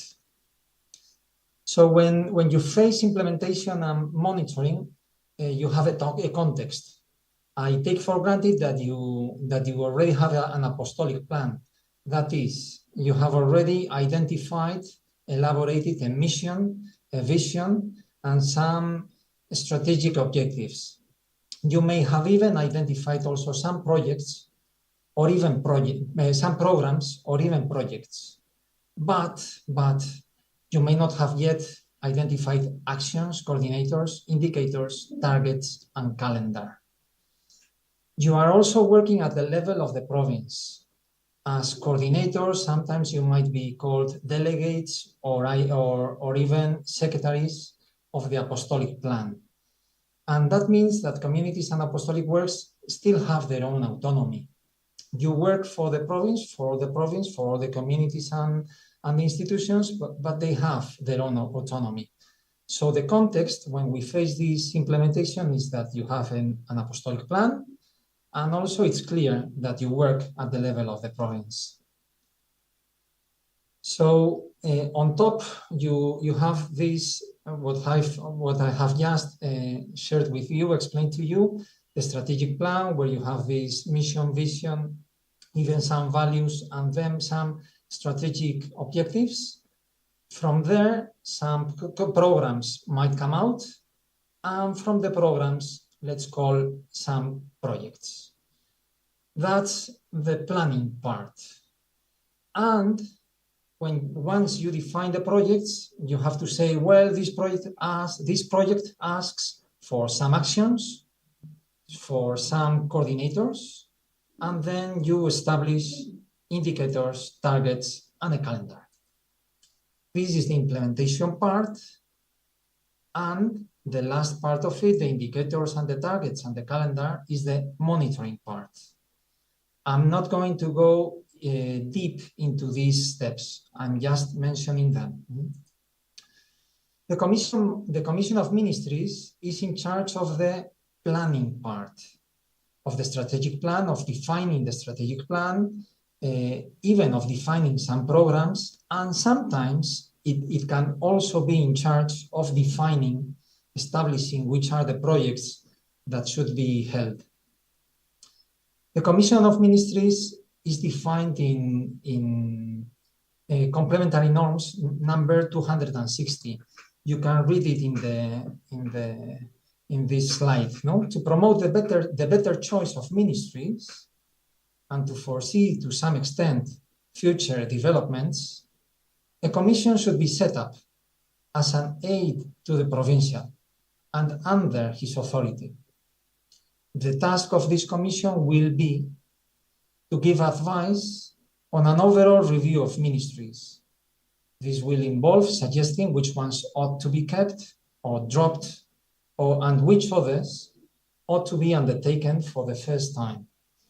That is, the planning comes under this Commission of Ministries as it is defined in this complementary norm. It might be called in other ways. I know that depending on the provinces, it might be called in other ways with other names, but this is the main task of the Commission of Ministries, and this is the main task of planning, no? Seeing what has to be kept, what has to be dropped, and what other new things can be undertaken. The strategic plan is very important. It needs to be done with broad participation. It cannot be decided only at the level of the Commission of Ministries. It has to involve Jesuits and lay collaborators, of course. The broader the participation, the more important the plan will be. Usually the strategic plan is about things that are very general and important. Normally it will raise consensus. And this is also this is a key element of it, because it will bring consolation. The strategic plan brings consolation.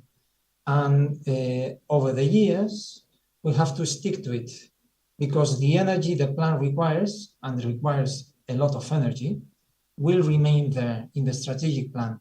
From time to time, we have to go back to it in order to recover, to be fed by that consolation.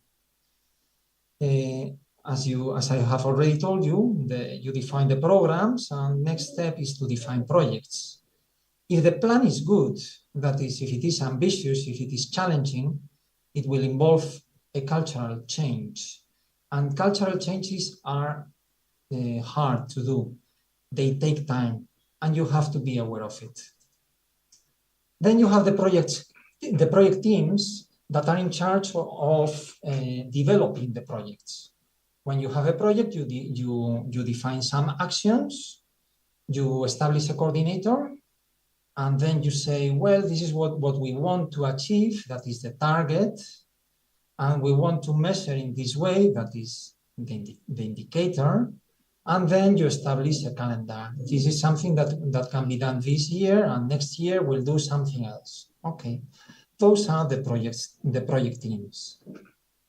This is, as I told you, the implementing part, and this is the monitoring, when you check how are the indicators, what the calendar is all about.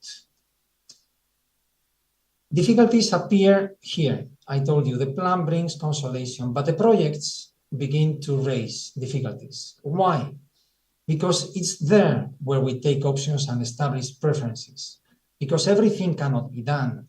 There can be many good things to do, but we cannot do everything because they always require resources. We require funds and personnel, and they are always scarce, especially at the level of the province, much more than at the level of the institutions. Of course, some people will need to take new responsibilities, but we all have a big load of work on our heads, on our shoulders. Who will do it? And this is an answer or a question that will have to be faced by the provincial. And projects, of course, will affect apostolic works mainly, but also somehow communities. And if you touch the territories of other people, well, other people will react. Definitely, some people resist, both actively and passively, and you'll feel it. That doesn't mean that they are bad people, but they have their own mission and they are going to defend it. And sometimes there are some kind of competition and some kind of quarrel in developing mainly the projects. Let me put some examples of programs and projects. One very common program today in the society in any province. Well, we need a program on training. in identity and mission for collaborators. Let's say we have several projects in it. The first project can be about offering spiritual exercises for collaborators. Another one can be training on Ignatian leadership. And there we have some different actions, no? And then a third project can be talks and readings on Ignatian spirituality. Okay. Let's say that we have a program on apostolic evaluation of Jesuit institutions, and we say the first project is to identify the key characteristics of Jesuit institutions, and that can take, let's say, a year. The second project would be to develop an instrument of evaluation. The third project can be applying this instrument of all Jesuit institutions. Well, these are examples of things that are being done in some provinces, of course. Father General asked every province to have a program, a plan for promoting vocations. We can also have a program for promoting Ignatian spirituality or a program on care for the common house. So these are only examples of programs and projects. I finish here with the introduction, and then I go into these 10. I've tried to say I said tips, 10 tips, 10 suggestions, 10 proposals for implementing this phase of implementing and monitoring the plan. The first one happens deep inside. It's very important, but happens deep inside. Come on, thank God for this work. Thank God for this work. Congratulations, because this is a beautiful assignment. To be asked by your provincial to coordinate somehow the discernment, the apostolic discernment and planning of the province is a beautiful assignment. You are going to be at the service of the full mission of the society, not divided at all. You are going to work for this reconciliation with God, with others, and with creation. You are going to be at the service of faith and justice, and you are responding to our full mission. You are going to help others to respond to the 4 UAPs, the 4 ones, as you remember, because probably today you have heard about them. I believe few works can be as attractive and challenging for a Jesuit or for a lay collaborator.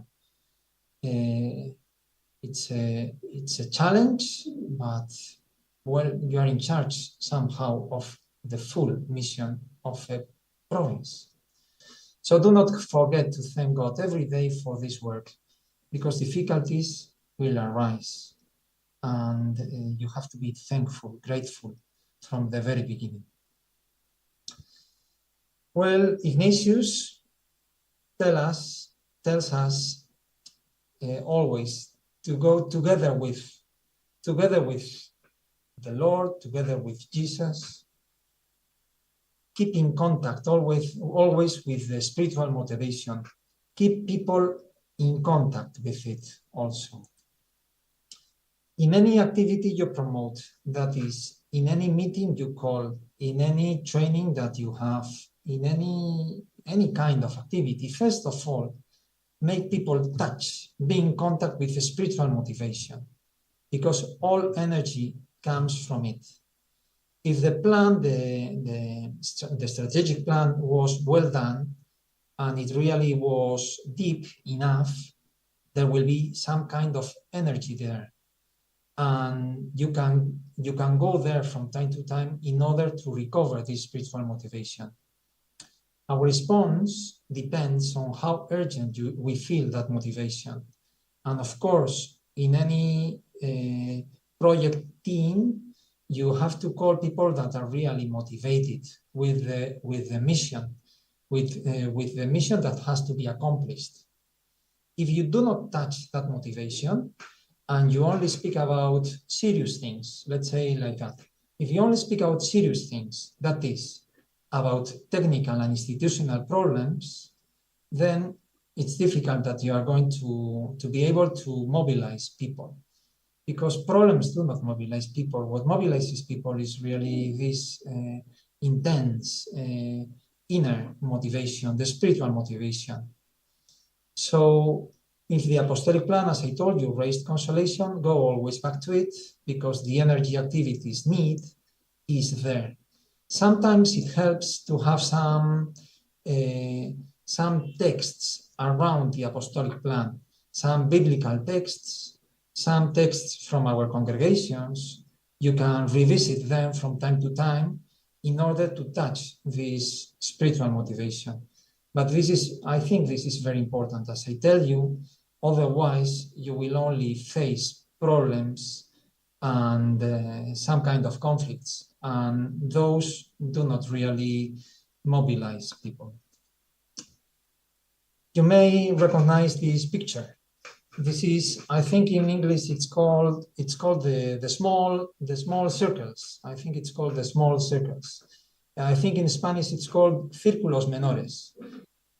They were organized during the synod. Well, people look here really very serious, and they feel to be only engaged with their tablets and not much in communication. But in fact, these small circles were supposed to dynamize the spiritual conversation, a kind of discernment. And that's the next step. Discernment in common is the way of proceeding. You may remember that in the last congregation, these two concepts were linked together, planning and discernment, completely linked together. And John is in charge at the Curia of this apostolic planning and discernment in common. In the past, in the society, it was understood as a divergent path, no? One path for discernment, another path for technical planning. But today we understand that planning has to be done through discernment, and any discernment needs some kind of planning in order to reach some fruits. Discernment in common is the way of proceeding. So use it as your main tool for planning, for implementing, and for monitoring. That means, well, you have to prepare issues with all the required information, to call experts, to debate, to discuss, and to talk, of course, as much as you need to clarify any issue. But at the end, allow people to have time to deepen personally in issues, to pray on them, and to express their inner spiritual motions. People should have time during your meetings to pray and to feel inside what the Spirit is telling them to do. Take care not to bore Jesuits. Jesuits sometimes get bored with these dynamics. Sometimes they think we use them in a very superficial way. Take care not to bore them. You know your companions, so speak to them and see how much they can get involved in this kind of spiritual conversation, because it has to be balanced also with the decision-making process. Find a way to take decisions and be agile. One of the most difficult things in discernment in common is something that sometimes happens. That is that we begin to express our emotions and we don't agree. We go once again after collecting some more information, and we do not agree. But we need to find a way to take decisions. Normally, it should be the provincial who takes the decision, but it has to be very clear that it's done like that, and people should be comfortable with that way of proceeding. But one of the complexities, one of the difficulties with discernment in common is that we can speak a lot, we can share a lot of our emotions, of our inner feelings, and then stay there. And this is not for staying there. We have to do a way. Lay people and non-Christians can also take part in this way of proceeding. I suppose we will speak about this during these days. If you want to raise the question in the dialogue, well, it's most welcome. Well, this is one sport practiced in my country, and it's very tough because, as you see, they have to row. These people have to row in the sea, in whichever state it is. No, sometimes it will be rough, otherwise it will be calm, but they have to row together, and this togetherness is the most important thing. In this team that you see, there are very strong people. Some others are not as strong as the strongest ones. Of course, they are weaker, but they all have to go together. That's the key element of this sport. They have to row together. And the leader is also very important. He's usually very light. He cannot weigh much because they have to bring him. No, he's the only one not working, not rowing. So this is a question of making a team. Planning is about building an apostolic body. Planning is mainly, I would say, about building an apostolic body. When we plan, and this is what we have in mind usually, we focus on what we do, or on what we have to do. But the most important thing is to build an apostolic body. That is a group of people that engages in a common mission and believes that that mission needs to be accomplished. The apostolic body is the most important thing, because a work is something you do. It begins and it ends. But a group of people is always a promise. They will remain. And you are focused in a process that involves people. And you can be sure, well, at least from experience, lay people will be your allies. Lay people will always be your allies. They will be the ones many times supporting you. Well, as you see in the picture, well, these persons have come to the countryside to work together. The provincial plan is aimed at collaboration. What do we do in a provincial plan? Collaborate. What do we have to do? Collaborate. That's all.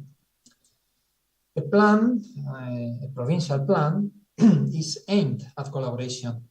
And your duty is to make people engage, contribute, and collaborate. There's one temptation that every coordinator, every delegate for planning might have: to create a new body in the province, to create an office, well-resourced office, or to create a new institution that does the work that the province has to do. And you might be at the head, but I think this is a temptation, and it's not good that it happens. The real challenge is to build on the already existing resources, usually institutions, and make them collaborate in a bigger mission. An apostolic plan discovers the potential synergies that need to emerge. And if you manage to do this, something that will surely take time, a new culture of collaboration will grow, and institutions also will begin to accomplish new mission challenges. So you have to create ways in which people, as many as possible, can participate. Well, the way will be very long, and we have to take it into account. But this is a very fruitful way. It will take years. I'm sure about it. Well, about the sea horizons. We need new horizons of collaborating together to a mission. And I would like to share with you the process of mission, something that some of you might already know, might have already listened about it. Well, the process of mission, it has 5 stages. And we can say that all our activities can be placed somewhere in this process. In the past, in history and today, when we are in a new place, with a new community, first of all, the first thing that we begin to do is to accompany people. We accompany people, we get in touch with people, we encounter them, we meet them, we love them. We begin accompanying. Wherever we have arrived, we have begun accompanying. Then second, we realized that we have some resources, that we have something to give, and we belong to an Ignatian spirituality that is a service spirituality for service. So we begin to serve. But the society never ends in service. We also think about the situation of people, the causes that people, for the people to be like they are. We think, we research, we investigate, we talk with the academy, about what's happening, what's going on. We research, and we are very well known because of this, at least inside the church. We never stop there. We raise our voices. We raise awareness about the situations we are accompanying. We try to change the culture. We try to have some kind of influence, cultural influence here, in this raising awareness.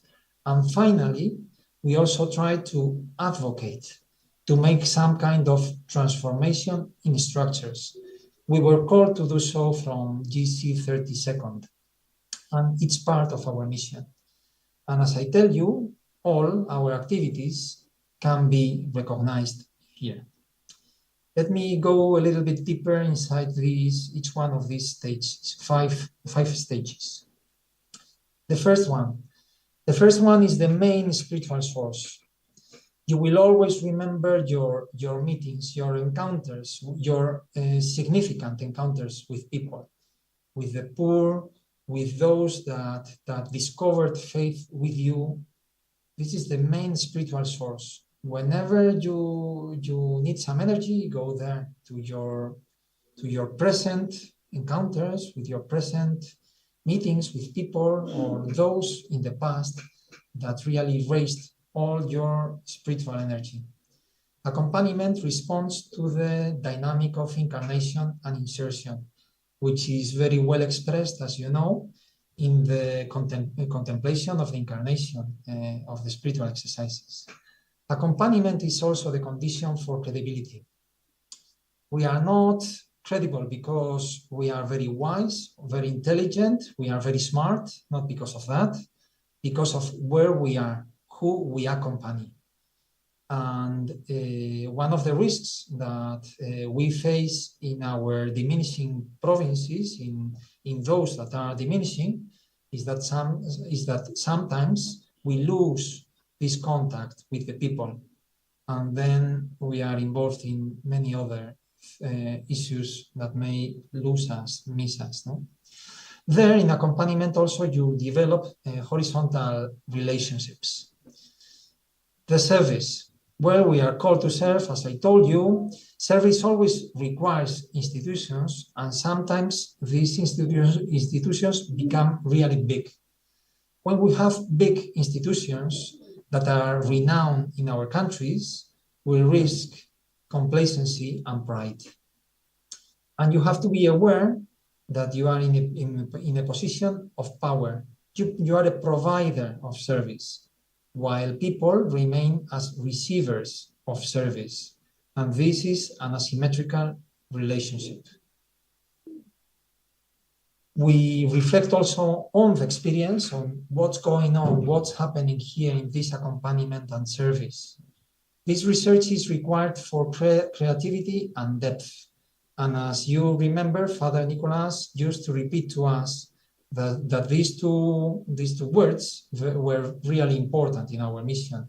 Be creative and be deep, because this is the only new thing that we can provide. And Father Kolbenbach used to repeat to all the universities, research, investigate, but always do it from the perspective of the poor and for the poor. Raising awareness is about communicating ideas, images, and feelings.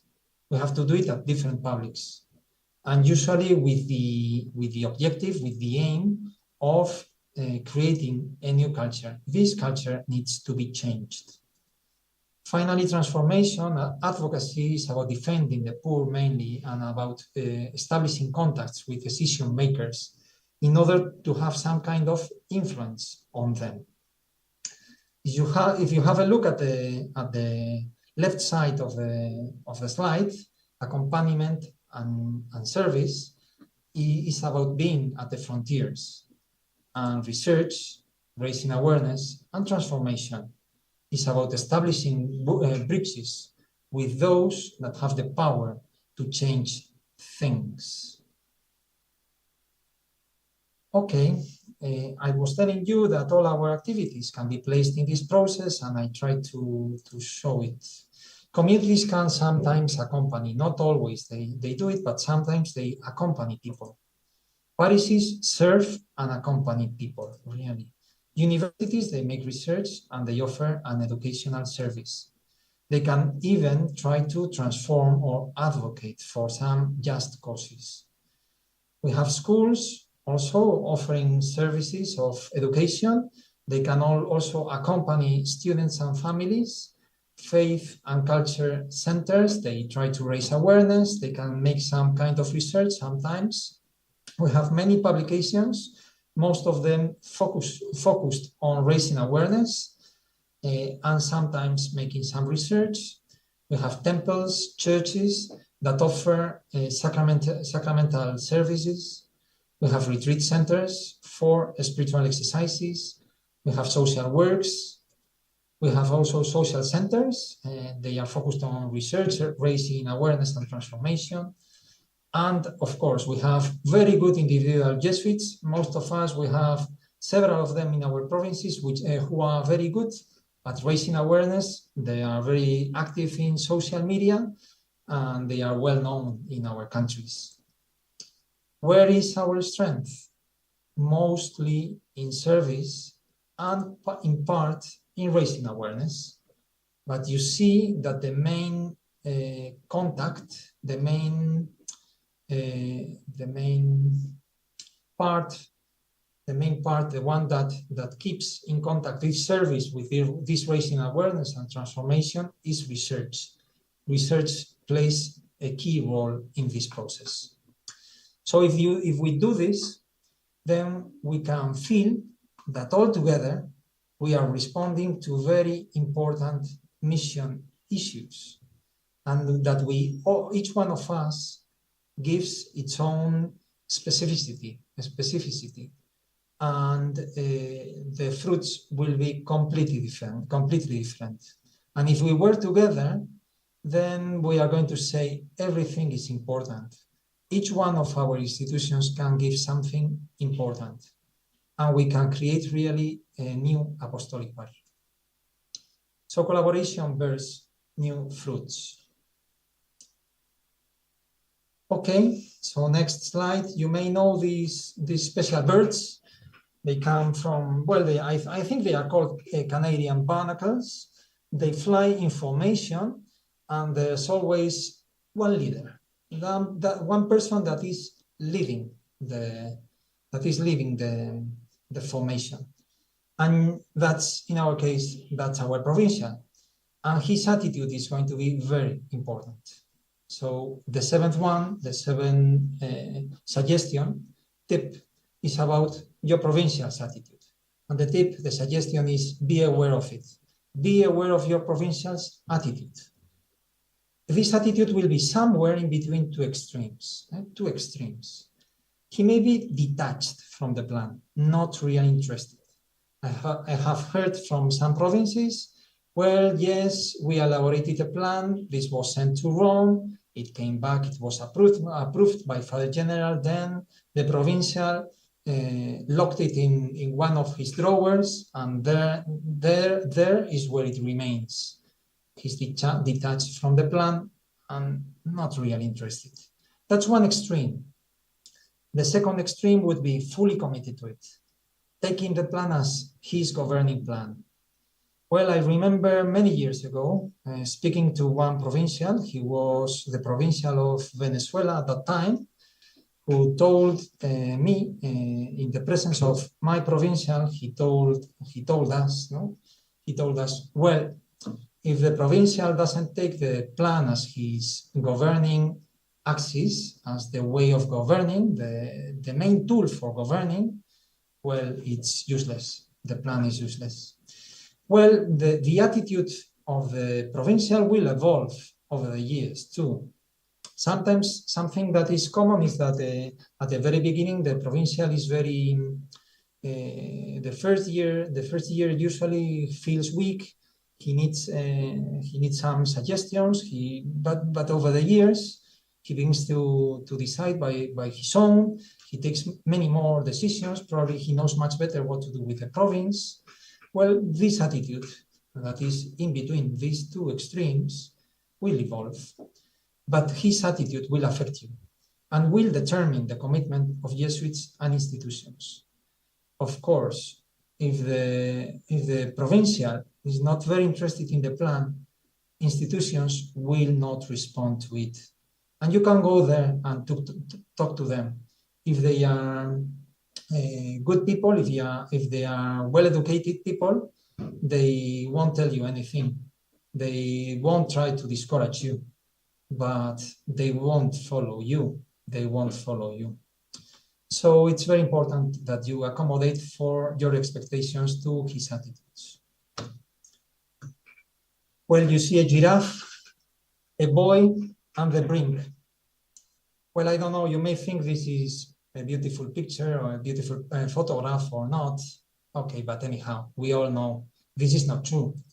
So we have to be realistic, and this is the eighth tip. You are neither a superior nor a director of an institution. Father General, provincial, superiors, and directors are bosses. And people respond to bosses. You are not, and everybody knows this. You have to know it too. You are not a boss. You are not part of a vertical organogram. You do not have resources, neither people under you nor economic resources. In most cases, you try to involve others' resources. So you are part of the horizontal organogram, and it is good if you know your limits. I come into the ninth one, and I'm finishing. Your attitudes are very important. First one, I just read them. First one, facilitate, qualify your work, let it be a good work. Work more than the rest, work as much as you can, work more than others. The quality is very important. Take care of people and always be kind, be kind. Open possibilities, do not be narrow-minded.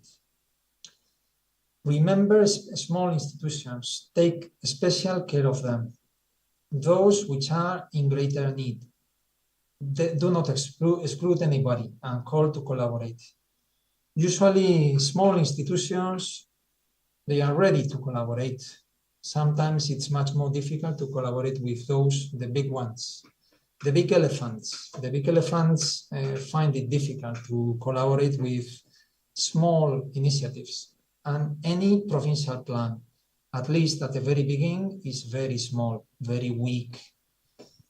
Do not reproach, never reproach anybody. Do not blame anybody. You will repent about it. Be patient. Perseverance is key. Ignatius used to say that perseverance is very important. We had to take our time in deciding things, but once we had decided them, to be constant, to be perseverant, to persevere in them. Perseverance is key. This bears fruits at the long term. So we have to look at the long term and appreciate every step, both individually and collectively. Last one.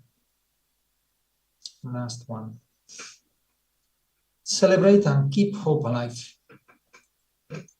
Take any opportunity to celebrate life and its events. People need it. People really need to do this. Sorry. Do not forget that the group is very important. I already told you. We work mainly for an apostolic body, not for a work. If you create an apostolic body, then many things will happen. Take care of the group. Not everything is tasks and duties. Pray together, give thanks together, imagine new possibilities. Look at the past with gratitude and at the future with hope. Hope that brings commitment and assures you open ways. So this is the last one. I know that some people there know me and have seen me in this position in the past. And I can tell you, well, I haven't been able to follow all these proposals, all these suggestions, all these tips.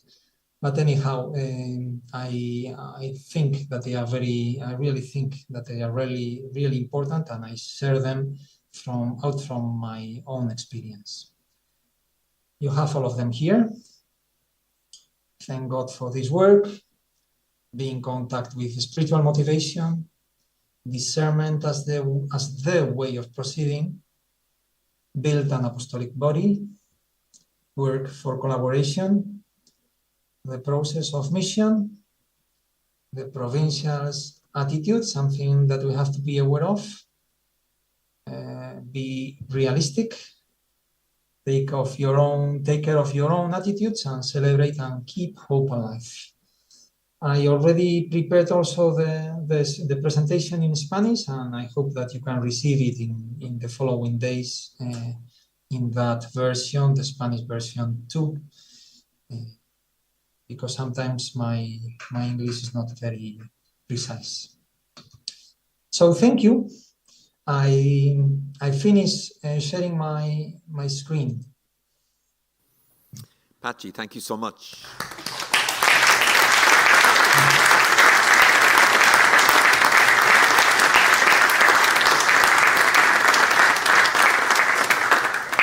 So I think the level of the applause shows a great appreciation of what you showed us. It's super organized. You're always very methodical and clear. And thank you also for the offer to share the PowerPoints, the slides with us. We're going to take just a minute or two in silence, just for each of you to write in your journal, to listen to yourself, what has been going on in you, what really struck you, what moved you. Was there some particular point where you found yourself in agreement, or perhaps in disagreement that you want to ask Pachi about afterwards? So just take a moment.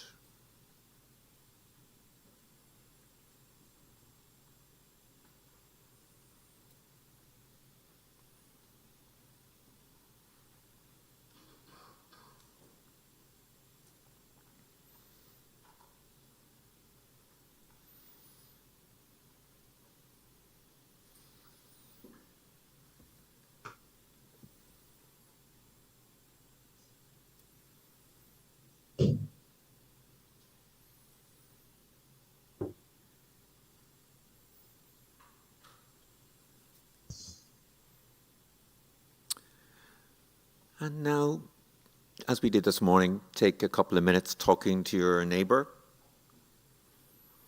Tomorrow we'll ask you to move your place to a different place so that you get different neighbors. But for now, talk to your neighbor who's beside you. And Pachi, can you stay on the line? Yes, of course. Okay, thank you. Yes. So we'll buzz among each other.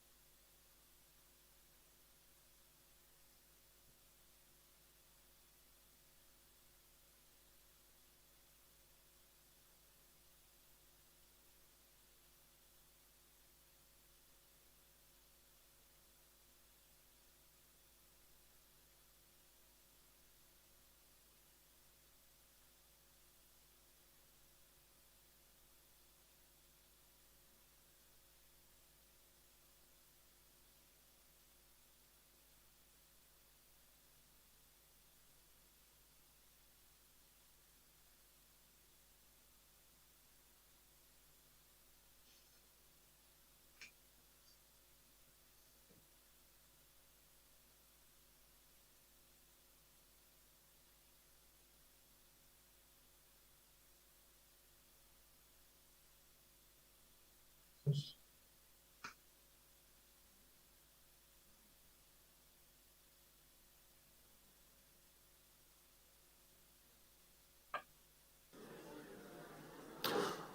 Okay. Here's the invisible bell as we get back together.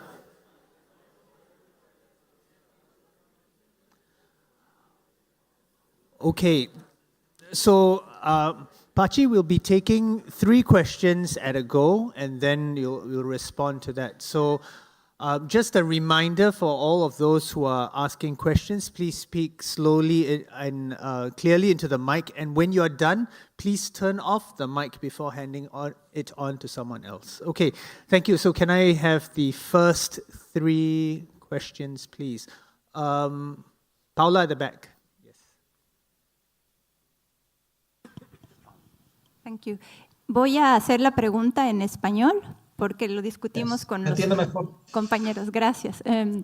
Entonces, vemos claramente que el proceso de planificación tiene o conlleva una tensión entre el aspecto o la dimensión espiritual y la dimensión técnica. Y sí, lo que echamos un poco en falta es precisamente ese aspecto técnico que podría permitir precisamente la medida de cómo vamos caminando en el proceso, ¿verdad? Porque en esa línea, en ese proceso que tú describiste en la misión, ¿no es cierto?, que podría parecer lineal, ¿no es cierto?, si es que no incluimos 2 elementos adicionales, que son el aprendizaje y la rendición de cuentas, ¿no? Porque la investigación nos determina, nos lleva, digamos, es sustantiva de la identidad ignaciana, pero no necesariamente es el aprendizaje. El aprendizaje es lo que hemos leído, de lo que hemos recorrido, ese camino que hemos desarrollado y qué lecturas nos da de lo que hicimos bien, de lo que no hicimos bien. Y ahí es donde nos volvemos a dar la vuelta en el ciclo, porque nos lleva a decir, bueno, entonces empezamos nuevamente a planificar o damos un giro de timón porque es el documento, es nuestra hoja de ruta de gobierno, ¿cierto? Y bueno, y de por medio también la rendición de cuentas, porque la planificación no es para el cuerpo apostólico, sino es para quienes servimos. Entonces, ¿cómo resolver esta tensión entre lo técnico y lo espiritual cuando es necesariamente lo técnico lo que nos puede dar esas medidas de lo que logramos, lo que nos entusiasma porque lo logramos, de que medimos, ¿no es cierto?, hacia dónde nos dirigimos y de dónde venimos? Entonces, un poco por ahí fue la reflexión y no sé si es que es posible como abordar esos elementos. Gracias. Thank you, Paula. Pachi, may I ask you later when you respond to let us know what the question is for those of us who are there. That's Jose. Okay, thank you, Jose. Pachi, muchas gracias por esta presentación que nos has hecho. Me parece muy iluminadora. Soy José Darío de la provincia de Colombia. Y bueno, me llamaba mucho la atención el tip número 5, de la colaboración y de la cultura de la colaboración. Y es que nosotros, un poco desde la experiencia de Colombia, nos preguntábamos si para implementar nuestro plan apostólico tendríamos que crear nuevos proyectos, algo así como proyectos provinciales o desde la curia provincial, para implementar el plan apostólico.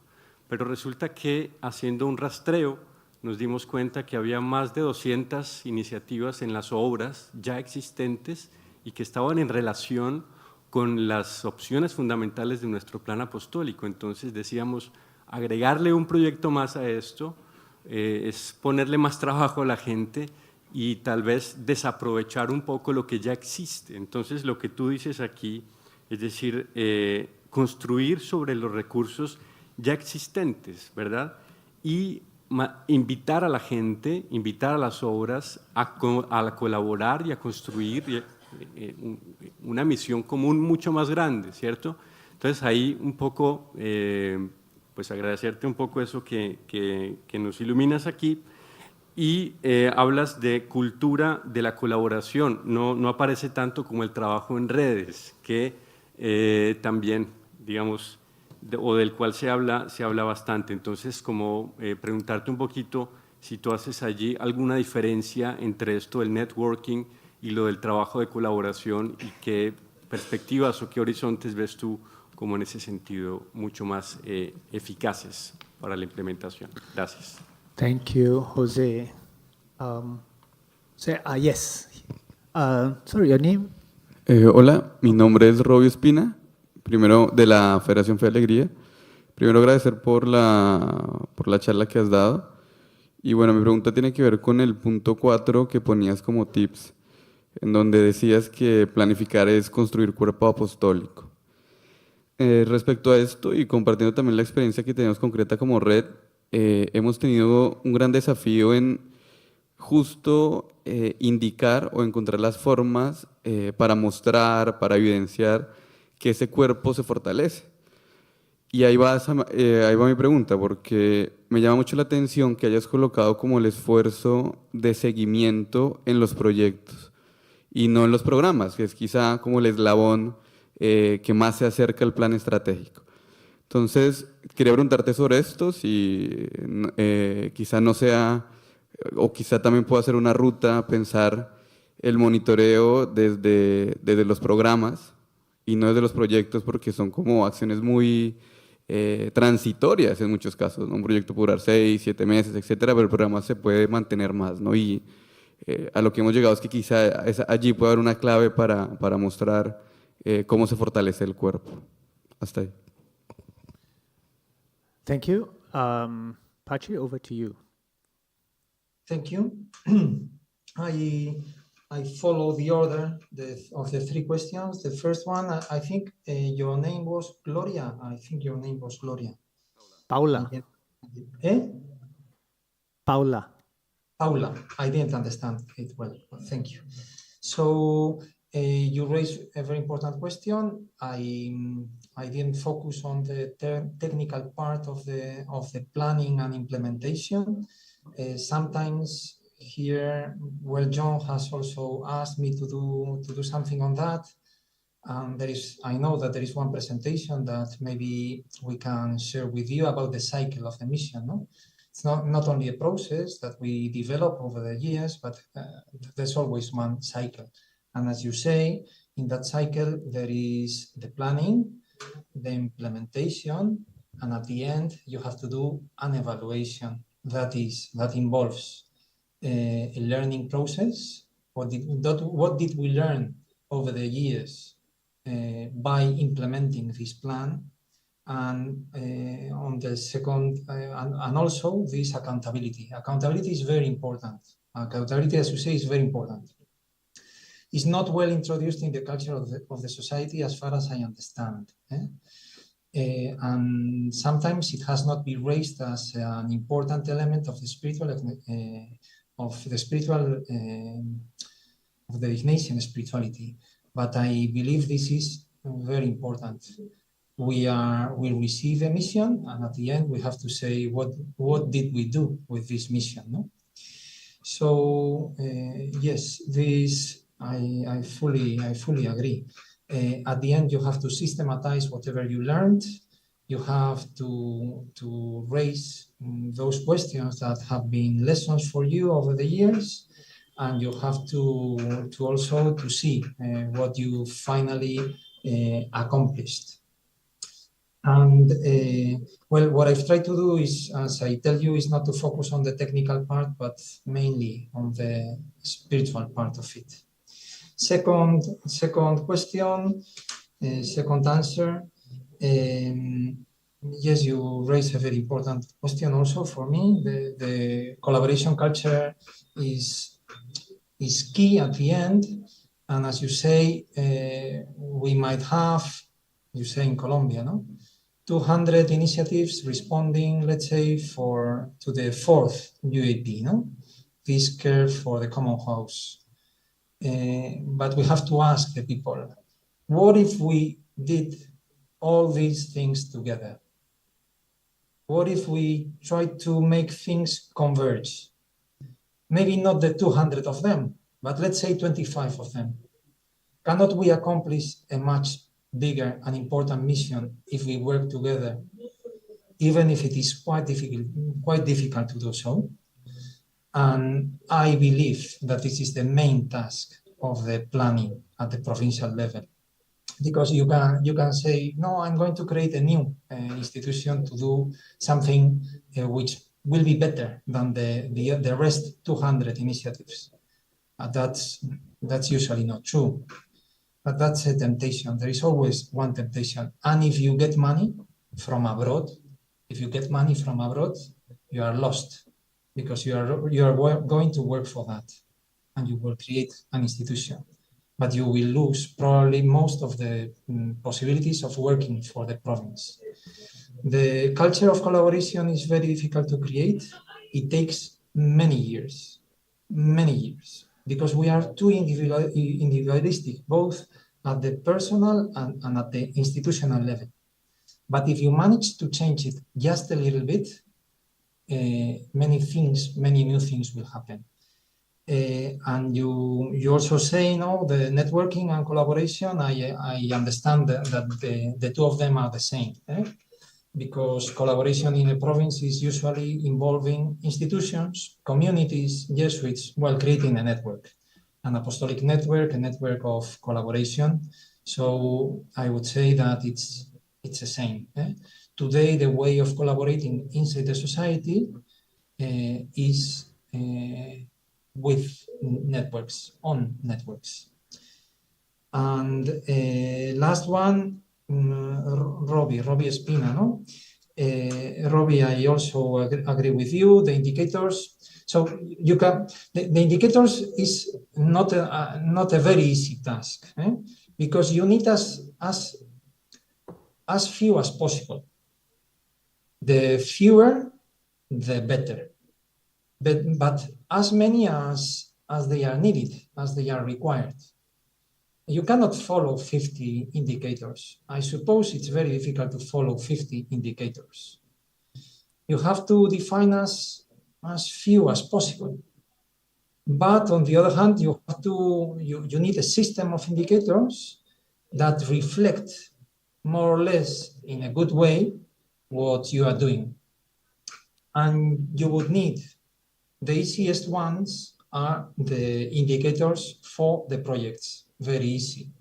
Well, we said that we were going to have 3 trainings, and there were going to be 75 people all together in these 3. Well, did you do that? Those are part of the indicators. There would be 1/3 of them will be lay people. Okay, did you manage to do so?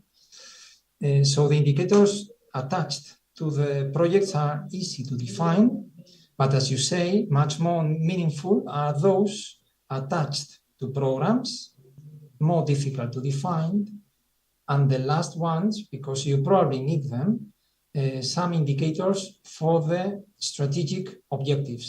Few of them, but some of them. And that's the system that you develop.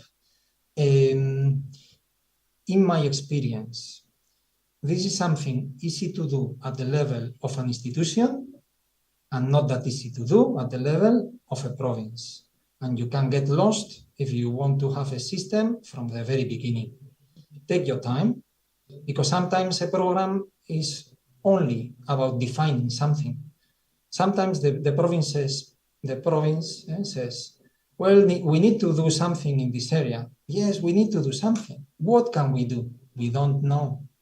And the program is to explore an issue, to explore a theme, and then begin knowing what you can do, no? Well, so yes, you can have indicators attached to the projects, to the programs, and to the strategic objectives of the plan, the system.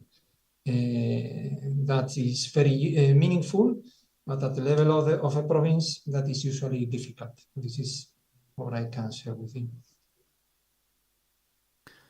Thank you, Pachi. We probably have time for another 2 more questions. So, questions for Pachi? Yes, Tyree. So thank you for the Paxi for your presentation. It was very useful. I would like to ask from a more practical framework. Actually, we have had the province apostolic plan and we have started implementing and all.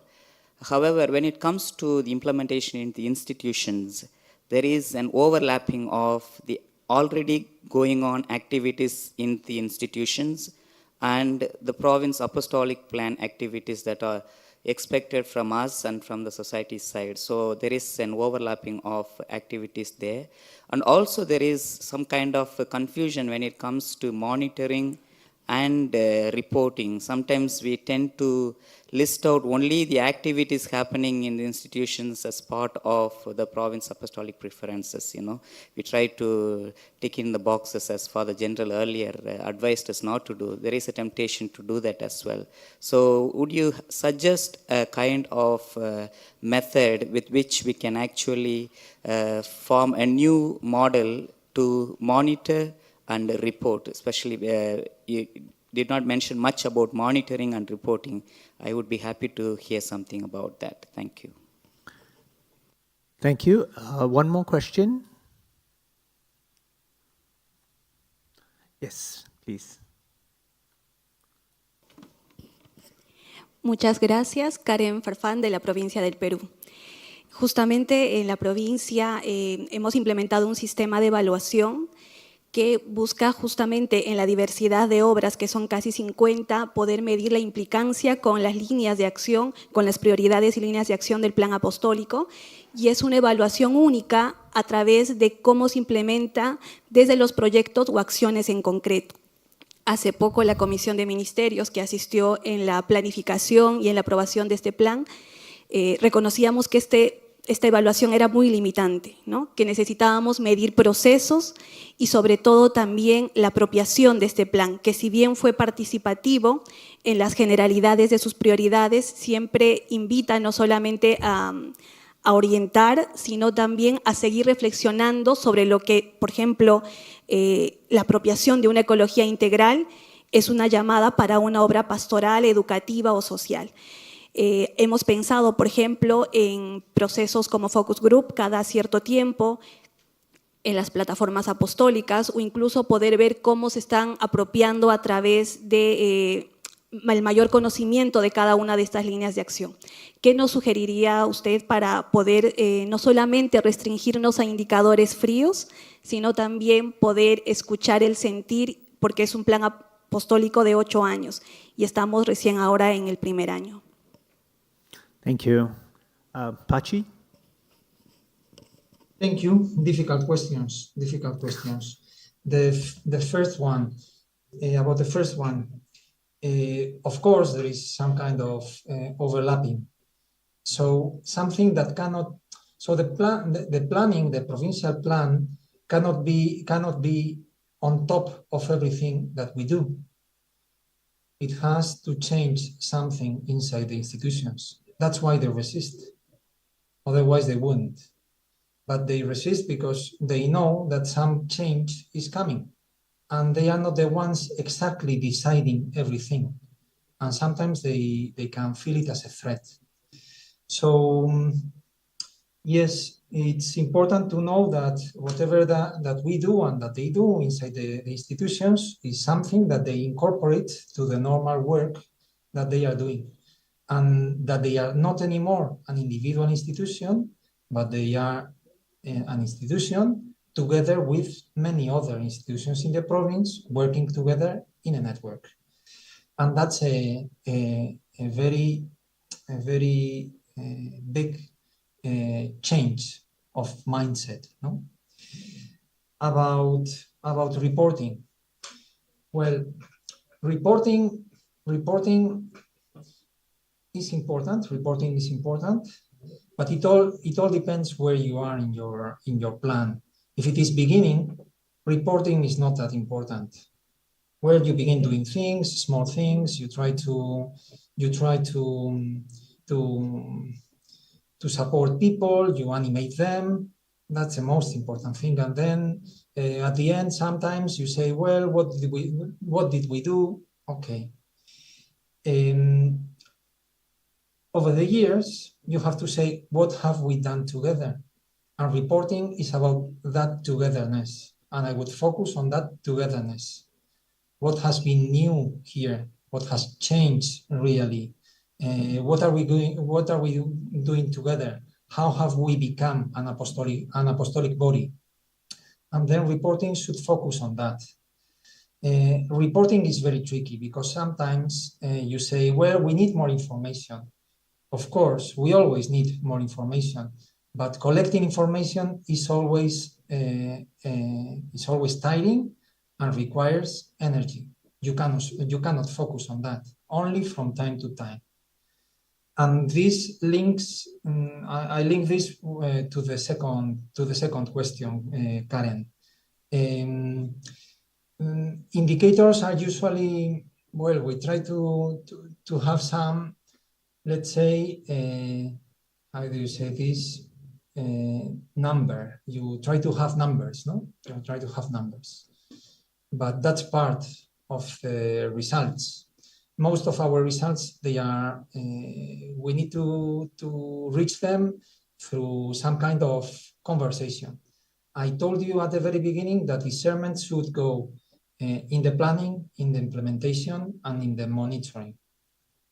That means that perhaps at the end of a year, at the end of a couple of years, you have to gather a big number of people of the province coming from the different institutions, from communities, Jesuits, lay people, have some groups in between them, among them, organize them, and they share their inner feelings about the planning. That's already a report, and that's not about numbers. But of course, if one day you gather, let's say, 70 people, and most of them, they say, well, this is our way. This is consoling us. We are making a change. That raises a very strong energy, and that's much more important than any kind of result, much more important. I remember once in my province, we did this with 40 people. It took us just, let's say, half an hour. Everybody had to say a sentence about what was going on. And when it finished, we all had an idea, a very clear idea of what was happening. And there were no indicators, but we had already shared with them some kind of results that were there, no? But that feeling of the apostolic body is very important, and it makes a big change. Thank you very much, Pachi. That's all the time we have for questions, and I think it just gives me a great pleasure to thank you, Pachi, for this time. You mentioned just now during your session that plans should bring consolation, and I think we all thank you for bringing consolation to all of us as we listen to your explanation of how we should implement and monitor the plans. Thank you very much. Thank you very much. Thank you very much.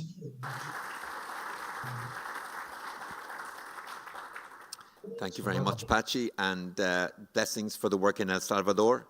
When I hear the connection to El Salvador, we think of the UCA martyrs, and you are living in the same house where they were living. Yes. And we also think of our brothers in Nicaragua who are having such such a difficult moment, I suppose. So we are feeling in solidarity with them and with you and with your community. So thank you. Thank you. Okay. Let us do an examen at the end of the day for about 5 or 6 minutes. We take some moments to just settle down and be quiet and be silent. Turn off our phones if they're on.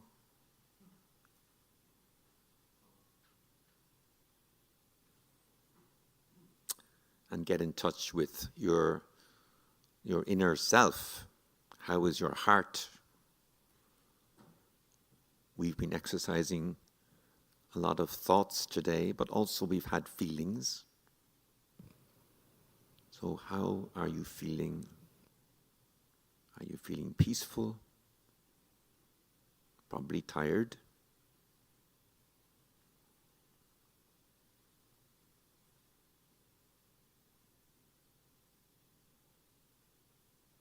Just get in touch with your heart.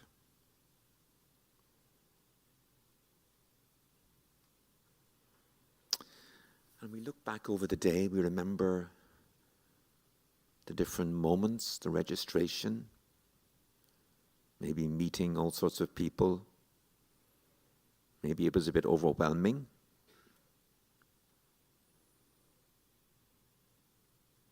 Or you met old friends and you were experiencing gratitude and joyfulness.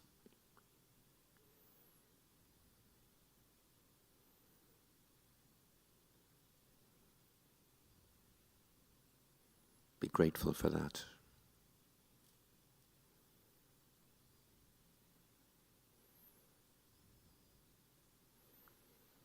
And we sang happy birthday, cumpleaños feliz to Eugenio and to Vivian.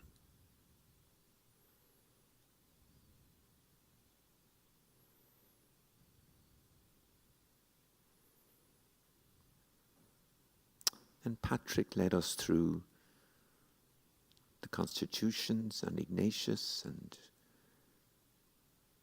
how Ignatius adapted, the why.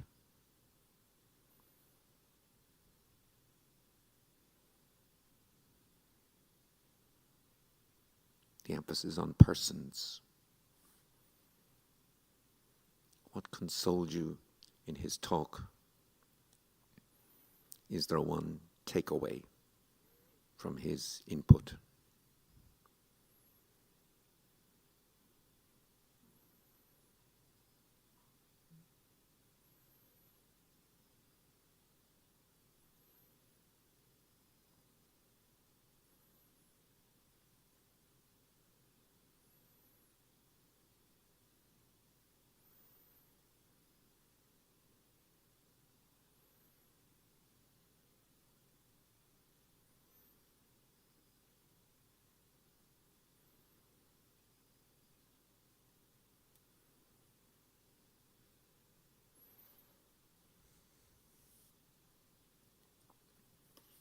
We moved on to hear from Christina. The essential dispositions.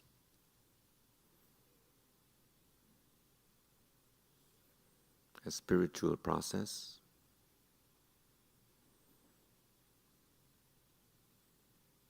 Always connecting to God. God first.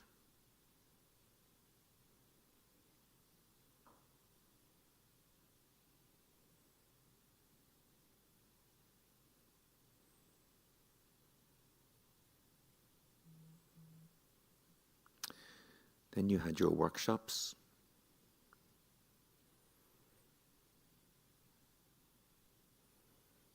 Try and identify a takeaway from Christina and from the workshop.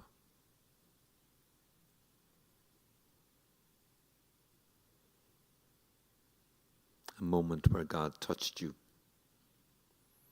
Where God is maybe saying, don't forget this.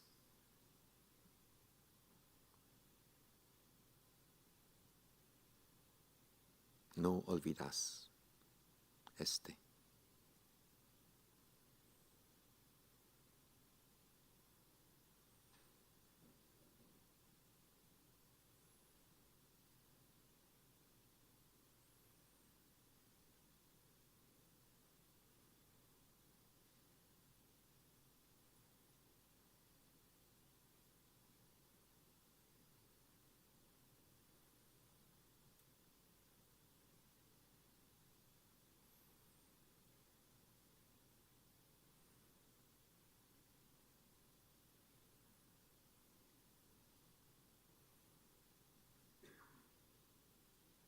Jesus is writing this page of history today with you What's he saying?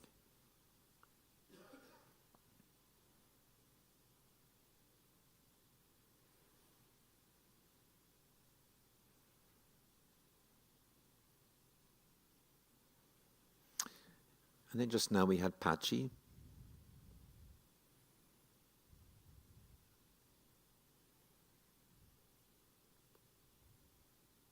One of the phrases that struck me was, an apostolic plan discovers the potential synergies that need to emerge. Was there a phrase, an idea, a soundbite that stopped you,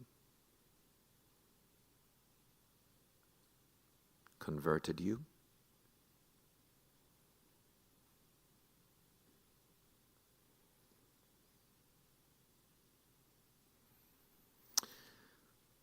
And so we end this little examen, giving thanks for each other, for the day.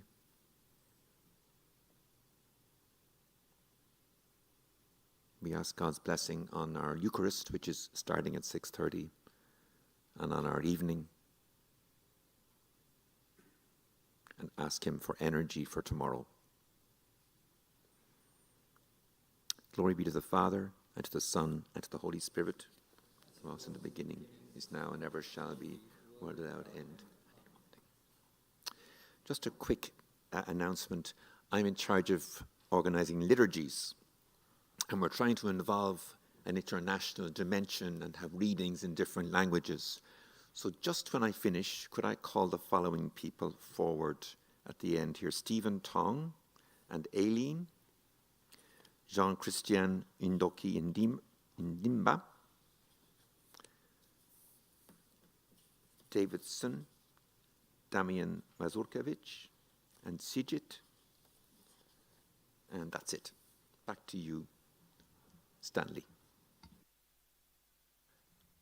Right. Before we go, we always remind about tomorrow. So tomorrow we begin sharp at 8:45. There is no need to register again. So we will meet in the aula at 8:45 for our prayer and review before we begin the session. And this evening, the Eucharist will begin at 6:30 in the evening. The easiest way, for those who are not living in the Kuria, the easiest way for us to get to the Kuria Chapel is to go down the red ramp and go into the Kuria from the main door.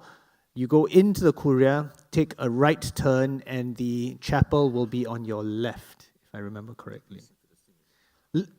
Listen for the singing, John says. And so that is all. We will all meet each other at 6:30 p.m. Thank you very much.